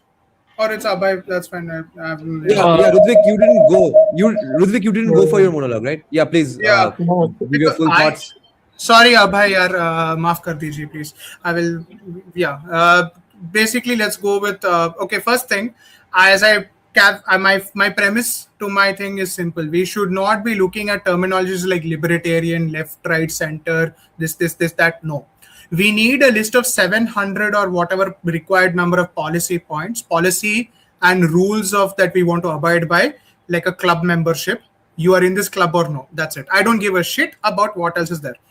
What is going on inside the club is I don't care about. So let's go with that. One of them, and I want the first conversation because Ash Ketchum, I believe on chat, mentioned about first principles. One of my first principles is this: does right to freedom of speech take over 1,000 rupees? Also, he gave like for his work, rich fellow. So like, does right to freedom of speech exceed the right to practice and propagate and profess the religion? Yes or no? First question. And my submission is that the right, basically the freedom of religion and all should, especially if that intrusion that in religion intrudes on other religions, should not have precedence over right to life, right to freedom of speech and other stuff. Right to religion should be on the bottom of the food chain, right? That's my first submission as a first principles matter. That this is what we should agree on if we have to move forward, since this is the perfect time I want to say this. Second, we are in and we want to create and insulate like a Harry Potter style bubble in Hogwarts. Anyone outside Hogwarts is a monster. The question is, who is that monster? We know the answer to this. Before it used to be the Yavanas, before it used to be the Asuras, before it used to be Rakshasas, all that sort of stuff. Nowadays it is, let's call it desert people, trying to flood the country artificially people. If you know, you know. People who are LTTEs people who are Rohingya people who are, let's call it church and evangelical people. We are against evangelism and so on and so forth. Because all of these people fall under that first rule of this one. So that should be our first amendment in my opinion. Then what are we doing in terms of how is the money going to be allocated as a concept in this country, which is rule number 3. It should be that each metropolitan region has its requirements, and if they undercost it, we have a sort of leeway for them. If they overcost it, there should be a method to immediately kick that out and get the cost in order, which is these should be by like public rights, which is your freedom of which is the footpath. The footpath being wide enough as that's disabled people and all are accommodated, because you're actually accommodating their freedom, their rights under right number 1. The footpaths, the water, which is you can actually drink it like Europe, where you fill your water in a water tap and you can drink it from Europe, not the Indian concept of tap water where just tap water comes and you have to put it in aquaguard. Tap water, footpaths, road signs in highways and in like state roads and center roads, which is they should have the appropriate construction method. They should have the appropriate camber and contours. They should be built like that old Parsi contractor, whoever it is, that built a 50 road that did not crack in 50 years, but had made that fuck up and hence never got a contract again. It should be like that. Or an example was maybe the Bangalore-Hyderabad highway was not bad. It was running well for fairly good number of years. Maybe like that kind of contractors must be awarded. As a rule of must, it has to be people who, the fourth, and to supplement 3, 2, and 1 is you have to hire people. Everybody has to have a qualification of some kind. It cannot, like Singapore, it cannot be a case where in the village, in the city, in the town, any of these things, there's no qualification concept. You should always also make a concept, because we want to build it bottom up and top bottom, that the village should be urbanized, which is for example, in Europe, a village must be urban, in the sense that the wealth, I can immediately put a tent in a random village in India, let's call it a home turf village, and that village should not give me, it should give me internet, it should have Deliveroo or all these creature comforts, it should have a pub or club or this sort of stuff, and it should have this big supermarket, it should have D-Mart, it should have all these sort of creature comforts. It should also have the water that I mentioned, the footpaths, the walking, the temple, everything it should have, where nobody else, no desert hoopro or someone is interrupting my sort of practice. And it should also be that I can become a millionaire, or how much ever realistic money that is makeable from that village setting can be done. For example, if I monetize my farms, if I monetize like a local craft and resource, make it globally available, things like that, right? And in that, the free market should be allowed. So it shouldn't be that I become a cooperative collective. That is my prerogative as a private operator, let's call it that. That privatization part shouldn't be blocked, and everybody shouldn't be forced into becoming cooperative. Going to the next one, you should have basically centralized policies that disseminate into like lower levels, like oil and gas and this sort of things. There should be a declared duty. Like, for example, the E20 case, what's actually the crux of the matter is not that ethanol is giving low mileage. Okay, the idiots who think that ethanol is giving low mileage, it shouldn't be the case. No, the octane number is higher. So if you put speed petrol instead of normal petrol in 2005, your car is going to give lower mileage. So that's not it. The second thing, ये तो urban की बात कर रहा है. Yeah, it's I mean, let's call it that, sure. But again, my point is about propagation of the concept of something called a first principle into the discursive masses. Okay, that's critical thinking or what? But yeah, let me come to that, because I'm coming to that. Which I do again, when I meant first principle, I probably misunderstood your message. I'm sorry about that. It should be these things, because if you're not building, you don't have a mutual agreeable point. In societies like Bangalore, in Mumbai and all, a lot of people have a affinity, love and affection to the infrastructure. Why is that? It's because regardless of religion, caste, creed, color, whatever, you like your infrastructure because everybody can live in it. You've already eliminated one point of contention, that is a risk mitigation factor. To maintain that livability, a lot of people are more likely to turn towards they're acceptable with this is the security and the police, basically ensuring according to the Police Act that it is compulsory to have this many number of police per capita, which is why I said to separate metropolitan, village and all, because this is quite, and make sure that the money is enough that you are building everything in parallel. So what currently blocks villages from becoming rich is their inability to become free market capitalists from village, because they either lack the basic facility or the availability of it to come. I can't sit in a village in middle of Andhra and expect a truck to come from Hyderabad for my stuff within 24 hours. That's not a possibility. Things like that. So that sort of stuff. The central policy should be such that what is the ethanol issue is actually coming down to excise duty. And the second thing is that they're making the separate petrol and E20 petrol not available. So you only have to have E20 mixed with petrol collectively. And Gadkari happens to benefit along with all the politicians based in Maharashtra and whoever has sugarcane, maize, crop stuff, which most politicians do along with education. So the crux of the matter is we get 20 rupees per liter excise duty at a central level, and the state applies a separate tax duty. So the prices will vary from state, it will vary from cities, it will also vary based on what the central excise duty is. Central excise duty is blanket. Now, why is that considered to be part of the policy conversation? Is because as a policy, you should make it publicly discoverable and Googleable. Anything that is from the government shouldn't just be in a government website that is janky. It should be publicly disseminated and Googleable through better knowledge modes like public, like a secure data center. Like, my point is that you need to put that money into it so that, or put the websites into municipal level availabilities. Like, as a citizen, I cannot stand to be a municipal commissioner or a municipal worker if I don't know these websites. And I'm not, basically my response should be switch on the computer on and off. No. Ritvik, what's your opinion on villages near to metro cities, which are the, okay, 1 minute, I'll have to look at that.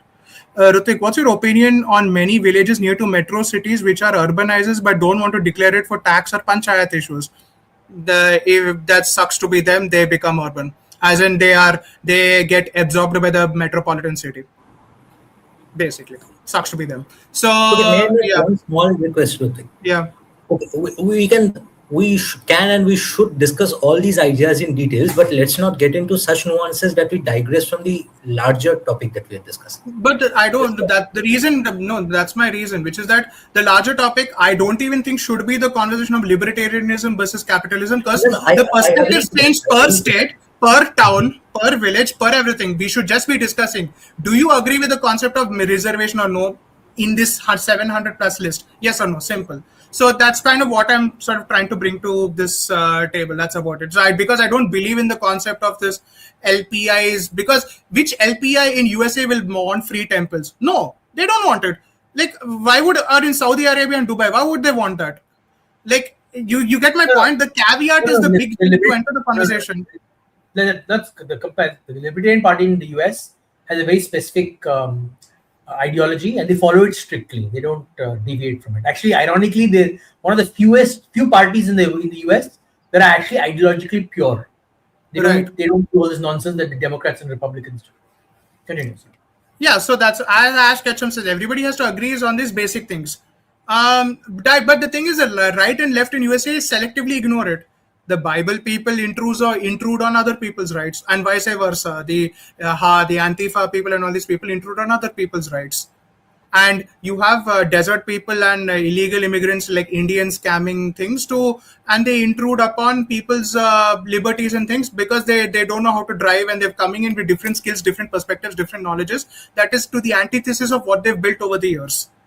My point is that we should be as strict as calling everybody else outside that bubble we want to create as aliens. Like, I find that very funny, the term alien, but they're alien. They are alien, unfortunately.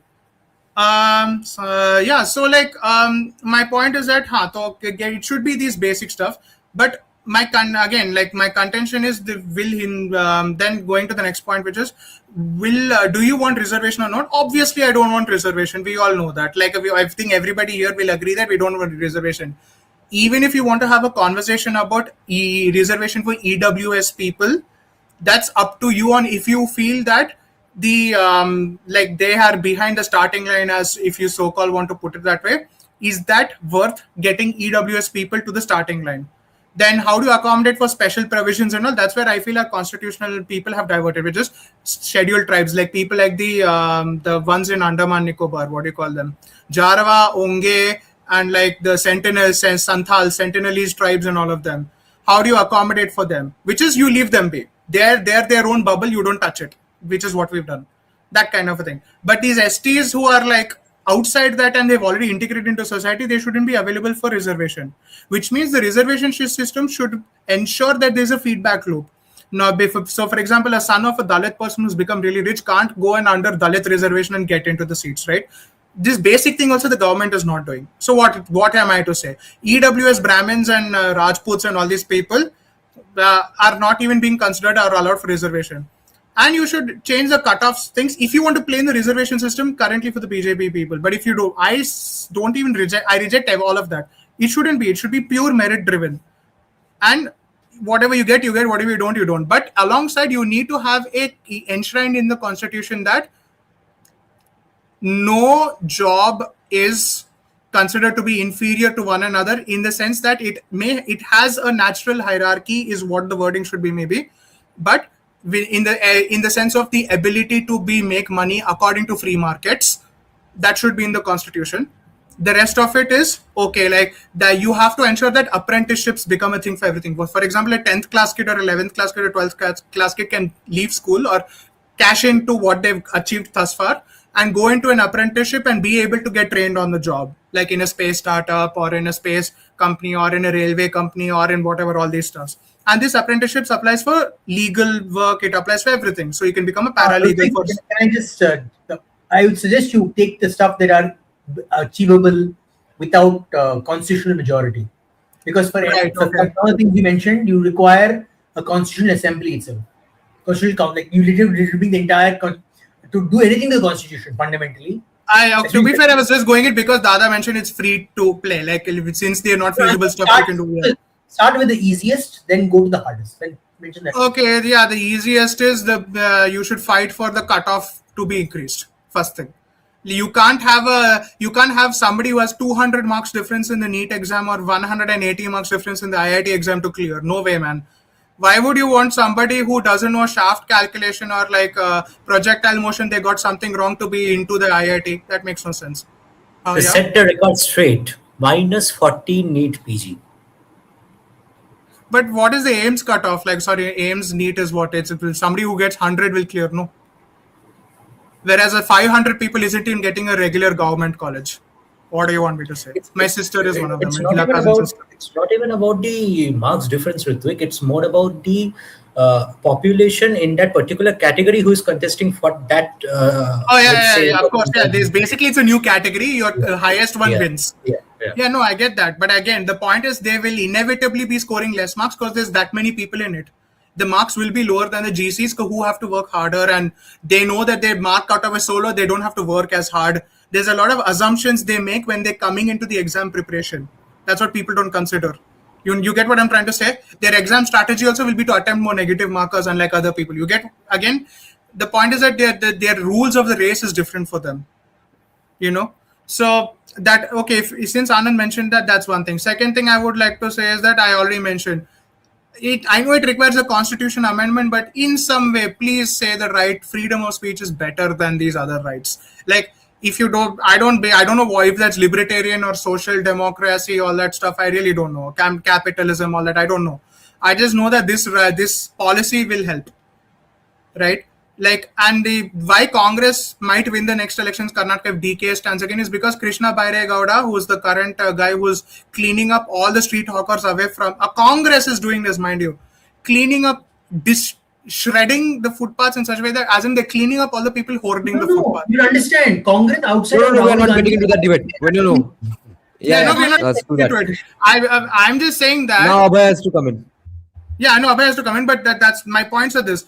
You shouldn't be looking at this from the lens of libertarian versus capitalism versus social democracy versus socialism versus whatever. That's not the way to look at this problem. Okay तो सभी को नमस्कार। तो मैं अभी आया, तो लोग अभी सोते हैं, मैं अभी सो के उठा। तो क्या मूल विषय क्या है यहाँ पर कि वो कॉकरोच जनता पार्टी के साथ क्या हुआ और आज क्या how to establish obedient policies in India and where we can do it. What did you say? How do we go about establishing libertarian policies in India and where we can do it? हाँ, ठीक है, मैं समझ गया। तो ऋत्विक का जहां तक बोलना था कि ये लिबर्टेरियन और कैपिटलिज्म, पहली बात तो देखिए, ये सब लेबल से ऊपर हमें अपना एक मैनिफेस्टो या चार्टर जैसा तैयार करना होगा कि हमारे फर्स्ट प्रिंसिपल्स है क्या, जिसके साथ हम कॉम्प्रोमाइज नहीं करेंगे। जैसे फ्रीडम ऑफ एक्सप्रेशन, या यहाँ पर सबको इक्वालिटी होगी, no social justice on the basis of caste, gender या रिलीजन, किसी के साथ भेदभाव नहीं किया जाएगा। तो ऐसे करके हमारे जो फर्स्ट Hindu प्रिंसिपल्स Mahasabha है वो draft क्या है। constitution. The हाँ Hindu तो Mahasabha draft वो constitution is pretty much what the manifesto can be. हाँ सो हम लोग वही कॉन्स्टिट्यूशन लेकर चलते और सबसे बात करते हैं।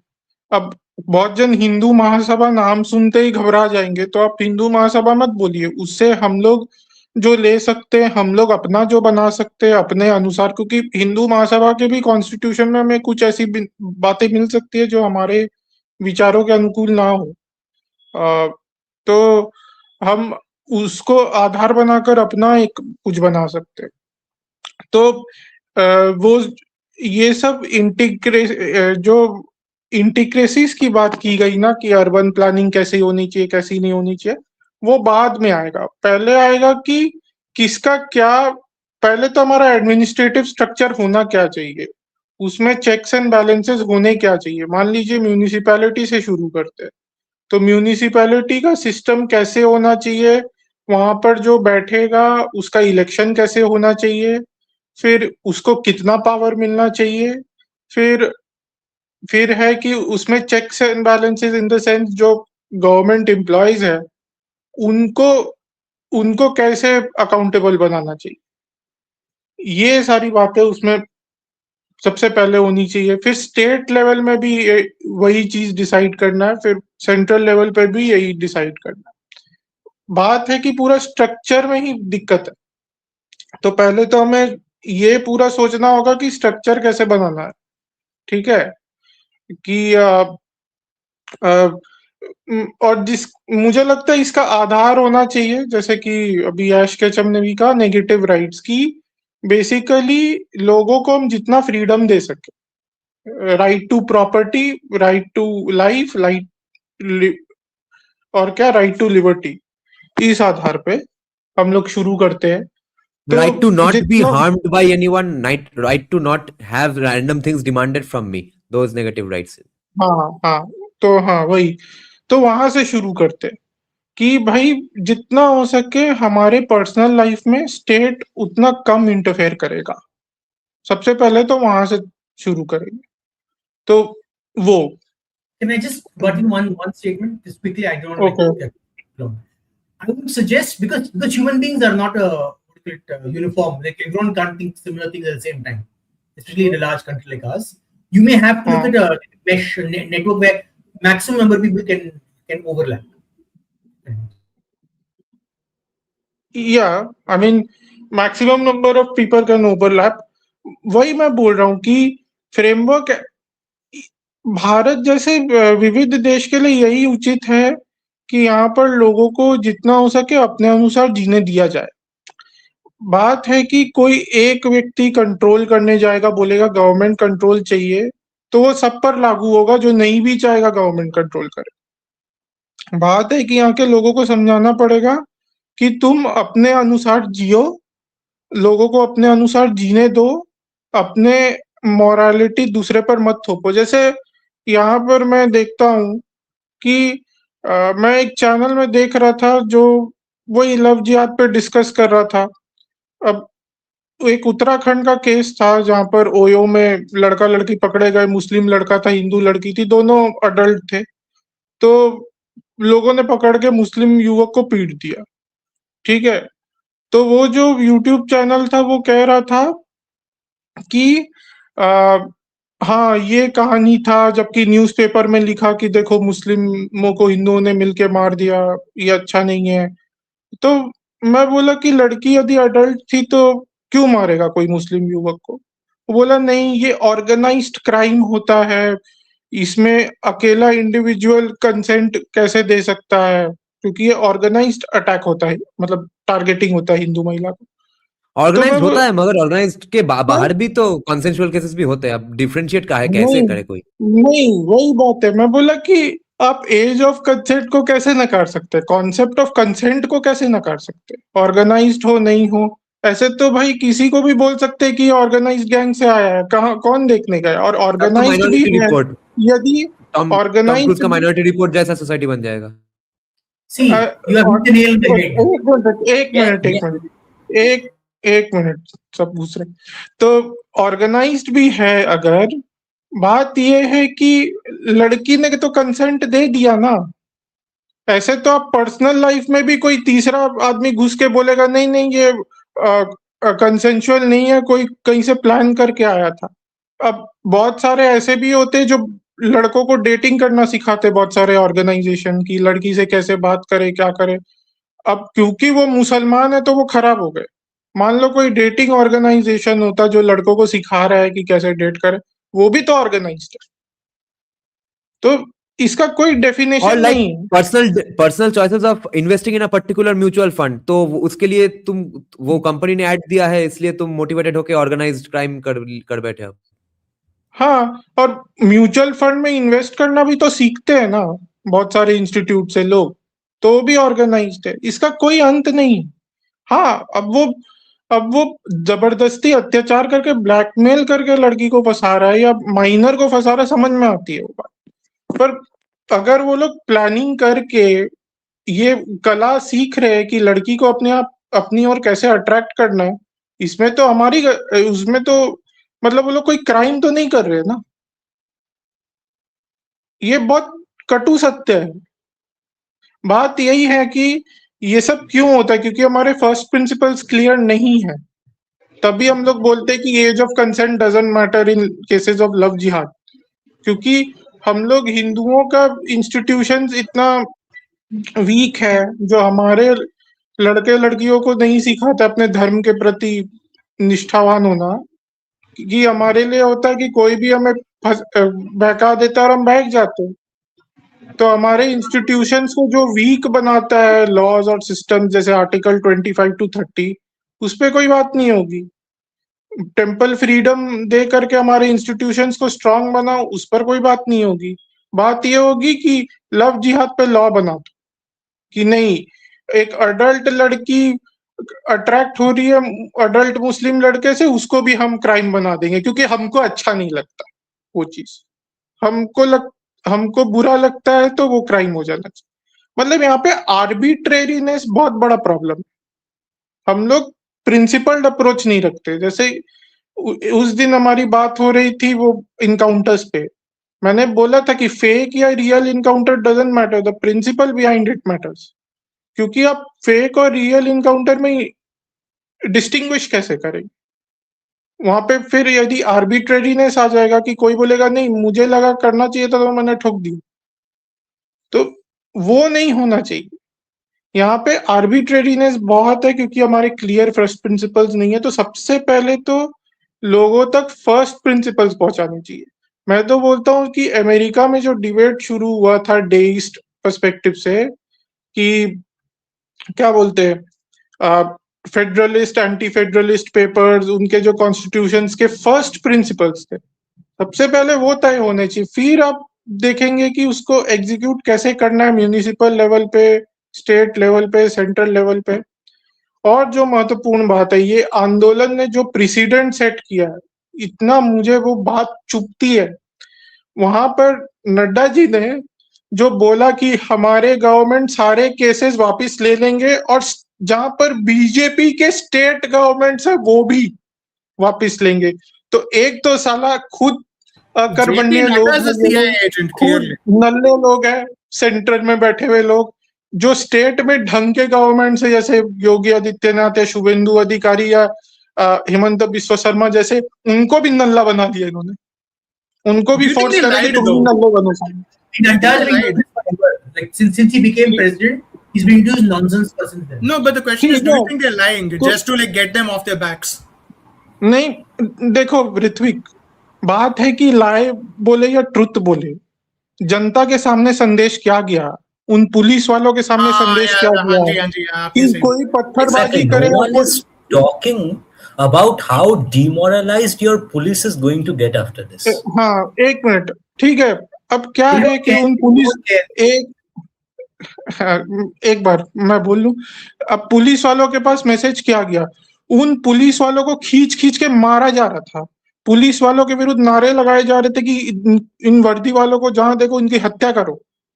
वहां पर एक घटना ऐसी हुई कि एक महिला टाइल को घस के नोकीला बना रही थी और पुरुष पुलिस वाले पर फेंक रहा था वो टाइल्स, कितने पुलिस वालों को मार मार के हत्या करने की चेष्टा हुई। ऐसे में आप बोलते हैं इनके विरुद्ध केस वापस ले लेंगे? क्या चल रहा है इस देश में? मतलब अब अराजक तत्वों को सिर पर चढ़ा कर बैठे। कैसे इन्वेस्टमेंट आएगा? क्यों कोई यहाँ पे बिजनेस करेगा यदि ऐसा चलेगा? तो यहाँ पर अच्छे लोगों की कोई सुनवाई नहीं है। जो साला सड़क पे उत्पात मचाता है उसके सामने उसका सारा डिमांड मान लेते, पूरा ही पसर गए। अब कौन सा 56 इंच का सीना और कौन सा 56D चेस और कौन सा मास्टर स्ट्रोक, मैं भी नहीं समझ पा रहा हूँ। ये लोग कैसे डिफेंड करेंगे? Soyan Abhay, we are মানে I'll say this in Bengali for some reasons.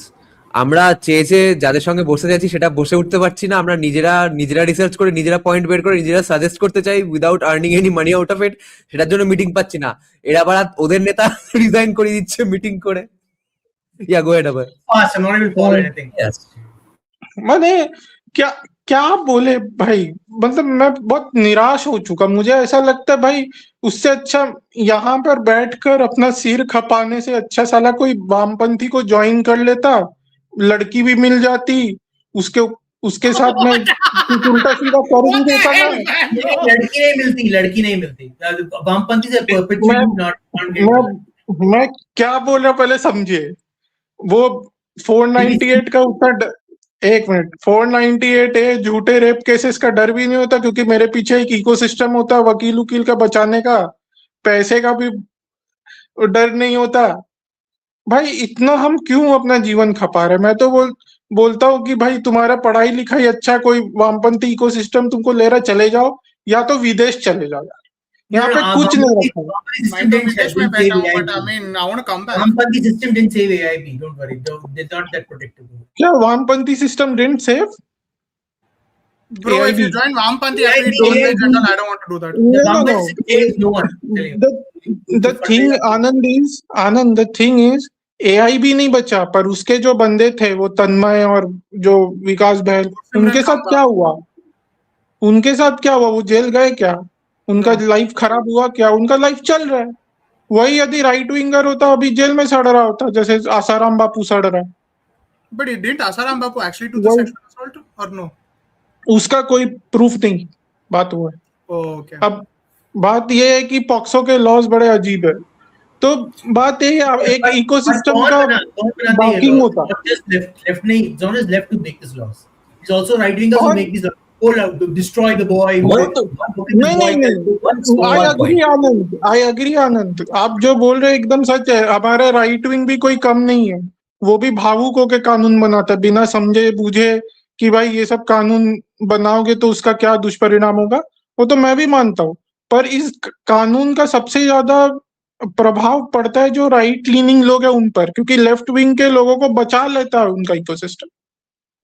यहाँ पे left privilege is actually very real. Shouldn't the implication be that we just fund lawyers as a chit fund, like fund lawyers? Like there's a couple of advocates who are right leaning that save people. So why not fund them? बात केवल funding की नहीं है ऋत्विक, बात funding की नहीं है, बात एक पूरा सिस्टम क्रिएट करने की है, पूरा एक इकोसिस्टम क्रिएट करने की है जहाँ पर लॉयर्स हो जो एक प्रकार के विचारधारा के हो, जो थोड़े से राइट लीनिंग हो, उनका एक ग्रुप बनो। 2-3 लोग अभी आ चुके हैं, they put their head forward. Look, you can fund all your lawyers. I'll tell you this from my personal experience. If you do not belong to a certain particular ecosystem, you simply, your case would not be listed. Yeah. You would be left stranded. No, that's the point. No, I have a proposal. Ban all lawyers and judges. Put everything on AI. AI can just read the laws and analyze and give their verdict. Because they don't really do much. That's the law. वो तो आप विकसित भारत 3047 में पहुंच गए, थोड़ा ज्यादा ही आगे चले गए। तो बहुत ज्यादा आगे चले गए। मुझे आज एक बात समझ में आ गई, ये जो विकसित भारत 2047 की बात हो रही है, ये बहुत बड़ा सपना है। ये दूर दूर तक कहीं पूरा नहीं होने वाला है। इस प्रकार का जो शासन प्रशासन अगर देंगे तो नहीं होगा। और मैंने एक जेएसआई दीपक का ट्वीट पढ़ा था कि ये लोग अपनी घटिया राजनीति के लिए हर प्रकार के आइडेंटिटी पॉलिटिक्स को बढ़ावा दे रहे, खासकर जो कास्ट वाला है। मैं उसमें और भी ऐड कर देता हूँ जेंडर वाला को। ये लोग अपना राजनीति करके मर जाएंगे, चले जाएंगे, हम जो भावी पीढ़ी है उनको सहना पड़ेगा। उनको बिखरता हुआ समाज देखना पड़ेगा, उसका भुक्तभोगी बनना पड़ेगा। JSI Deepak was telling this for the past 5 years, 4 years even. हाँ, Yeah. मैंने एक ट्वीट देखा Okay. था, मैंने बोला। One small Okay, point. guys, One small point. small point. Yeah, then the next guest. Yeah. Yeah. More than Viksit Bharat, I guess now I support Dixit Bharat 2047. That would be better. Now, it's not just about first principles. It's also about when do you actually invoke or mention those first principles. Do you realize how many of the problems that seemed completely unfeasible and impossible for you are simply because you over-explain yourself at the wrong time? Everywhere I see a post, it is always like, Muslims को mask का tax नहीं देना पड़ता, Christians को नहीं देना पड़ता, Sikhs को नहीं देना पड़ता, हम हिंदुओं को देना पड़ता है, ये तानाशाही नहीं चलेगी। अरे why the hell do you need to quote all of those? उनको नहीं देना पड़ता, does it make your case any more or less wrong? Yes, you save freedom temple. Yeah, but understand, the guy who quoted it, and in this case it was Anand Raghunathan. Let me tell you, it was before he wrote Hindus in Hindu Rashtra, but he did not say it impromptu. He mentioned it in a debate when it was being asked of him. Here, why are you over-explaining your position? You simply say free Hindu temples. Who would have an opposition to it? If they do have an opposition to it, then you come up with the counter. But a lot of people have it. Yeah, they have an opposition to it, but when they do come up with the opposition, then you counter, na? But this then is a conversation subtlety. It's is the art of conversation, nothing more than that. It's like to patao by a ladki, you have to do something. You get it's not like that. Like it's but this is not the policy is what you don't want that you don't take up, you allow Hindus to do exactly what I'm also saying. I want to add one thing. Realize how much of the problem is simply a lack of art of conversation. How much of the problem is that so many of our positions has been made unfeasible to the general public because it has been preempted by somebody in the most terrible possible way before us. Yes, obviously. I want to add one thing. I want to add one thing to Shroyan's point is, yeah, when you say that Muslim mosque or church or these places of worship have the freedom to use their money and they are not taxed, I think that's a confrontational approach. That is, you want to blame others, while the way you should start is with making your point. Like, I'm not opposing anyone else, I'm just making my point. That is how you start. Exactly That is a more reconciliatory approach. But again, when someone says no, you don't deserve it, you have caste, then you bring up things like, okay, they have the freedom, why do they have the freedom? See, look, the first principle of a debate-based discourse is counters are presented when you are being countered. If you are starting with a counter, everyone will consider you a toxic person. Yeah, we'll discuss specific debating tactics again in detail in an entire live stream as well. Let's now have us last guest now. Finally, Dev from Punjab. Go ahead. Hello. And then, yeah, so how to establish libertarian policies in India? So No. Main thing is unity between Hindutva and libertarianism. Unity between Hindutva and libertarianism. So to establish ये आपको libertarianism जो करना है, first सबसे पहले आपको एक credibility establish करनी पड़ेगी. आप लिबर्टेरियन पॉलिसी शुरू में जाके नहीं कर सकते, आपको छोटे छोटे मतलब स्टेज से स्टार्ट करना पड़ेगा. जैसे एजुकेशन पॉलिसी, बिजनेस पॉलिसी में आप इन्फ्लुएंस कर सकते हो वगैरह. हिंदुत्व को बेसिकली जैसे अमेरिका में क्विंसी इंस्टीट्यूट्स वगैरह होते हैं जो पॉलिटिशियंस को एडवाइस वगैरह करते हैं, वॉइस रेज करते हैं, हमें भी अपना एक पैरेलल इंस्टीट्यूट खड़ा करना पड़ेगा हिंदुत्व का जो पॉलिटिशियन को पढ़ा पाए. हाँ, हमारे ऑपोजिट हम छोटे छोटे पॉलिसीज जैसे इंफ्रास्ट्रक्चर हो गया, बिजनेस हो गया, उस पर हम जब बोलना स्टार्ट करेंगे और हमारी पॉलिसीज जब सक्सेस देंगी, उस क्रेडिबिलिटी के आधार पे हमें बड़े पॉलिसीज को इन्फ्लुएंस करने का, जैसे एजुकेशन हो गया और ये नेशनल सिक्योरिटी होगा, तब हमें मतलब हमारी क्रेडिबिलिटी को तब काम आएगी पॉलिटिशियंस को इन्फ्लुएंस करने.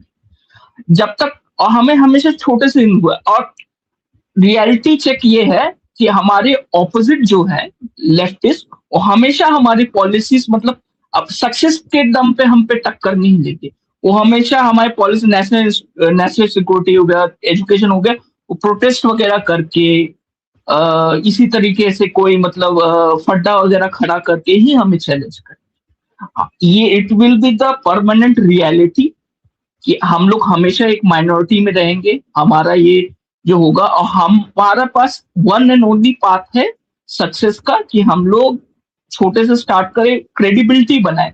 हमारी सक्सेस ही हमारी क्रेडिबिलिटी होगी, और उनका ऑपोजिट होगा कि उनका प्रोटेस्ट, उनका इकोसिस्टम ही उनकी क्रेडिबिलिटी। हम हमेशा माइनॉरिटी में, और एक टैक्टिस जो हमेशा हमें रखनी है, क्योंकि हम लोग minority, we can not personalise anything, we can not personalise our policy कि हमें ये बंदा हमारे आइडियोलॉजी को बिलोंग नहीं करता है तो हमें इसका रेजिग्नेशन चाहिए, या फिर इसका अपलिफ्टमेंट चाहिए, या फिर इसका आइसोलेशन चाहिए। कभी हम लोग नहीं कर सकते, क्योंकि पॉलिटिक्स एक ऐसी चीज है कि वो अंदर आज बाहर है, कल अंदर हो जाए। धर्मेंद्र बाहर आज बाहर है, कल किसी स्टेट का फिर मिनिस्टर बने, उसे याद रहेगा कि ये जो इन लोगों की बात नहीं सुननी, लिबर्टेरियन वालों की हिंदुत्व में, क्योंकि इन लोगों ने मेरे को तब अपोज किया। हमारी क्रेडिबिलिटी का the one and only path to building credibility is through small and small success, whether we advise in their infrastructure or like primary education and all. That's all. हमारा बस हम लोग रियलिटी चेक यही है कि हम लोग हमेशा माइनॉरिटी में रहेंगे, हमेशा, ऑलवेज। हेलो, ये धर्मेंद्र प्रधान वाली जो बात की थी, मैं एक बात बोल दूं कि आप खाली व्यक्ति को अपोज नहीं करें। मैं तो बोल रहा हूँ कि आप यदि व्यक्ति को भी अपोज करें ना, खाली उस व्यक्ति को अपोज नहीं करके on the basis of principles oppose कीजिए कि ये दिक्कत है, ये आपकी पॉलिसी के साथ दिक्कत है, या ऑब्जेक्टिवली आपकी पॉलिसीज अच्छी या बुरी है, इस केस में बुरी है, ऑब्जेक्टिवली उसका एक आर्ग्यूमेंट बिल्ड कीजिए, वो एक क्रेडिबिलिटी बढ़ाता है। अब राजनीति में क्या होती है, तू मैं कि ये मेरा ऑपोजिट बंदा है तो भले ही अच्छे ठीक बात भी करेगा तो मैं उसको अपोज करूं, ये राजनीति में बहुत होता है। Our policies within Hindutva are minority, even within Hindutva we are minority, so we cannot tactically oppose anyone, we cannot personalize this, हमें ये बंदे का इस्तीफा चाहिए, हमें इस बंदे का आइसोलेशन चाहिए, इस बंदे का वो चाहिए। They in left, they are all their policies are in majority. Rahul Gandhi से पूछ लो, चाहे आप ये किसी भी लेफ्ट वाले से पूछो, चाहे सरजील इमाम से पूछ लो, वो यही बोलेगा हाँ ट्रांसजेंडर वो ऊपर होना चाहिए, ट्रांसजेंडर थ्योरी सही। Within Hindutva we are minority. Okay, so we have. I can name 5 policies. I can name 5 policies where everybody agrees on. Yeah, and never personalize everything. Never personalizing. It is 5 policies I will name right now that everybody can agree on, and this will be accepted by the left as well. Are you sure? What? Bring it on. I'm going to say it now. I'm going to go ahead and say it now. Yeah. I would love to hear it. 1. Death penalty to poachers, animal abusers, and rapists. I mean, let's call that 3 policies if you want to call it 3. But death penalty, and it should be within the investigation. Personally, I'm a supporter of it. I know that I don't know if people are like life imprisonment over death penalty, other stuff. I personally don't believe in that. I'm like I'm more of a machhar wala repellent, kill it on the spot. That's. You're taking away somebody's rights and whatnot by violating them, especially kids or animals. You're dead. Which means you'll eliminate a lot of, let's say, characters who cause the problems in the first place. That's one policy everybody will agree on. Who are the collateral damage in the subtleties of it, we don't care about. So that is being subtle enough that we're getting a policy everybody agrees on, and that. Second, simple answer is okay. Like I know the government will not agree with it, but everybody has already stated this: temple freedom, but to the point where like each person can practice, profess, and propagate their. Hindus are allowed to practice, profess, propagate their religion without the government or any public body taking funds from the trusts or the private institution of this religion. That's the second one. If you word it like that and don't ever mention Christian, don't ever mention Muslim even once, maybe more people will jump on the bandwagon, as Punjabi Paji was telling. Third one, the footpath and all this urban infrastructure thing I was mentioning. Outright, that is the law. That should be, and that should be what you fight for, which is the right. It should be under, let's call it right to quality of life. I mean, it might already exist, right to quality of life, right? But yeah, let's call it that, where you should have walkable footpaths because it accommodates disabled people, Ajis, Tatas, parties, eyes, and all of them. It accommodates baby strollers. It accommodates people who want to run and jog, do high rocks exercises, all that sort of stuff. That's not just footpaths. I'm talking about walkable roads and walkable footpaths every single micro block of the city. No vehicle and two-wheeler is going on it. The moment you do, the policy should be that the implemented fine should be through the UPI account. It whacks it on it. Simple, like 5,000 rupees, 10,000 rupees fine gone from the person's account. If they go into negative, not our problem. Fourth one, which everybody will agree on, is kick. By constitution, again, Anand might say, don't go for constitution, go for low-hanging fruit. My thing is, fight for this thing where no politician should be allowed to be sitting on an educational institution trust or board, or be allowed to run an educational institution. Treat it as a corporate conflict of interest if they have any conflicts of interest. It is their problem if they have the forethought of bringing a policy like ethanol blending, and they should not be allowed to cash in the benefits until they finish their term as minister. So that should be part of like that sort of a thing. Like example ethanol, but I'm saying that this everybody will agree on. Who it, as in the public, left will agree, right will agree, center on fence sitters. Who it affects, who gives a shit? They will look at that. Like that's my point. And the fifth point is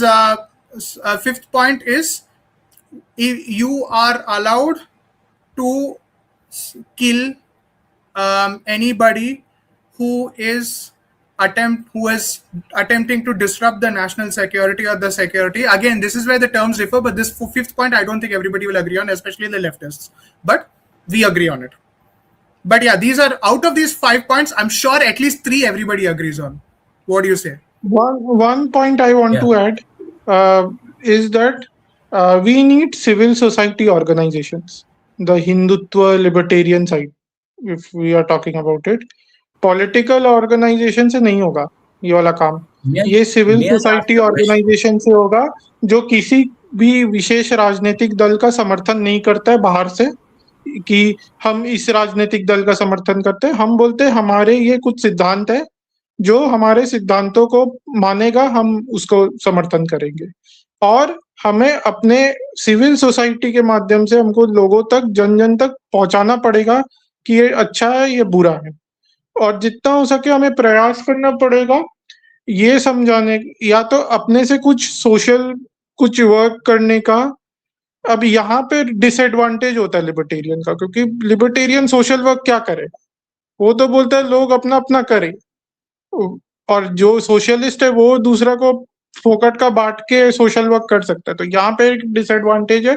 तो libertarian को ऐसे examples ढूंढने पड़ेंगे हमारे देश में, भले ही बहुत कम हो, जहां पर लिबर्टेरियनिज्म ने या फ्री मार्केट ने बहुत बढ़िया काम किया है देश के लिए.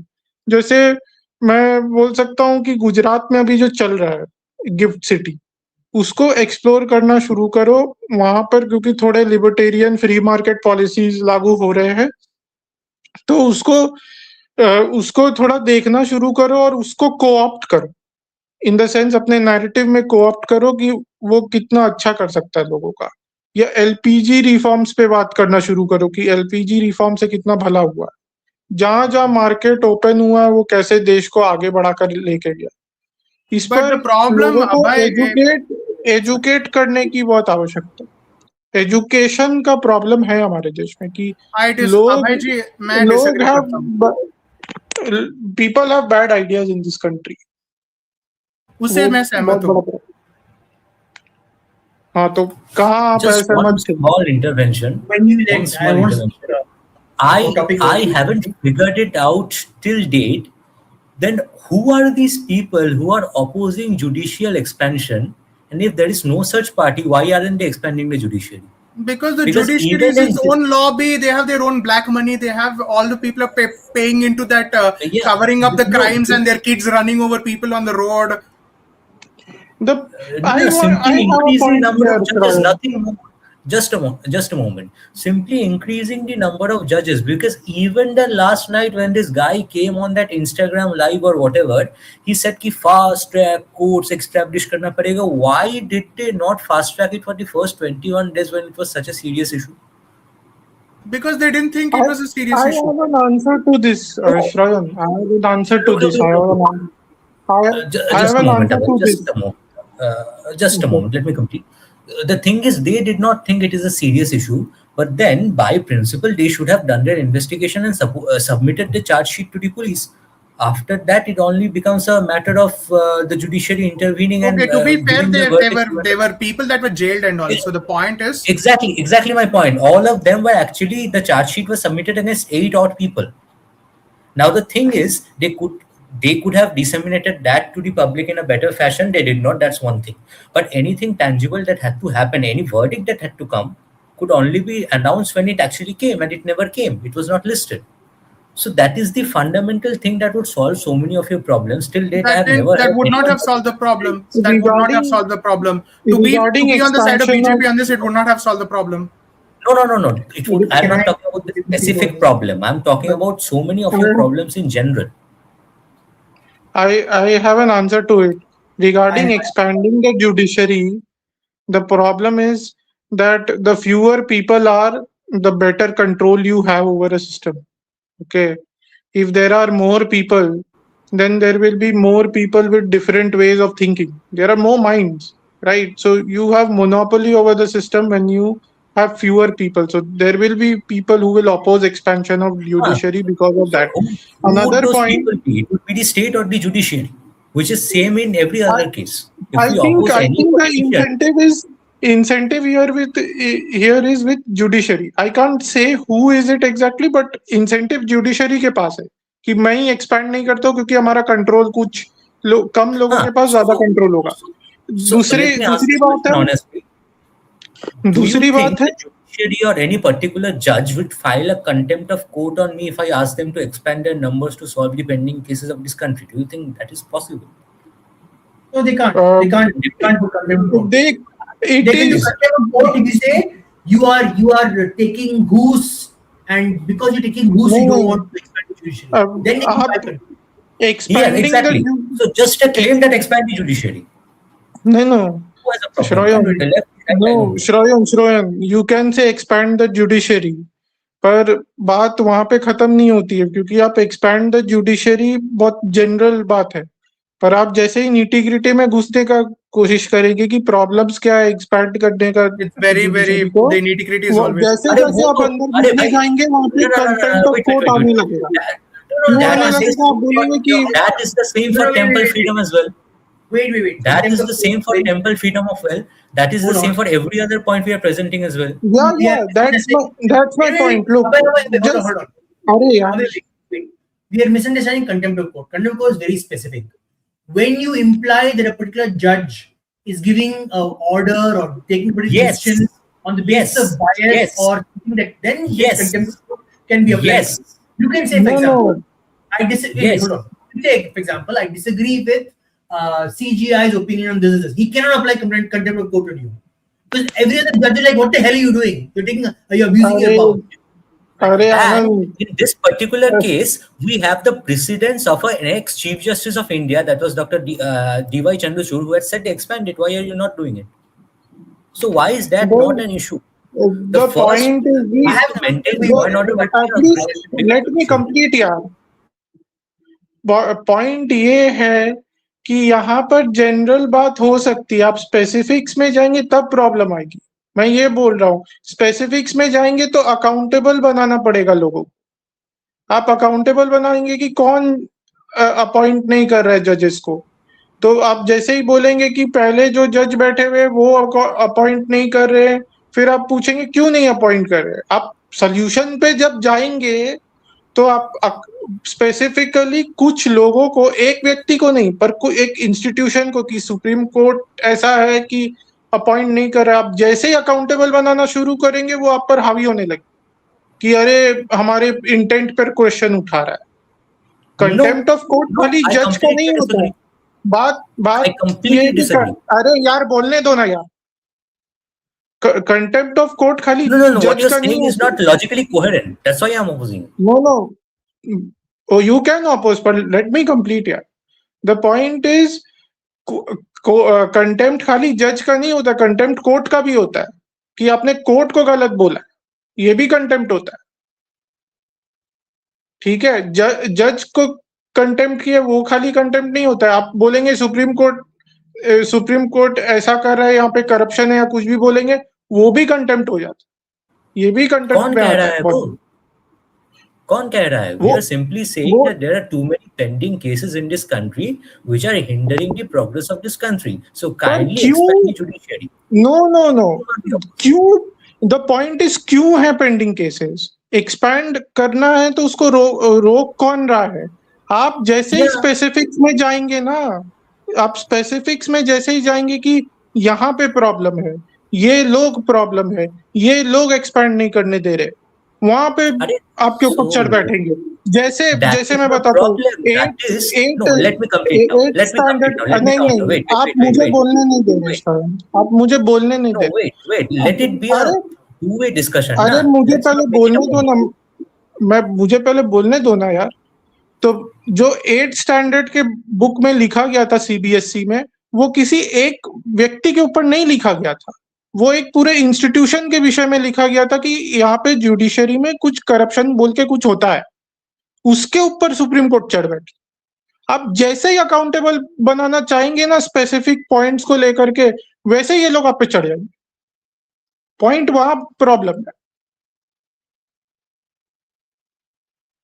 अब आप बोलिए। Can I jump in about contempt? He is right that in specifics, sometimes what happens is people say things like, when this thing was brought together, these particular judges didn't allow it. That could take contempt. But if, for example, if you say this particular judge in this particular hearing dismissed this particular statement, they cannot put contempt on you because there's a fact. It's only when you have an opinion or you have a implication, then they can put contempt on you if they're a overly sensitive judge. Like Chandrachud has not done contempt on anyone. His entire term, he didn't do any contempt on anyone. Right? Some other judges have done contempt because they're like, it's basically on the judges like the temperament. Some judge like I think Suryakant is I think he did contempt 2 times. I can't remember what he did. Danilo, is it? Is it Danilo who did that the document? हाँ, तो वो जो Danilo जो बनाया था 8th standard का book में जो सीबीएसई बुक में लिखा था, हाँ 8th स्टैंडर्ड का बुक में जो लिखा हुआ था सीबीएसई में, वो तो किसी एक व्यक्ति पर लिखा नहीं था। उसमें तो बोला था कि अगर उसमें तो, और उसमें कोई ओपिनियन भी नहीं था, उसमें ओपिनियन भी नहीं था। Those were basic facts, those were objective facts. अगर करप्शन होता है तो आपका ग्रीवियंस कहाँ पे रख सकते हैं, वही बात। वहां ओपिनियन था। Technically if you objectively look at from a judicial point of view, there is an opinion. It is an opinion of the way you observe the Supreme Court. The problem in India is an opinion should be allowed even in that case. The problem in India is our judges don't follow contempt law the way it is supposed to be followed. They follow it in terms of they अपने आप पे ले लेते हैं. It's not a discussion about topics. That's why, for example, you see there's a case going on in the Supreme Court. All the political parties like, it's what's the word they keep using? It is sub judice. No, it's not sub judice. You can have a discussion about topics going on in the Supreme Court. The problem is everyone's scared of getting contempt notice for the bloody court. The judges is running the case. You are actually allowed to discuss these topics. No one stops you to discuss topics. The problem is anything you say, the judge can अपने आप पे ले लेता है, उस बोलता है, oh, based on law and order or based on this vague law, मुझे affect हो गया, इसलिए contempt. So now, because of that, let me bring my point. I want to bring out the point about the thing we discussed earlier. You asked me this question is why I disagree that the reason why you can't push for libertarianism is because of personal security. It's not personal security. It's about, and Abhay was right, it's about first principles. And I think Rutik also said about first principles. Our first principles we need to push first thing before we do any other thing or policy. So for example, this idea that all laws are based on law and order, law and order pronouncements by either police or politician. That needs to be fought first. We, as libertarians, first remove that bullshit. That bullshit is the most abused bullshit in this country.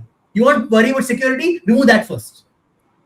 If something is law and order can only be used as an argument if someone is committing violence or asking people to commit violence. Only then can you say law and order could have a problem. And only the people who call for it should be restrained. So for example, if I say this person is a horrible person, you can't, the government can't crack down on you saying, oh, what you said may make that person violent, so no order problems happen. So that's what I'm saying. First principle. So you like this argument should not be allowed. So we should be pushing for that. So we should push for every person in our society who will say, don't accept this law and order nonsense. Because that's what most rampant in India. Second thing, because when you do that, then automatically the police are duty bound to protect you. They can't like, say, oh, law and order, I'll lock you up to protect the one who might get angry. So what is happening right now? Why are liberty not able to speak? Because you speak something and the other side will be like, oh, I'm feeling offended by your statement. Then the law and order problem happens. Police like sent to your house saying, oh, see, you may cause a law and order problem. So fight for first principles first. Then we have this problem with, again, I think Ruthik is mentioning it about this educational changes he wants to make. That will never work because we are following this, what's that thing? Positive discrimination idea in India. We must fight against positive discrimination. Sorry, I did want to imply that, but I didn't have time. But yes, I fight against positive discrimination. Our next point should be no positive discrimination. If one law is applicable for everyone, all citizens of India are the same, discrimination cannot be allowed whether it's positive or negative. I don't care. It doesn't matter whether it is positive and it's helping someone. No oppressor-oppressed framework. No. Yes, not allowed. Because a positive discrimination itself is putting in the oppressor-oppressed framework. And we have accepted it for so many decades. That's the problem. The framers of the constitution have accepted the communist argument. They won. They're like, I'm communist ही है. So positive discrimination. This is a problem. The third thing, this idea of freedom of speech. You were mentioning certain exemptions of freedom of speech. You cannot give exemptions. You must say freedom of speech is allowed for everyone. You can say whatever you want about any religion, culture, ideology, everything. As long as you don't call out for violence or forcible discrimination against a particular form or group. Forced conversions. Any kind of, for example, so imagine you're a harassment. What is harassment? Like I can say that all the socialists in this country are harassing me. So let me ask this: what exactly is this deal with forced conversions? Forced conversions are anyway illegal. No. Every time what they want to bring is an anti-conversion law. It's never about anti-forced conversion, blah blah blah blah blah. No, so I get all that is not needed. That is an excess. Coming back to these first principles, you need to fight not fight. These principles you can get more agreement on. Individual policy ideas will be very difficult to get agreement on, but you can get agreement on these larger ideas, principles. Then you use that, get concurrence, and after you form a large enough group, then you'll sit together and discuss. Okay, this is the policy. This policy does it follow these principles? How many of us can get together to push for this policy? How many legislatures can you push to this particular policy? Like that. So go first with first principles, then move to discussion, then go to policy, then move to legislature. That's what I would say. Legislators, I would suggest. Okay. So I gave 3 examples, so you can go beyond that. So then security doesn't become an issue because you're talking about ideas. And last point I want to make was you need to talk to youngsters. You need youngsters to understand these principles. The problem in India is people have a very even youngsters, most youngsters are very intelligent compared to the earlier generations, but even they are consuming content in a very simplistic format. Very simplistic, like very, it's like this black and white fallacy that's very common in India is very common. It's like either this or that. They don't realize there's variance of understanding between the concept itself. That's because gray area thoughts are never allowed, and it's Abrahamic to be black and white. I'm saying you push for gray area thought. I'm saying. So that could be your strategy. We are pushing for gray area thoughts. You're allowing for more diversity of opinion. Means you're different from the leftists. The leftists want to make everyone into black and white. We want to provide for gray. So every strand of society in India will have a right to speak their mind. Don't you think, Anand, don't you think that then you should never have Gandhi as the hero from first standard textbook. It should be Netaji Subhash Chandra Bose. He took weapons from Nazi Germany and Japan. You're talking individual policy. I'm saying, what is it? What fundamentally? What is that? What is the source of that idea that you're giving? When you're saying Gandhi should not The be source there, of I'll tell you the idea, which is the idea is the national interest is paramount. Anybody else is of lower order and precedence. Simple. how will you define national interest? Again, go deeper. What will you define as Security. National interest is nobody is infringing on the sovereign territory. Nobody is infringing upon the people who have called this land home for eons, 7,000, 8,000 years. What are the borders for that? How do you define the borders? This is specific, remember. Yeah, no, I understand the specificity. Yes, the borders are obviously peninsular India, northern India, and any land that is henceforth taken at some point in India, namely Afghanistan, Nepal, Tibet, and any territory that is acquired in the future to allow for conquering. Okay, so more. So more. Yeah. So more is for example. So another one is, if there are the laws that we have sort of categorized and formed and whatnot, other countries' law, somebody comes in and intrudes this set of principles, which will be anybody in this framework. It will basically be Saudi. It doesn't matter. Anybody will infringe on it. Tapak. They are considered to be inferior. They're not considered to be equal to a level of citizen of this union. As a result, their rights are only such and such. So you're saying, okay, what is the citizenship criteria then? For example, if you're talking about national security, in the future there are going to be a lot of immigrants coming to India. Legal immigrants, not about illegal. Illegal. Yeah. How will you define an Indian at that point? Because no one's discussing this, by the way. Nobody's discussing this. Nobody's discussing. Yeah. So an example would be, a person is an Indian if they are aware of the civilizational history of this land and who were the original inhabitants and why it is that the school of thought that we have today has come from these original inhabitants. Put an originality clause. First thing. That is a fact. I don't care about what everybody else is think. That you have to have that originality clause. Origin abroad qualify for this? So, sorry? People of Indian origin abroad, will they qualify for this particular identity? PIOs do not qualify for this if they have spent more than 2 generations abroad. So no. But what if they've been endogamous, they've not married to any other group, but their heart is with India? What happens then? If their heart is with India, they will be able to pass the examination criteria. So you need to create an examination criteria for that. So that's another interesting thing. So all policy comes from first principles. So you create a first principle and you all sit together and you discover the pros and cons for each of the direction of a policy idea, and that's how you build your framework. Don't start the policy thing and then go from there. Say who's going to agree. Start first principles and have a discussion among yourselves. I agree. Find through that. It's much easier. No opposition from me. I agree.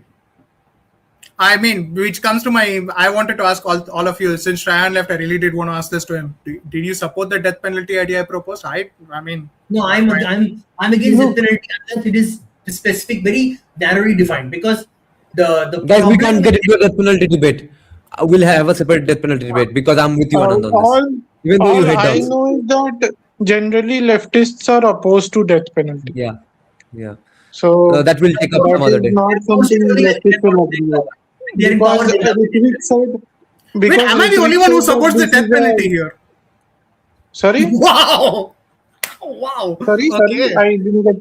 I didn't hear you. What did you say? मैं बोल रहा हूँ कि am I the only one that supports death penalty on this panel? No. I am not in opposition of death penalty. I'm saying leftists generally don't support death penalty. Okay, but I have somebody with me. There is a consensus over these 5 points. No, leftists don't support death penalty. In fact, they oppose Russia and China. No. In India, I'm talking about. In fact, they opposed death penalty for Nirbhaya case also. Yeah, they did. They went to the courts to oppose death penalty. They don't want death penalty. So they generally oppose death Imam, Yaqub Memon, all these people. Why do the leftists hand out death penalty in Kerala so often? They're hypocrites. When they are in government, they want to wield their power. When they are not in government, then they don't want death penalty because what happens through death penalty is they've been handing out death penalty in Maoist areas in Kerala even without being in power. They just want to hand out. They want to hand out death penalty. Other people can't hand out death penalty. नहीं वही बात है ना, जब मेरा हाथ में power होना चाहे, गवर्नमेंट पावर हो या इस प्रकार का मिलिशिया पावर हो, तब हमको देने का अधिकार है, पर दूसरे ना दे डेथ पेनल्टी, ये उनका रहता है। उनसे बड़ा दोगला तो कोई नहीं है ना, दोगलापन में उन्होंने सारी मदद पार कर दी। point by the way, I'm just saying I do get it. I'm not, because I know as that someday, because we didn't have DNA testing that time, okay? But again, let's have this debate for sometime in the near future, because I do think it's very important. But because everybody can agree on it to some level morally. But I want to, because Kushal Mehra was brought up in the chat, this time we have to bring it up. Harsh Dubey on NDTV and other channels, Harsh Dubey, the general category student, was flaming everybody. Amazing kid. मुझे 520 mark मिला है, इसको बस 300 मिले, इसको क्यों मिल रहा है? ये politicians सभी लोग, he eyed on every single politician and hit them. Shahzad tried to call him for tea separate, but उसका क्या हुआ हमको नहीं पता, all that. Kushal Mehra was Twitter quoted this fellow and said, I hate kids, they scream all the time, I am against this reservation position. That then again, just because BJP did a palti and he screwed him and AIM and all these other people's ideas over, he said Ajit Bharati's said UGC, this could have happened, when he opposed the same UGC thing 3, 4 days, 5 days earlier, saying you should, I don't agree with it on principle. Why Kushal Mehra might be advising the government wrong. I do think he's doing something bad here. वो नहीं वो इतना bad faith में बात करता है ना, इतना बड़ा दोगला कमीना आदमी है ना, मैं उसको गालियां देना चाहता हूँ माँ बहन की।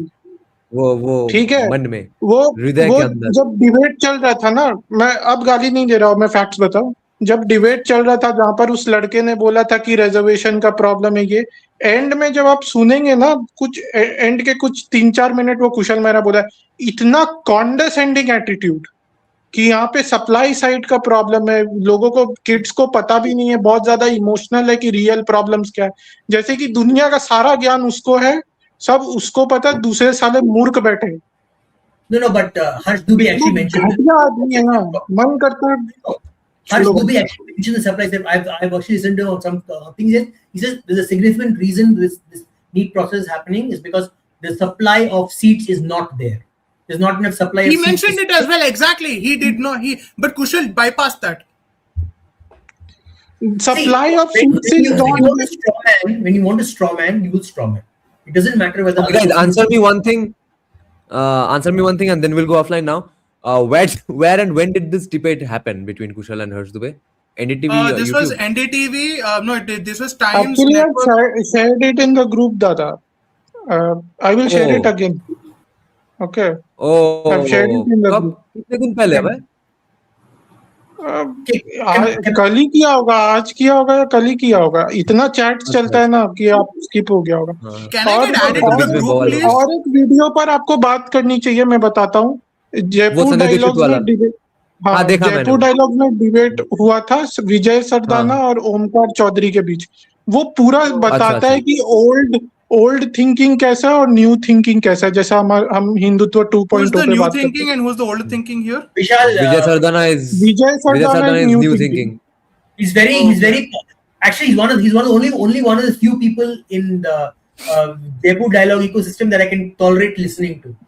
The others he's very pro market. He's only few of the older generation people, Vijay Sardana, who talks systemic, who thinks systemically. Yeah, Sanjay Dixit also is very systemic.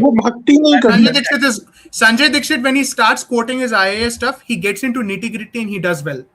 I'm not denying that. He's the only guy in the right-wing ecosystem when Chandrachud was giving out his verdicts. There were multiple verdicts he was giving out. He's the only guy who told the right-wing to stop jumping on him. Some of the verdicts are incredibly well written and support the right-wing. People don't think. They just jump. Oh my God, इसने बोल दिया. I'm so upset. They don't read the verdicts.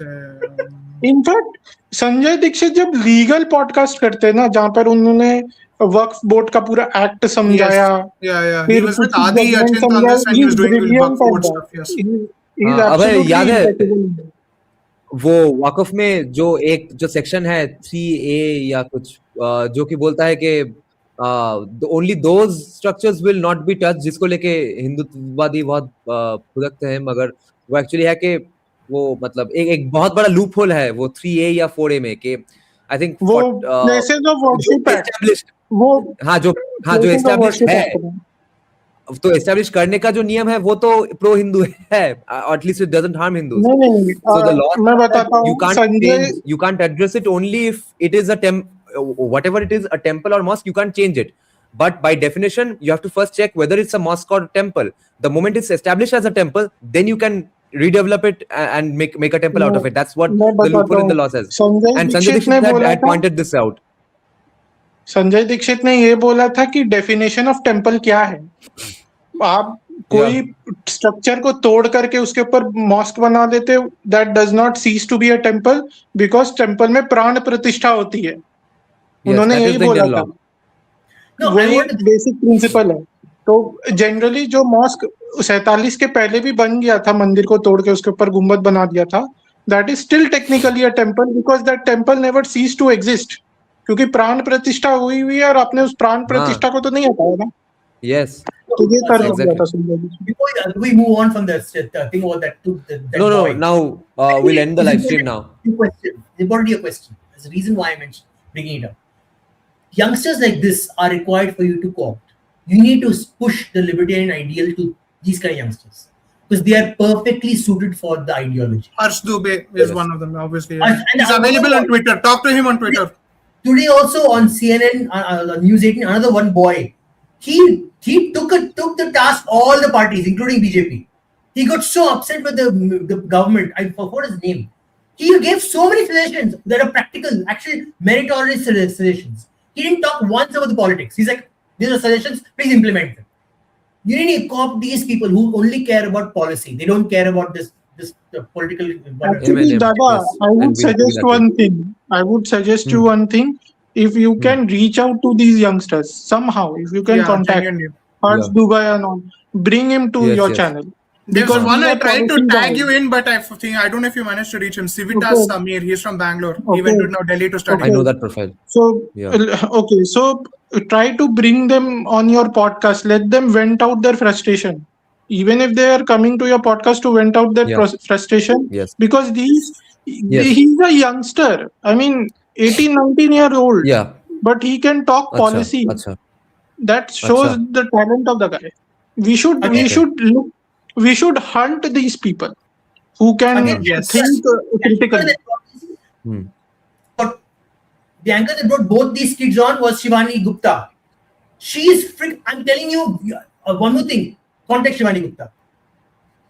Contact Shivani Gupta, the anchor of CNN News 18. She will get you on her show if you say I want libertarian. She's the only one who's given libertarians a space on her debating. Maybe platform. Shivarur, but guarantees Shivani Gupta, yes.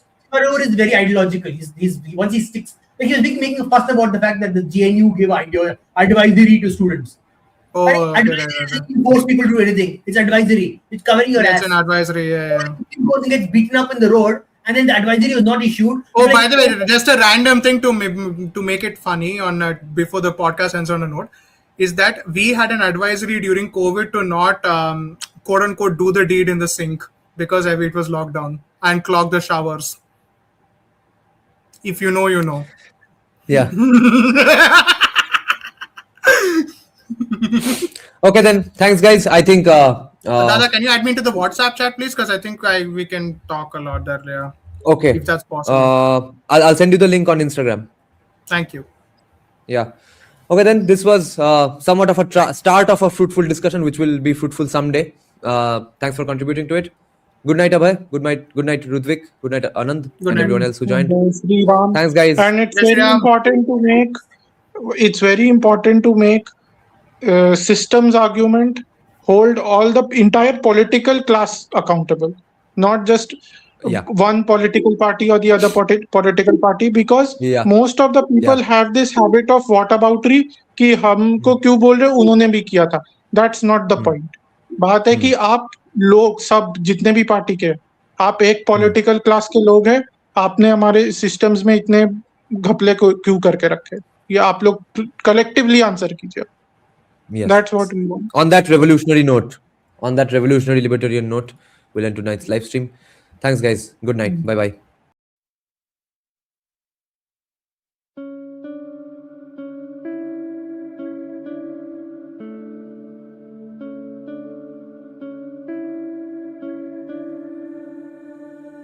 কালো তোকে বলে সবাই, আমি দেখি আলো কালো তোকে।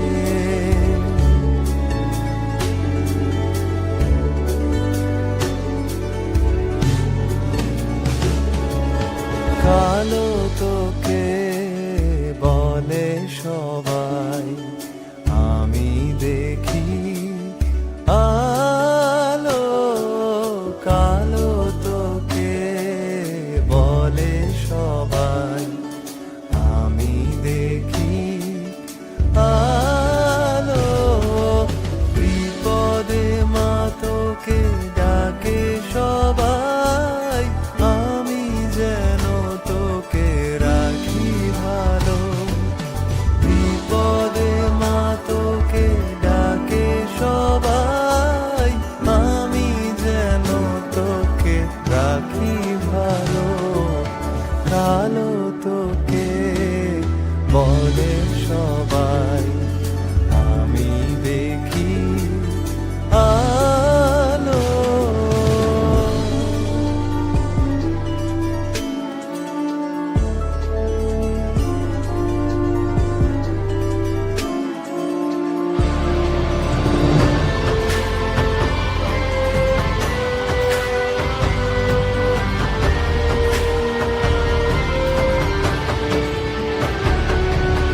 রূপে মা তুই জগৎ জননী, ভুবন মোহিনী বেশ মা তোর। রূপে মা তুই জগৎ জননী, ভুবন মোহিনী বেশ মা তোর। আধারে খুঁজেছে জ্ঞানহীনে, আধারে খুঁজেছে জ্ঞানহীনে, হৃদয়ে খোঁজেনি আলো মা তোর। আলো তোকে বলে সবাই, আমি দেখি আলো কালো তোকে বলে সবাই, আমি দেখি আলো বিপদে মা তোকে ডাকে সবাই, আমি যেন তোকে রাখি ভালো। কালো তোকে বলে সবাই।